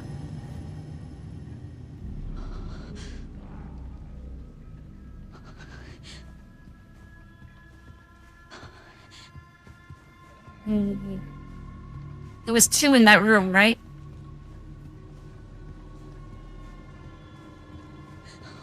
I'm gonna try and not kill any of them. 'Cause I don't want to waste bullets.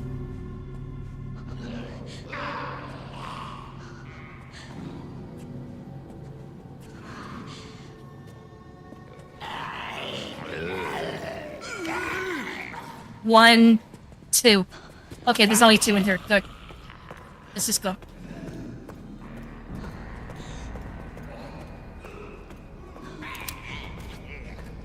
Mean you wasn't here? It's him? Okay, we're good.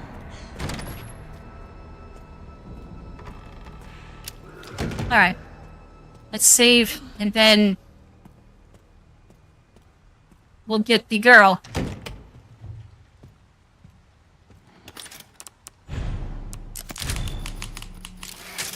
And I already know what's his face is gonna wake up. Jeff Keighley. I know you're gonna wake up. I'm not stupid.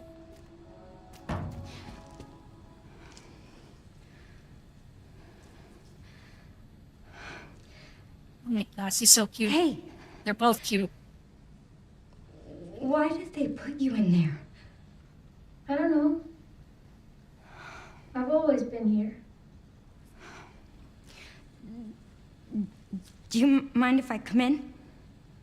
I don't mind.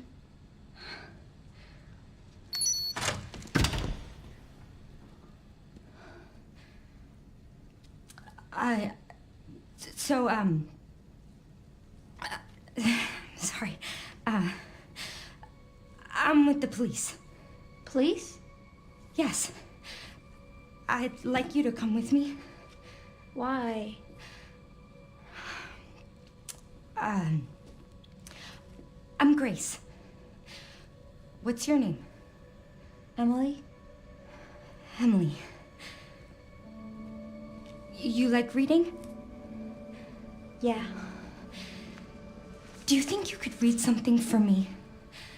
Please, I really need your help. Okay. Thank you. Oh no. We're gonna have to escort her? I'll take you there. Oh no, wait. Not through all those zombies. Oh god. There are steps. How about I carry you? Oh, that's better. Oh my god, that's so precious. Oh, yes. There's some buttons with Braille on them. Can you read them and then push the buttons in this order? Star, star, moon, sun. Sure.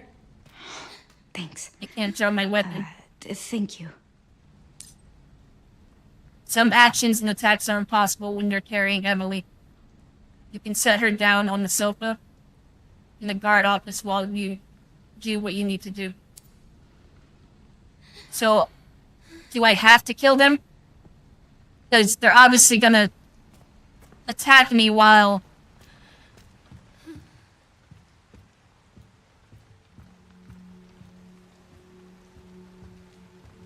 Oh my god.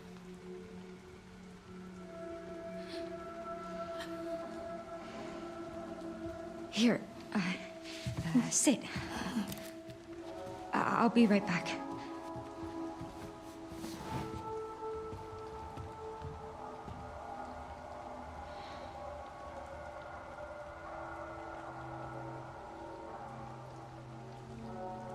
So... Okay. Let me see. How far is it doing?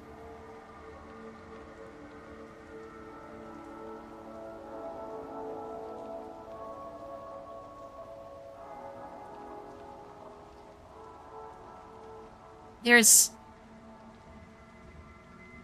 3 zombies enough. Just 3. On that side.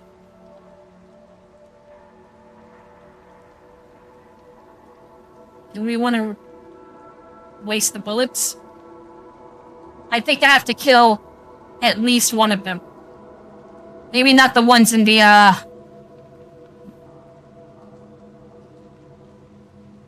little office, because I could just go all the way around and save bullets. So I'm gonna go kill the one zombie that was in the hallway, and then we'll take her.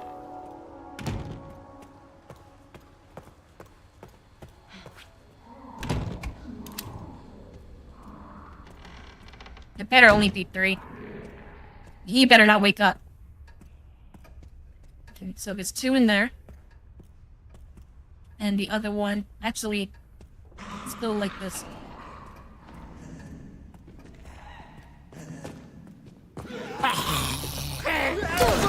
Oh, sick! Oh! ball sack! He looks like a ball sack. Alright. Where are you?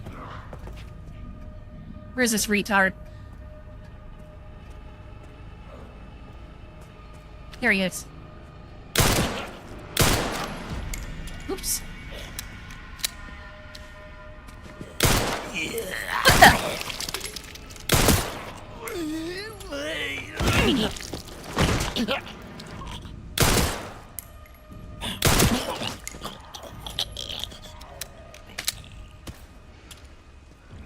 Oh! What if he mutates? I didn't think about that. Oh, I think I know. This. These prevent them from mutating.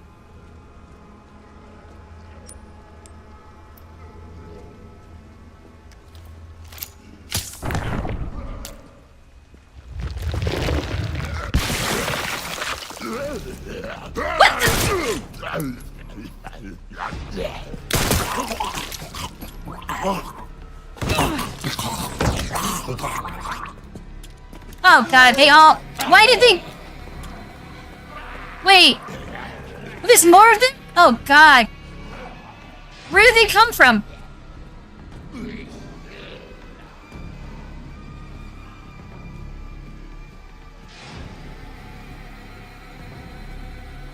Oh, Jesus. I wish I had another weapon. I think it's time to get a semi-automatic, don't you think? We're pretty far into the game now. You better not wake up. Stupid. That's what I thought. Alright, so there's actually... 4 zombies now. I don't want to waste bullets. Well, I have scrap, right? Yeah, it's fine. I'm gonna just kill... maybe 1 or 2 of them.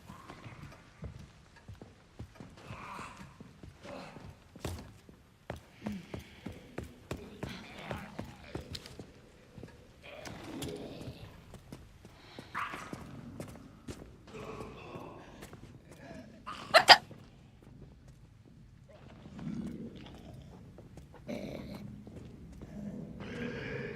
It's vanished.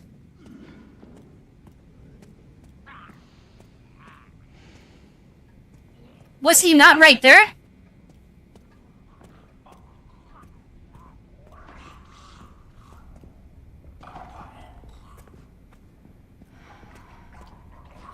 Okay, let me think. Maybe I can ignore them and just kill the ones in the hallway. I mean, this little area. Oh, come on.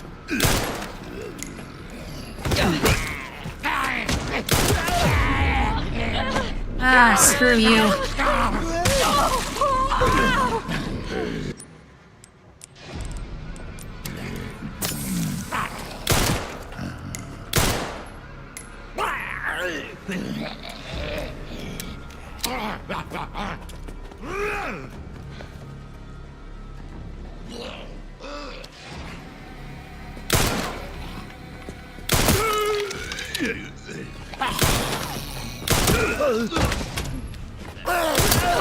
Oh no!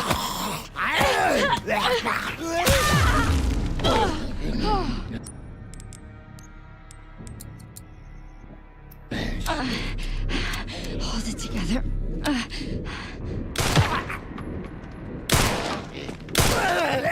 No! I missed. Oh, I'm dead. Ah, crap.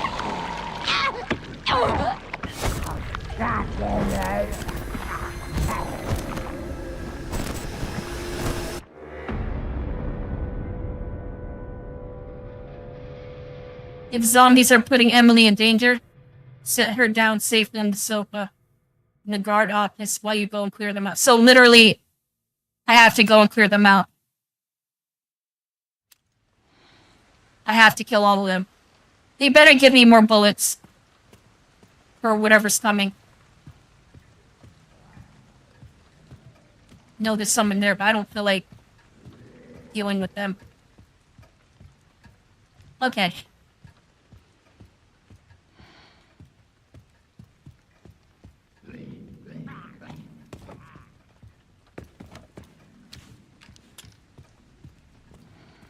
Let's try this again.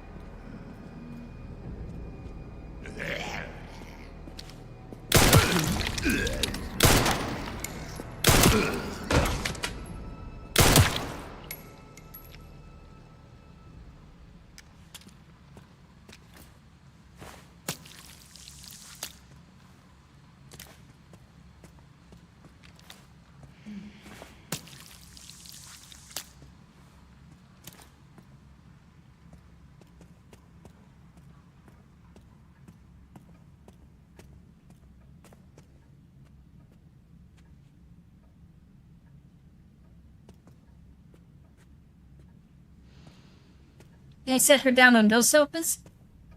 Probably, that's why they're there. Yes.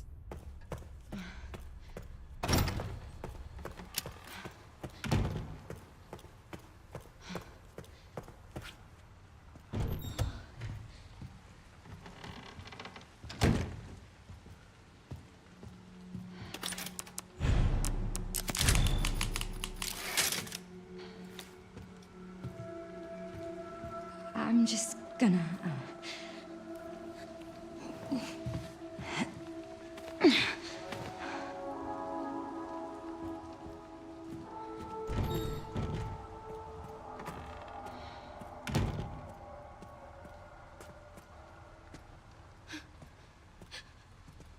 My dirty mind can never think of a girl and a couch at the same time, the same way again. I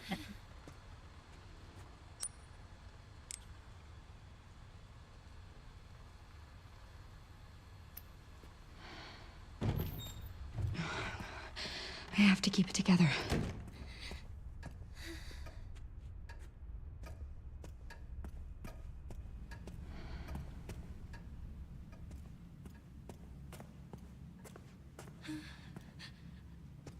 Nope, I can't set her down in these. Alright, so I have to be careful.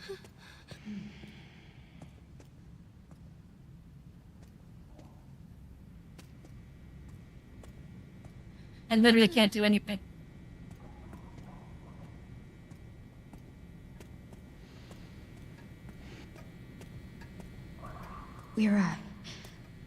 We're close now.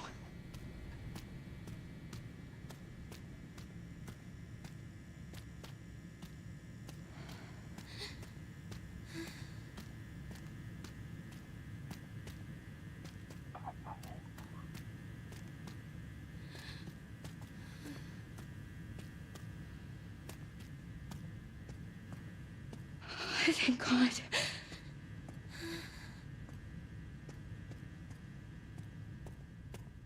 You gotta...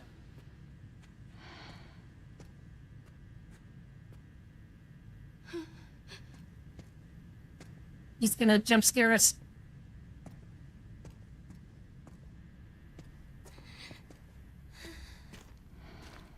He woke up, wherever he is. Here it is. You think you can read it? I can try. It's like a giant puzzle box.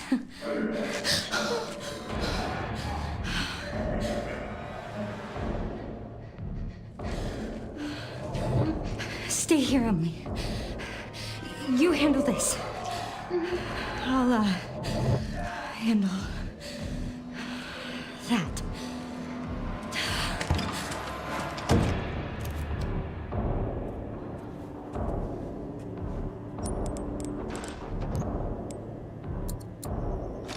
Ooh, this music's kinda cool.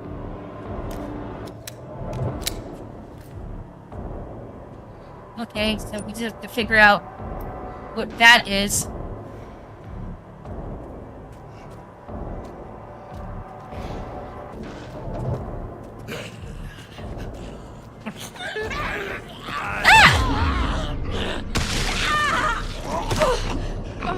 I didn't see him. Okay, let me get my bearings. Alright, so... I can't make any more.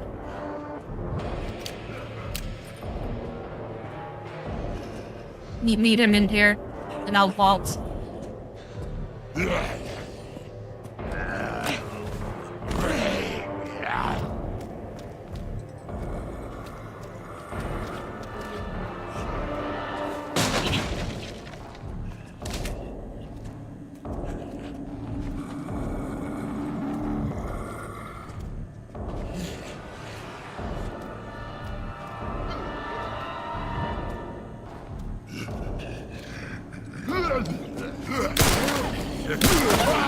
Oh, come on!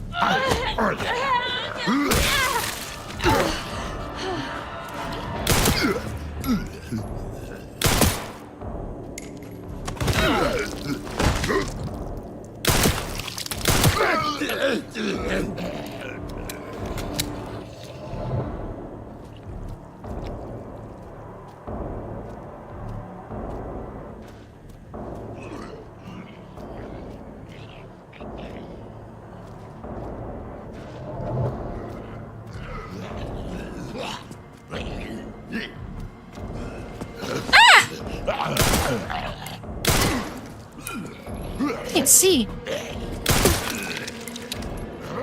Oh god, this. Ah!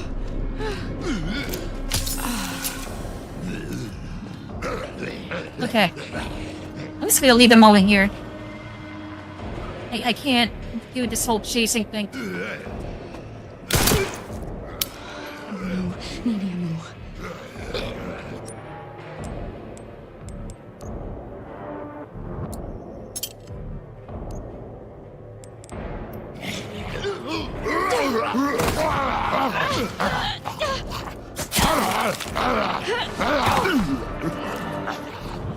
Oh shit.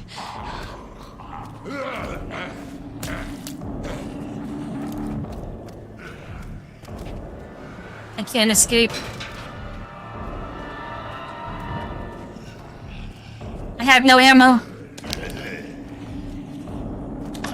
Oh god.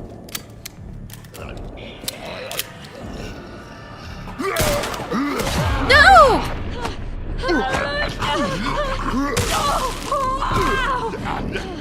Oh god.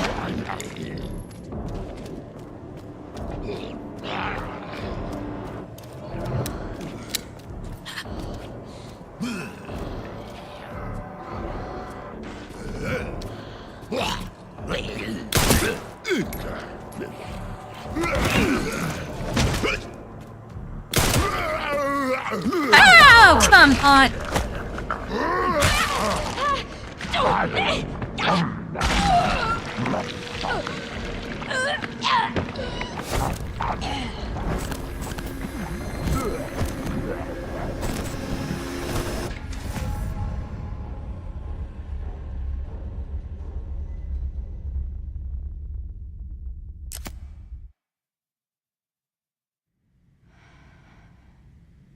Alright, need prep more.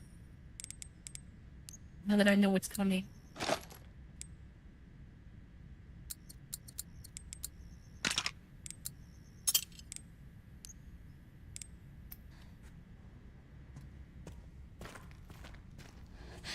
Here it It's is. 4 zombies.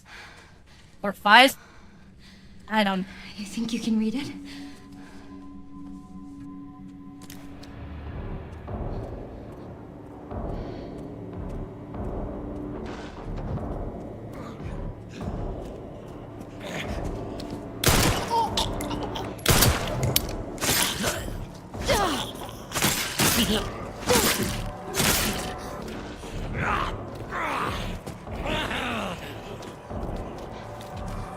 Oh.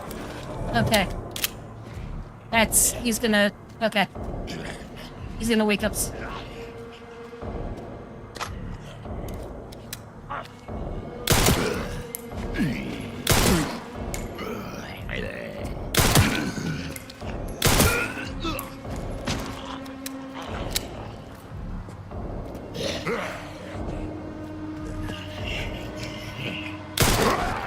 What? That's not fair.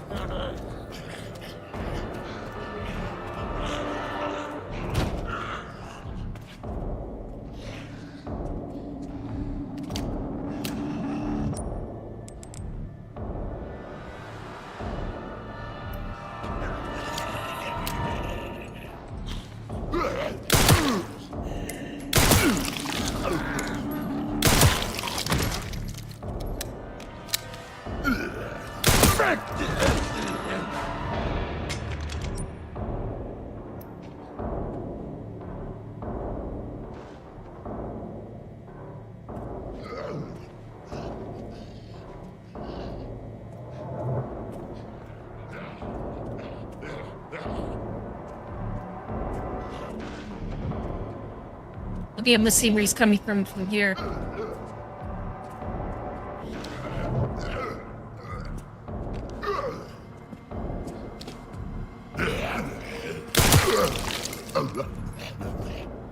What?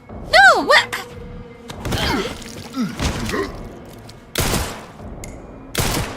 That's not fair. His body's in the way. That is so not fair.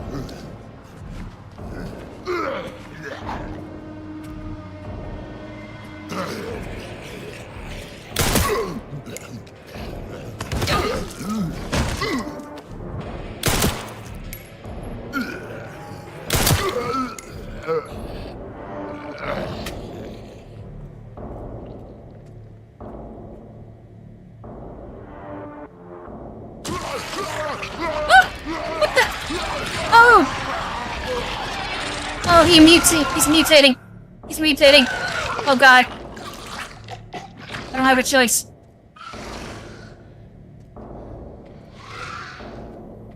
He's gonna infect the others. Oh god, I gotta kill him. Where is he?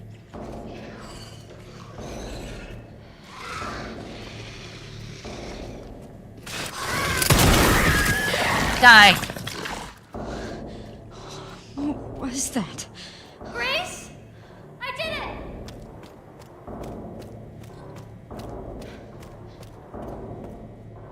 I don't have any bullets left.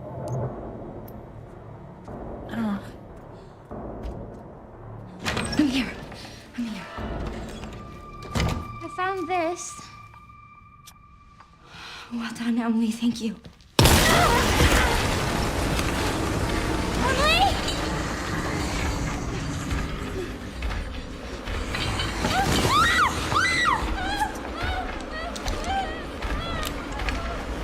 No! It's the... She's still alive! She's regenerating! Oh god, no!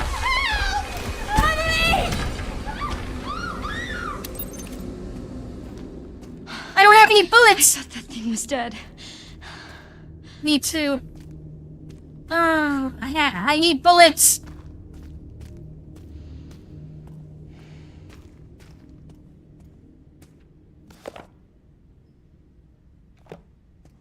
I need bullets. I don't have any.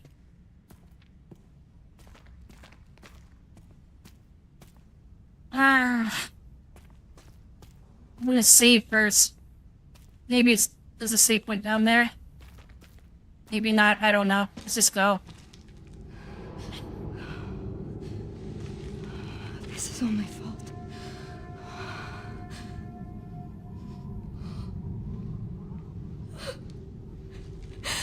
I can't just leave her. Oh, God. Where's Leon? Come on.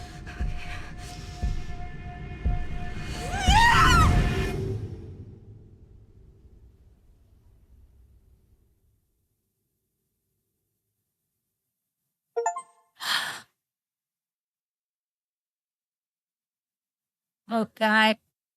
More darkness. I thought we were done with this!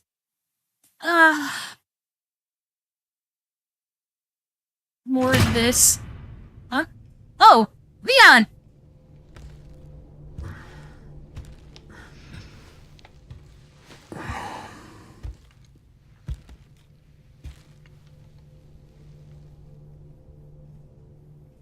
Why are you here? Is it for me? Or for her?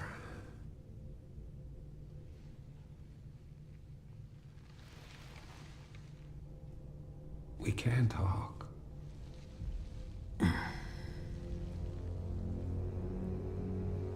Right.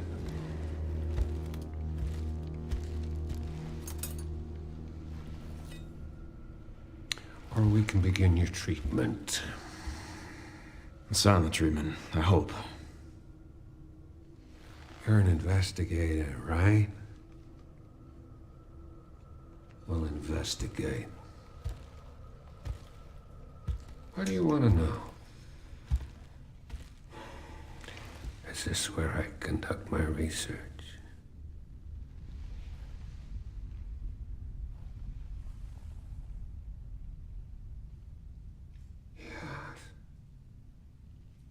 Is he?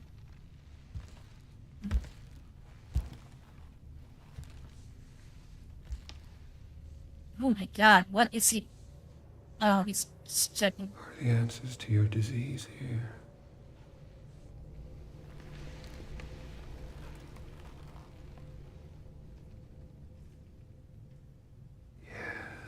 You know, I do have a question. When's the last time you brushed your teeth?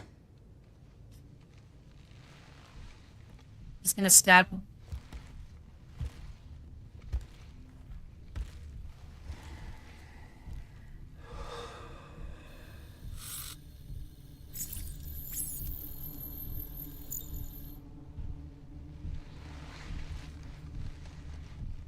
You are an ignorant fool.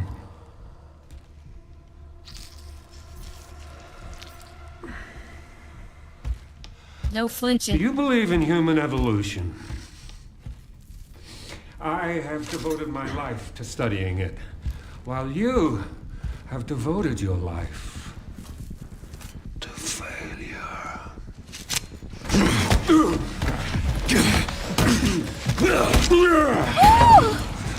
Go, Leon!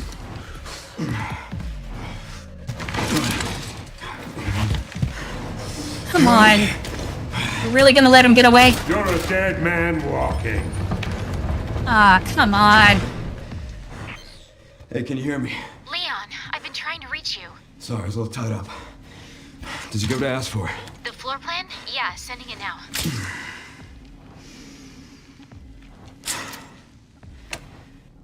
I had a talk with Victor. That's why. He's batshit crazy. So I guess that Way to his office. stabilizes the infection. Or slows it down at least. I'm glad that FBI agent got away. FBI? Yeah, Grace Ashcroft. Victor kidnapped her. What? Why? I don't know. But I intend to find out. Hey, what do we have? What items? Is this? And the hatchet.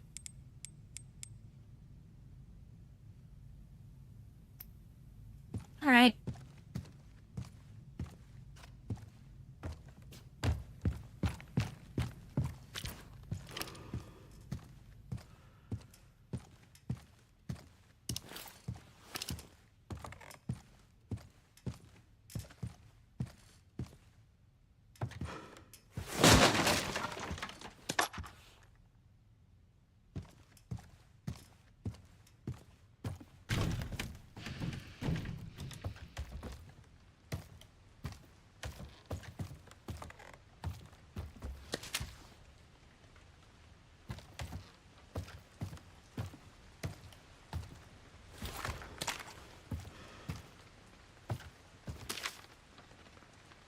Subject, Thomas K. Jackson.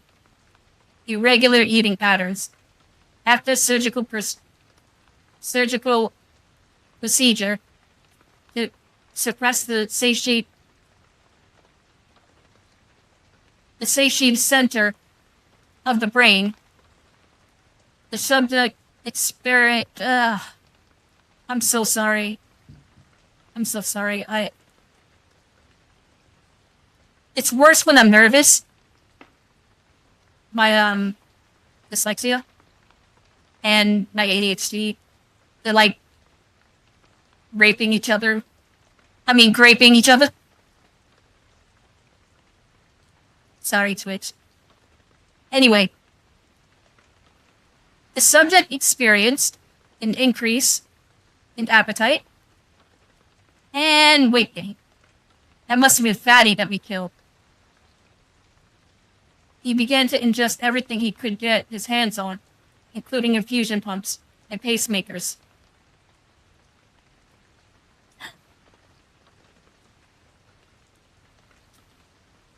Timothy B. Jackson exhibits the same symptoms as his brother, with a particularly strong fixation on human flesh. Must be treated with extreme caution as he becomes violently agitated, if not constantly eating. Well, I guess we're gonna have to fight him again.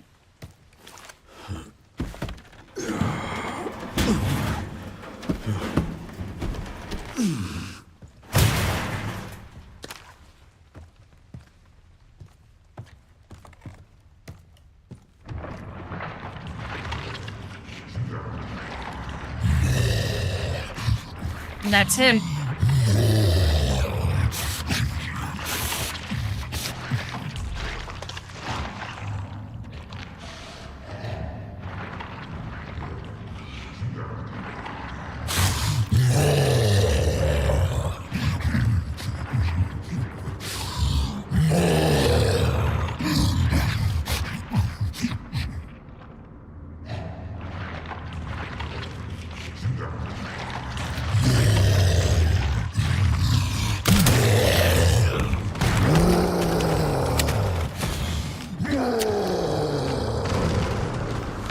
He's fast, holy crap.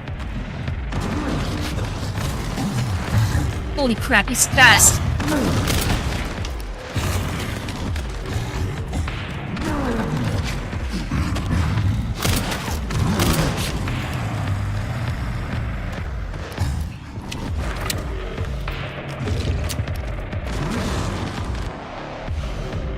Shotty!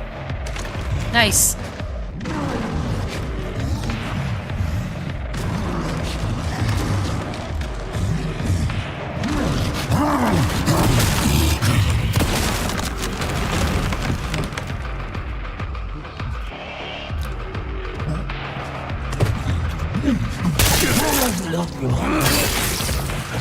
Felt that one, huh?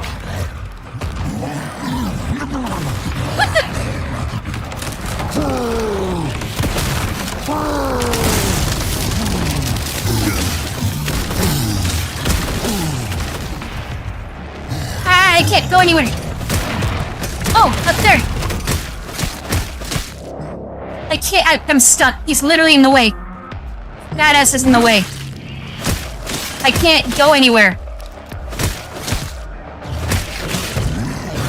Move, move, move, move, move, move, move, move.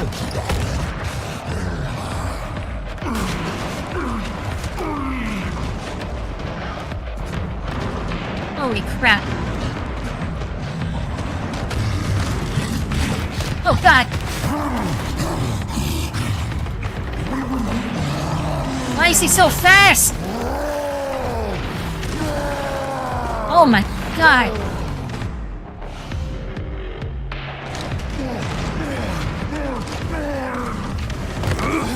Oh, good.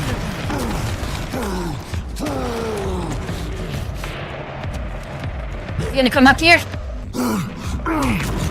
Oh, yes, he is! Go, go, go! Oh, Jesus! Oh my god. Where is he?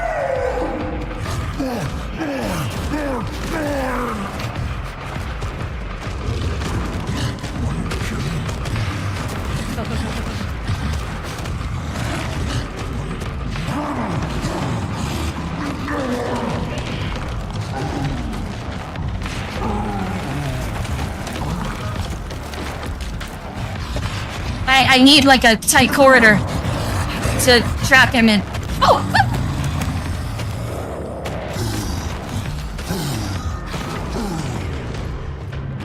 Okay.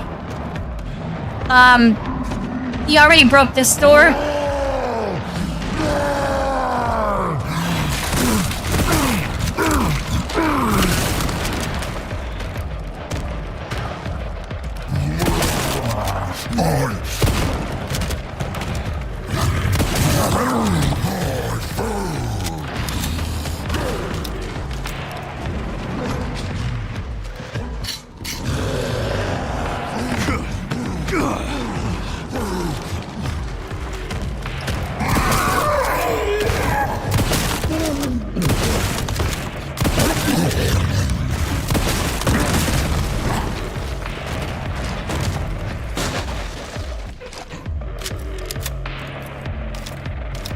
Oh!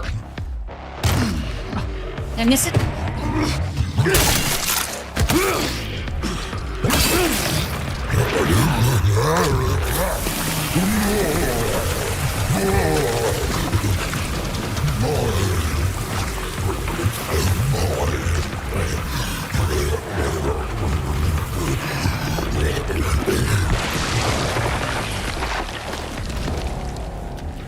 Sorry, but I'm not on the menu.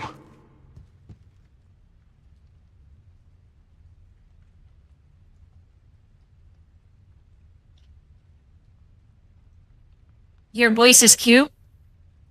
Thanks. But I'm using a synthesizer because my accent is really bad.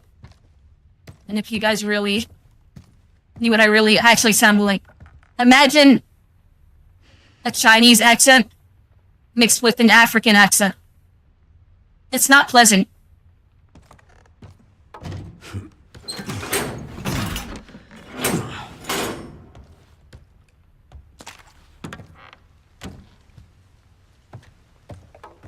I'm doing vocal training to mask my accent more.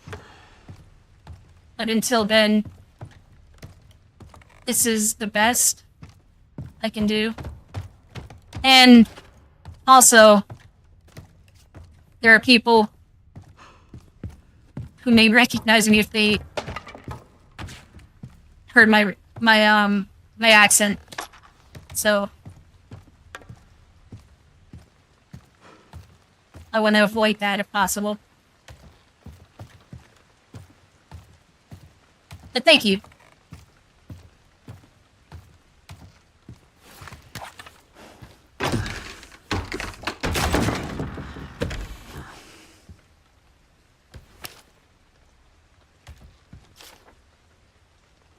So the security manager. I put the discussed item in the safe and moved it to a discreet location in the basement, away from wandering eyes. The code is 604080. 604080.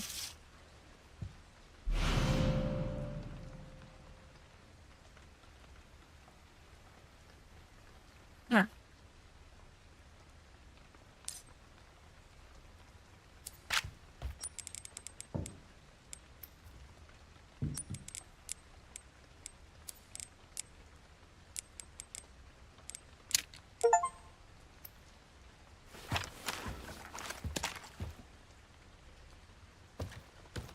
Sixty, 40, 80.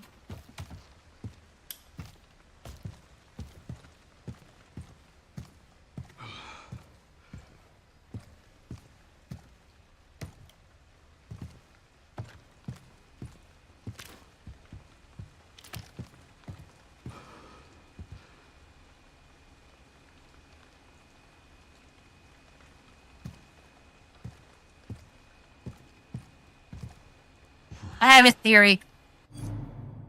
I was thinking about this for a while. I think the girl, that big monster from the beginning, I think she's a child, just like Emily. I think she's Marie. or Mary, whatever her name was, and she got mutated by the T virus or whatever virus was out there. If that's the case, that's really sad.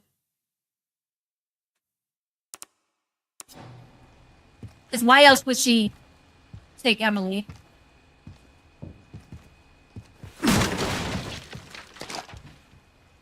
Also,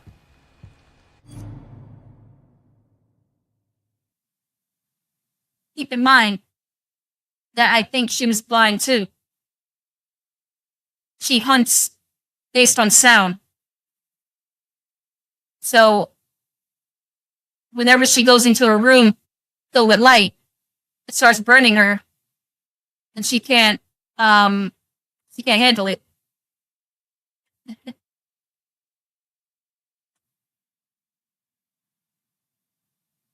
But she can't see in the light anyway. So, if all those little girls, or the two little girls, were both blind, then I'm assuming that's the case.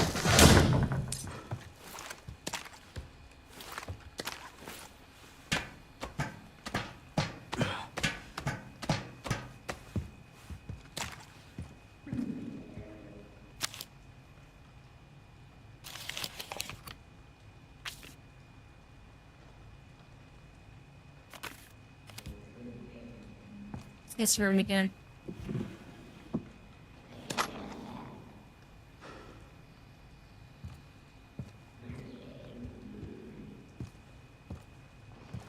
He might mutate now.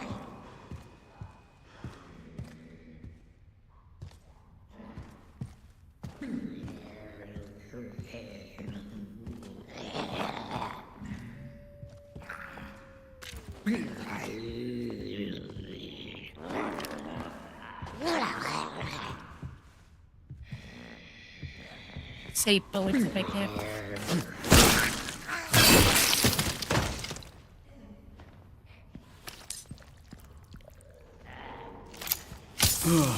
Oops. Ah, oh, good.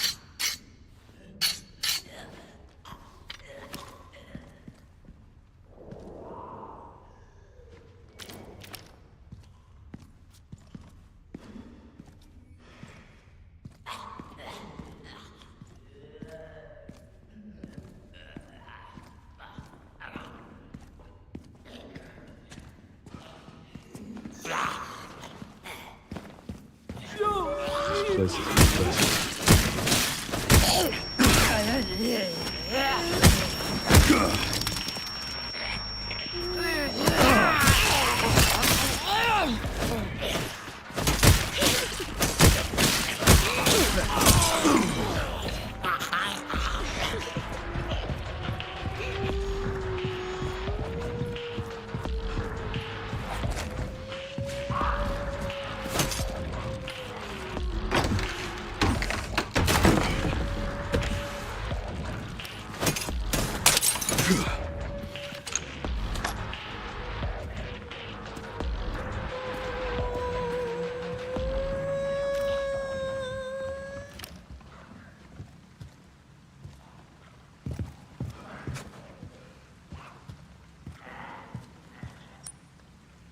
All right.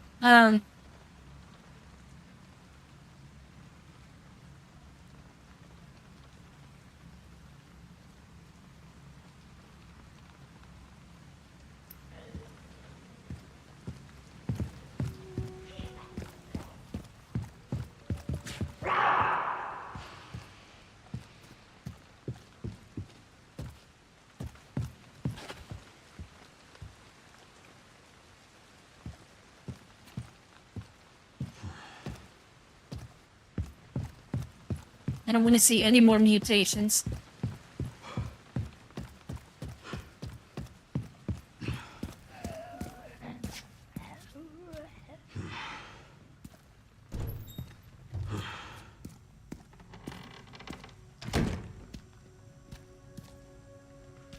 I can't save? What?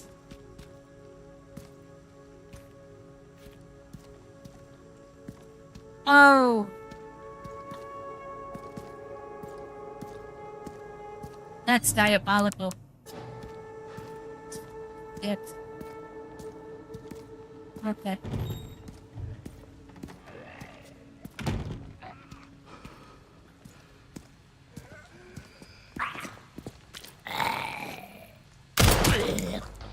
Aims are dropping again.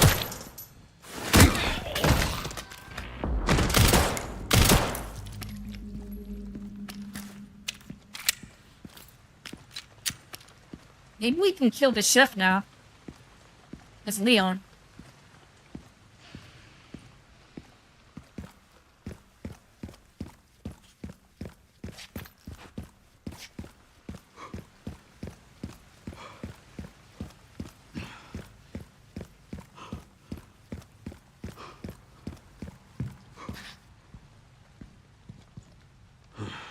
Oh, right, he's... you know what? Just leave him. Actually, no.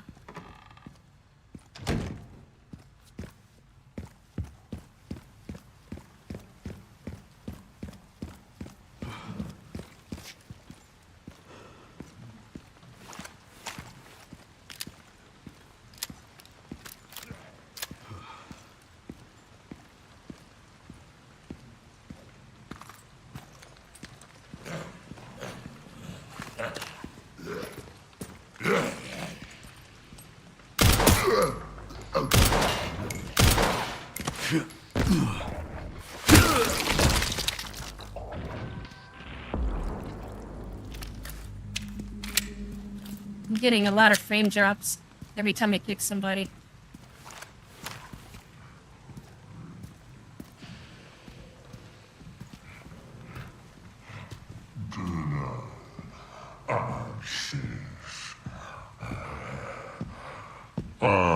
Sings right away. Not enough ingredients. What the fuck are you cutting with that thing? Elephants?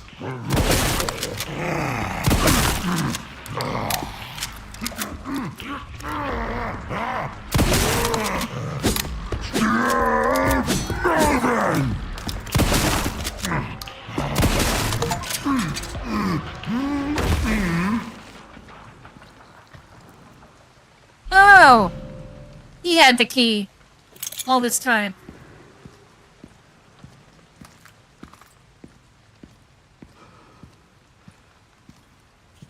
So, I guess I was supposed to do it anyway.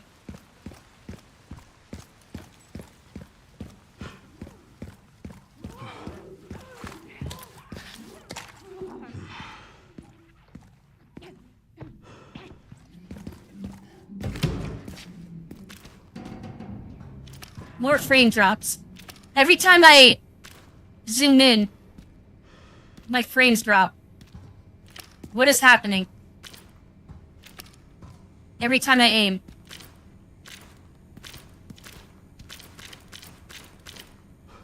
It's so weird.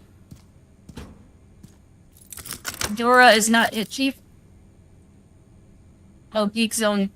You're watching from the beginning? Oh, wow. Well, when you get to this part, just know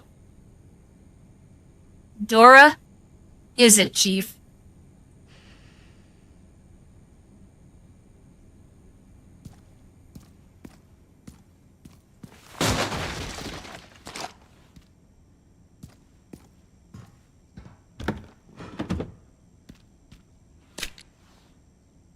After Requiem.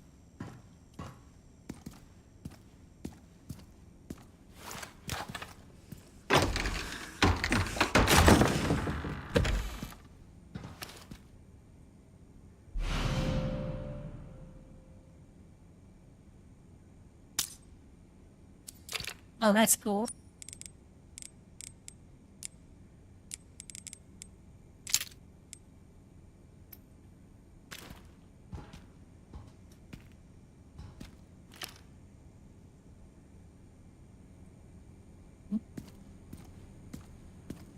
At least Capcom didn't do Leon Kennedy dirty by making him a retired, incompetent oaf like most modern media does with their male protagonists.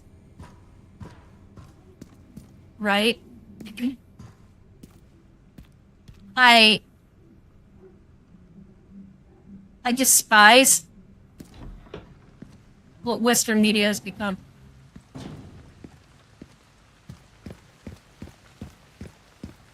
Think Joel from The Last of Us.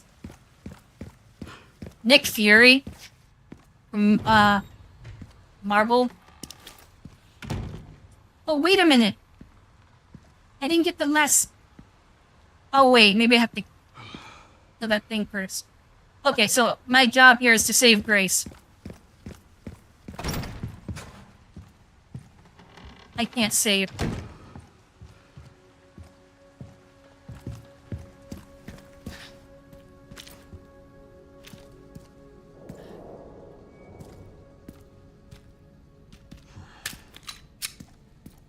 Anything else in this room? Secret, maybe? No. Alright, but still. That's a word. Grace is. Why can't I save?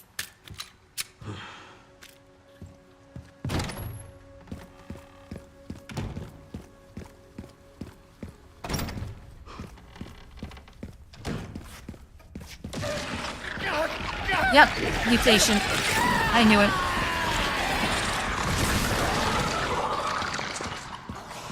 I knew it was gonna happen eventually.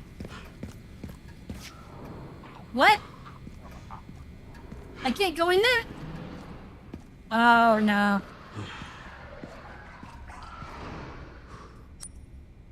Ah.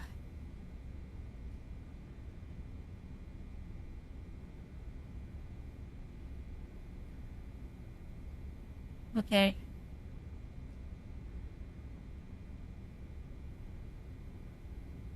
Find Victor's office. Oh! I'm so stupid. Okay. One thing after another.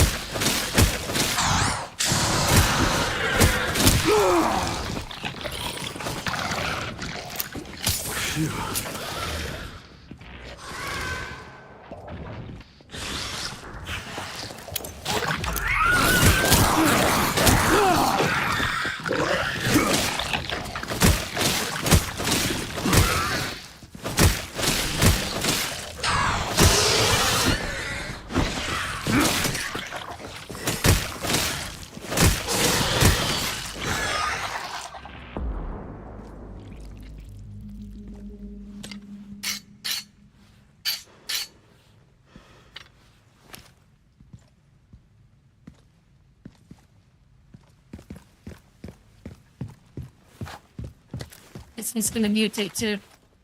I have a feeling.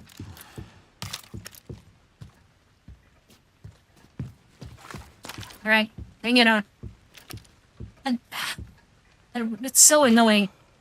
The frame drops. Why is that happening?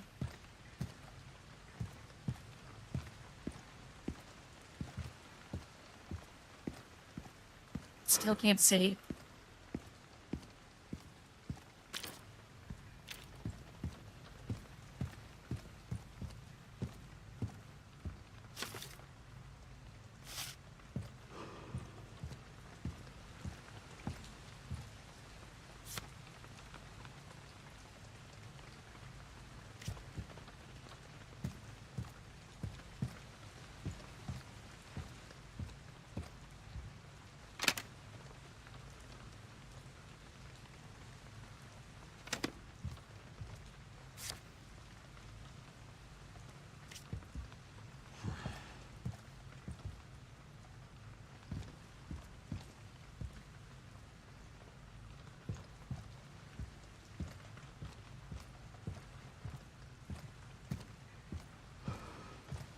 Okay.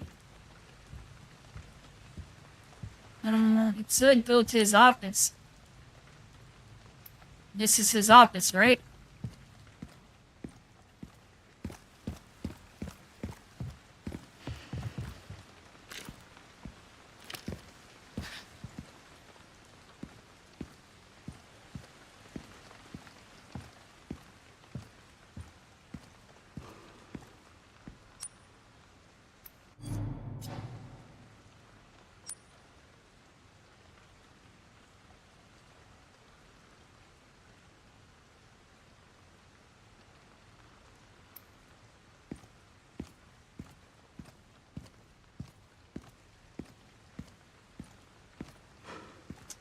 Okay, that's weird. I don't know. Oh, maybe this place? No, that's the conference room.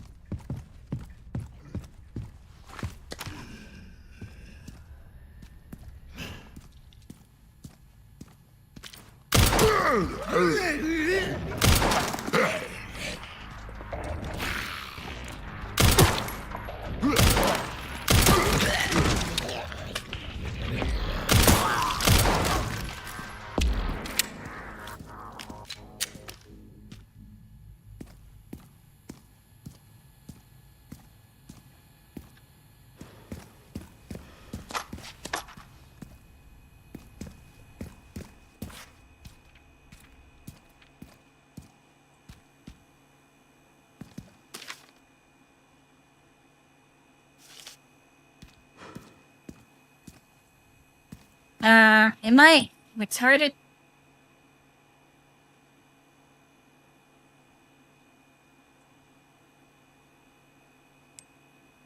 Oh, I have to go back to the attic. Wait, no. Oh! Oh, okay. Up here, the bar and lounge. Alright.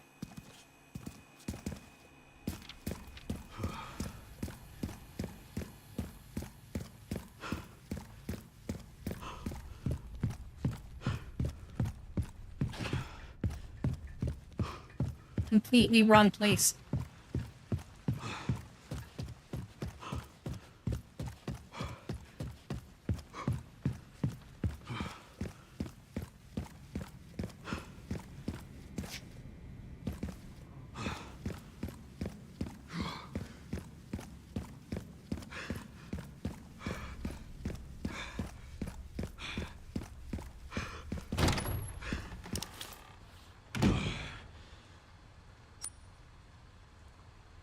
Alright. There's a warp closet there too.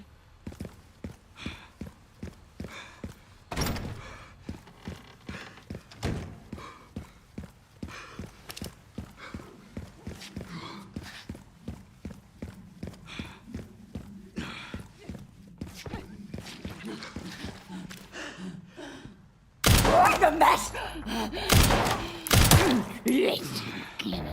Come out!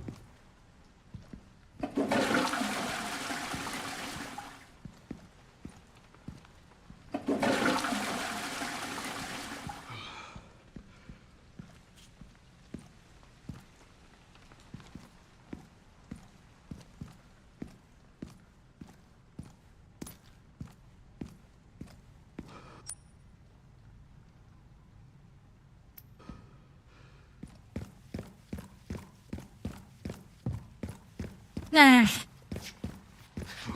Oh, the horror is gone. Until we play it. I mean, I know that's the point.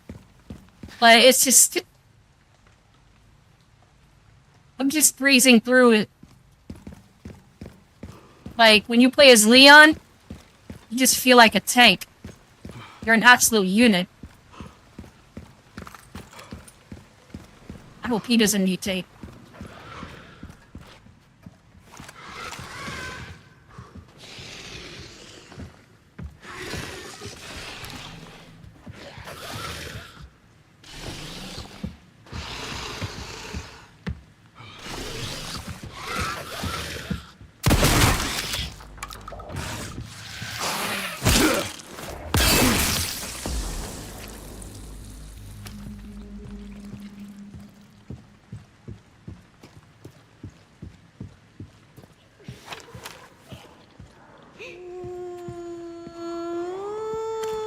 Oh, her again. I died. Sorry to cut your act short. The one minus. Oh, she had the last coin! Ah, oh wow.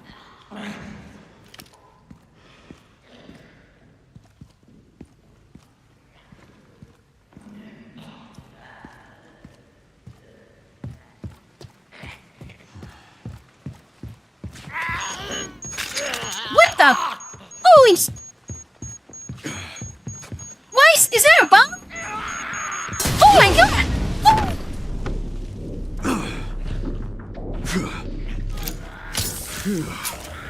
What?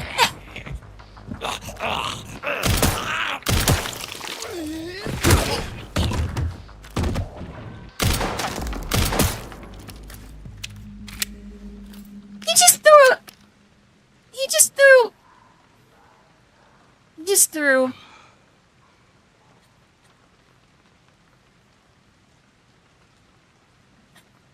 I told you. There's Somali suicide bombers, too? Oh, no. Ah. I was stunned. I was like...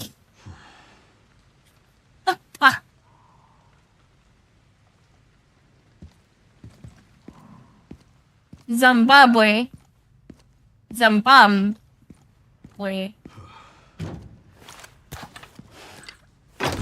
Last battle?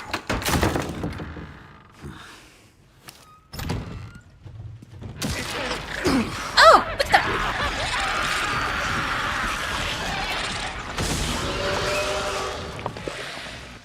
Alright, here we go. We have one.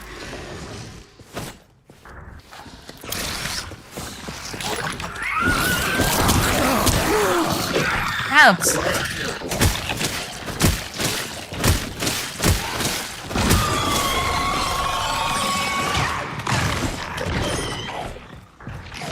It's stupidly fast.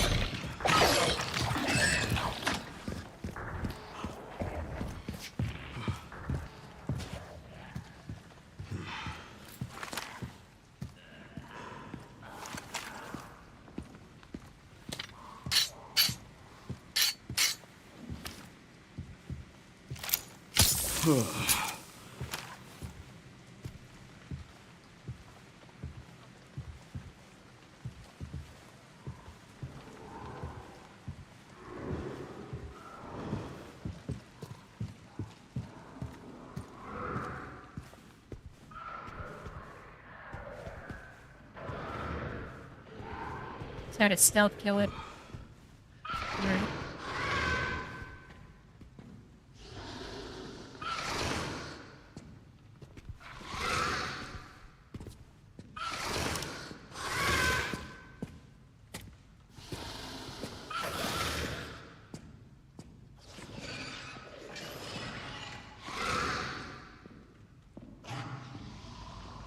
I had to miss out because wrestling was on. Now I'm back. All good. I missed! Oh god. That's unfortunate.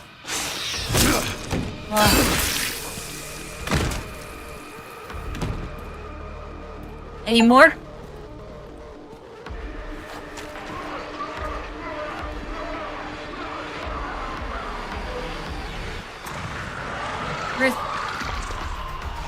Another one mutated. Where's it coming from? Ah.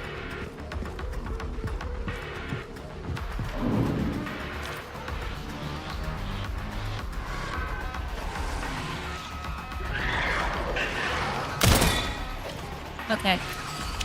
Didn't have to sneak up on him.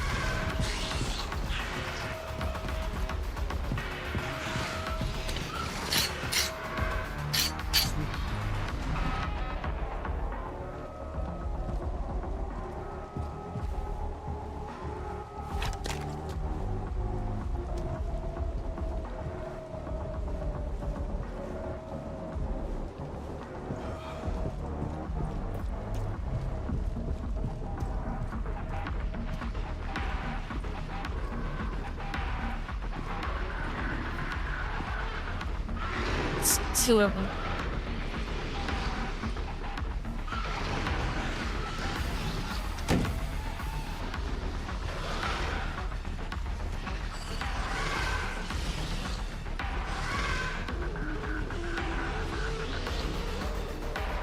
First their heads if you want to survive.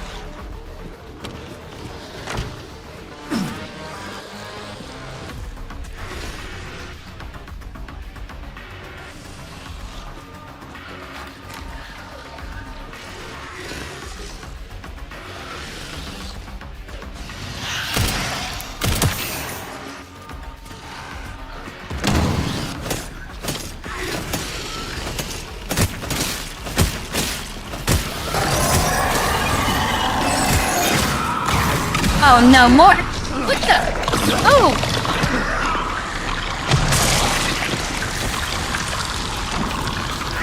In one hit?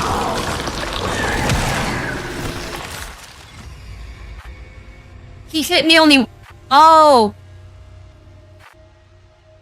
They probably instantly kill you from behind. Because I did turn around.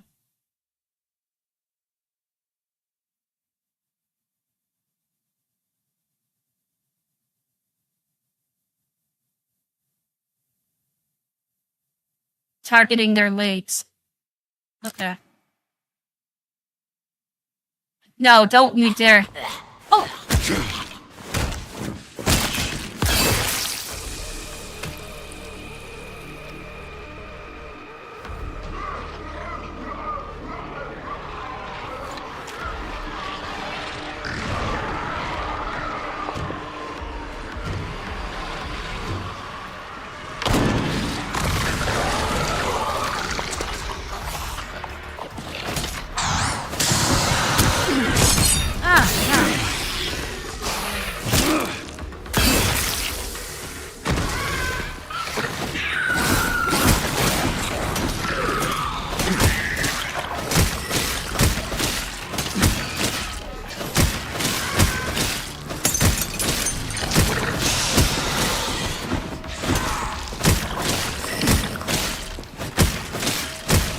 I'm aiming for the legs.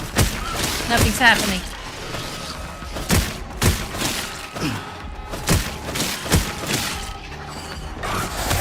Oh, he got me.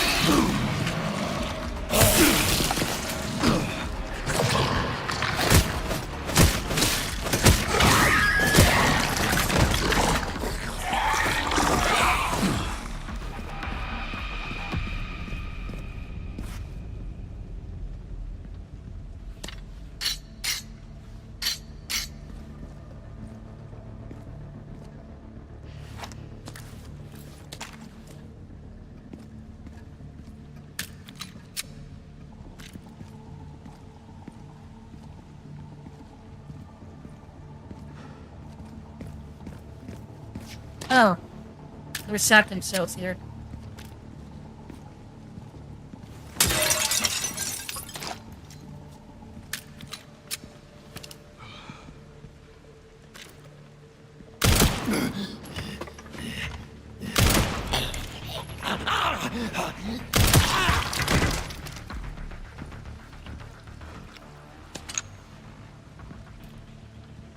You can't go.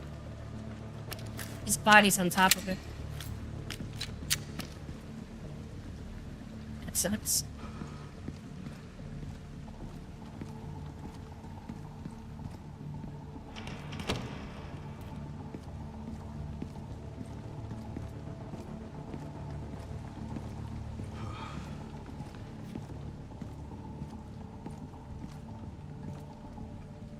What?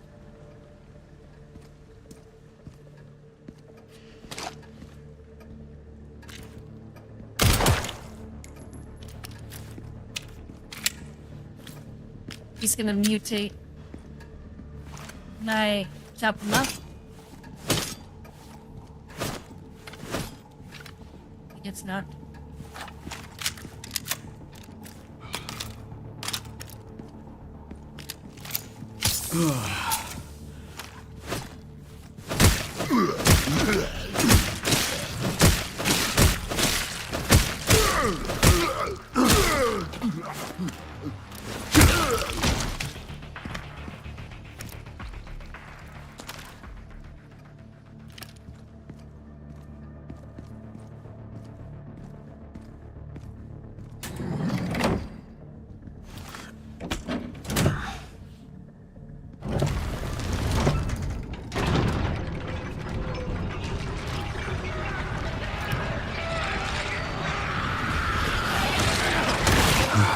Ah, I knew it. Single time.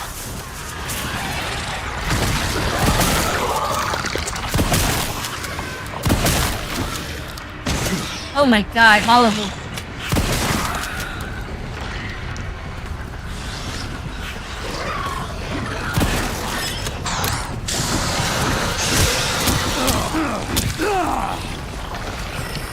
This door is opening really slowly.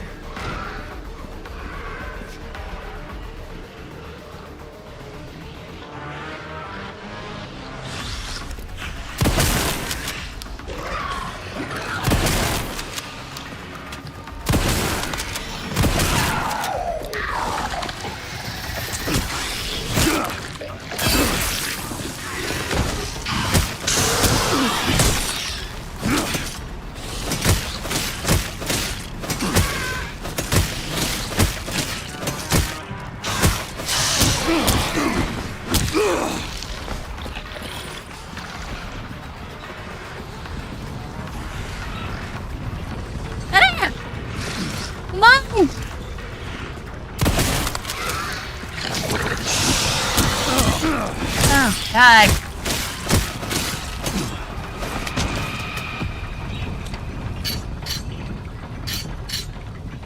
Well, that's my cardio for the week.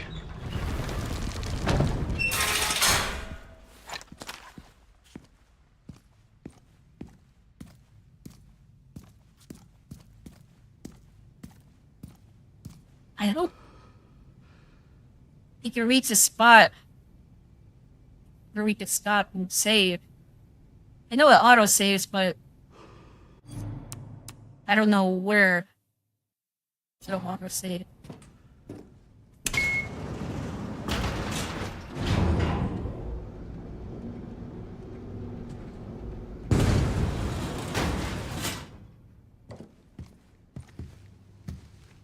Pretty sure I found Victor's private office. Nice work. Lock it up. Yes, ma'am.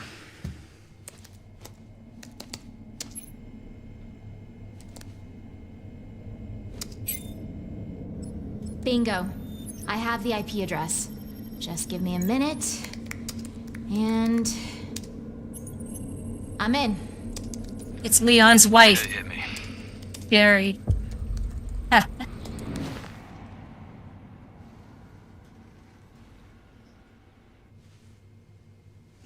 Sherry, you're killing me.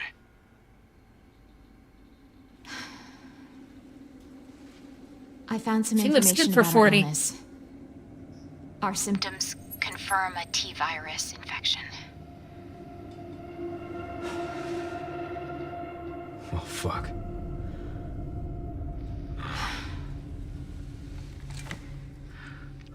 Well, hey, at least we're in it together, right?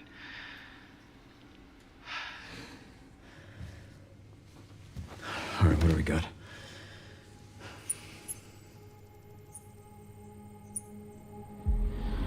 Help us.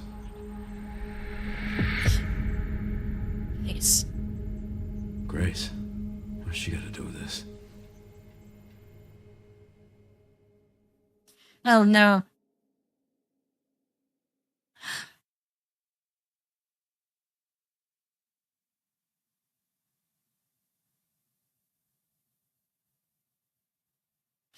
More redactions than Epstein files.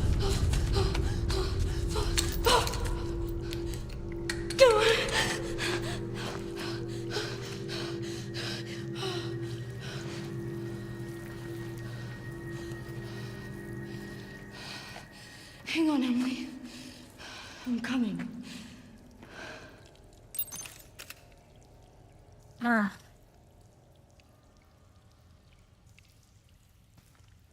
Here.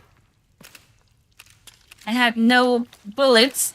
What do you mean I'm coming? I wish I could save. Alright. So you just gotta proceed in the dark. With no bullets. Ha.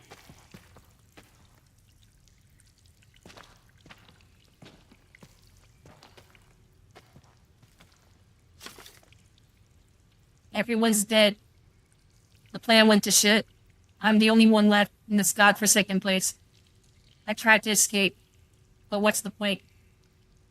I can still see my colleagues being eaten alive. Like an endless loop playing over and over in my head. Let it stop, please. Christ.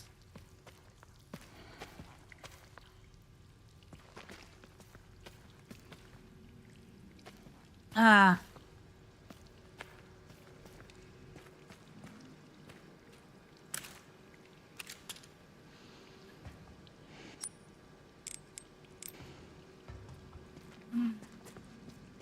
want to save so bad. Just stop right here. The hospital.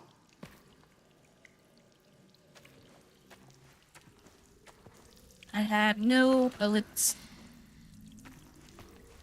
Can I get some bullets? Do I need bullets for this?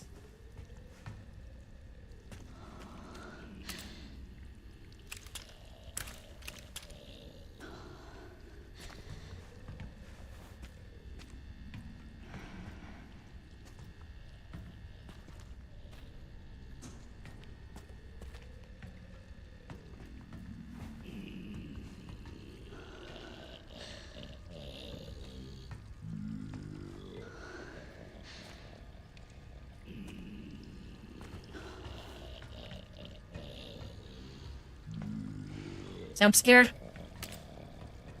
No, he's just in there.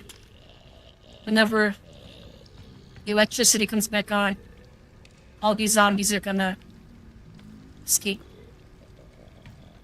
I just hope I get bullets in.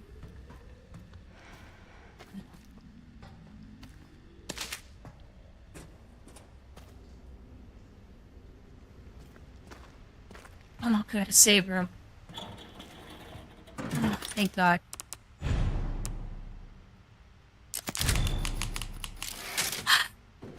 Okay, I think I'm gonna stop here. I'm really tired. Thanks for joining, guys. I appreciate all of you. Hopefully one day we can, grow our community and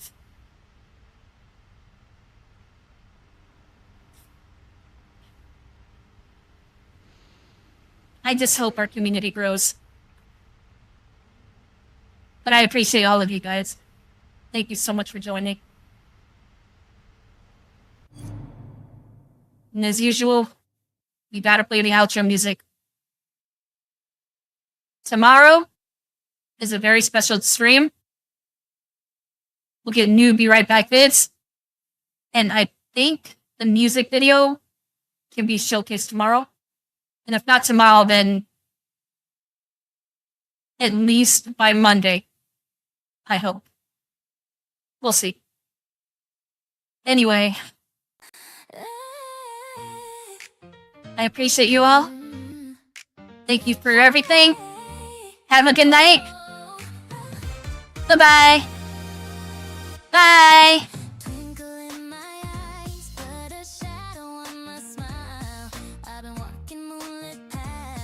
For quite a little while, candy colored laughter with a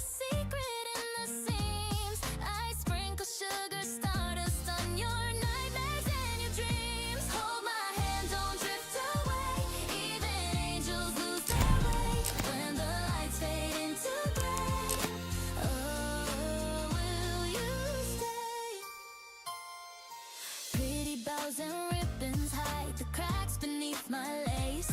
But when you look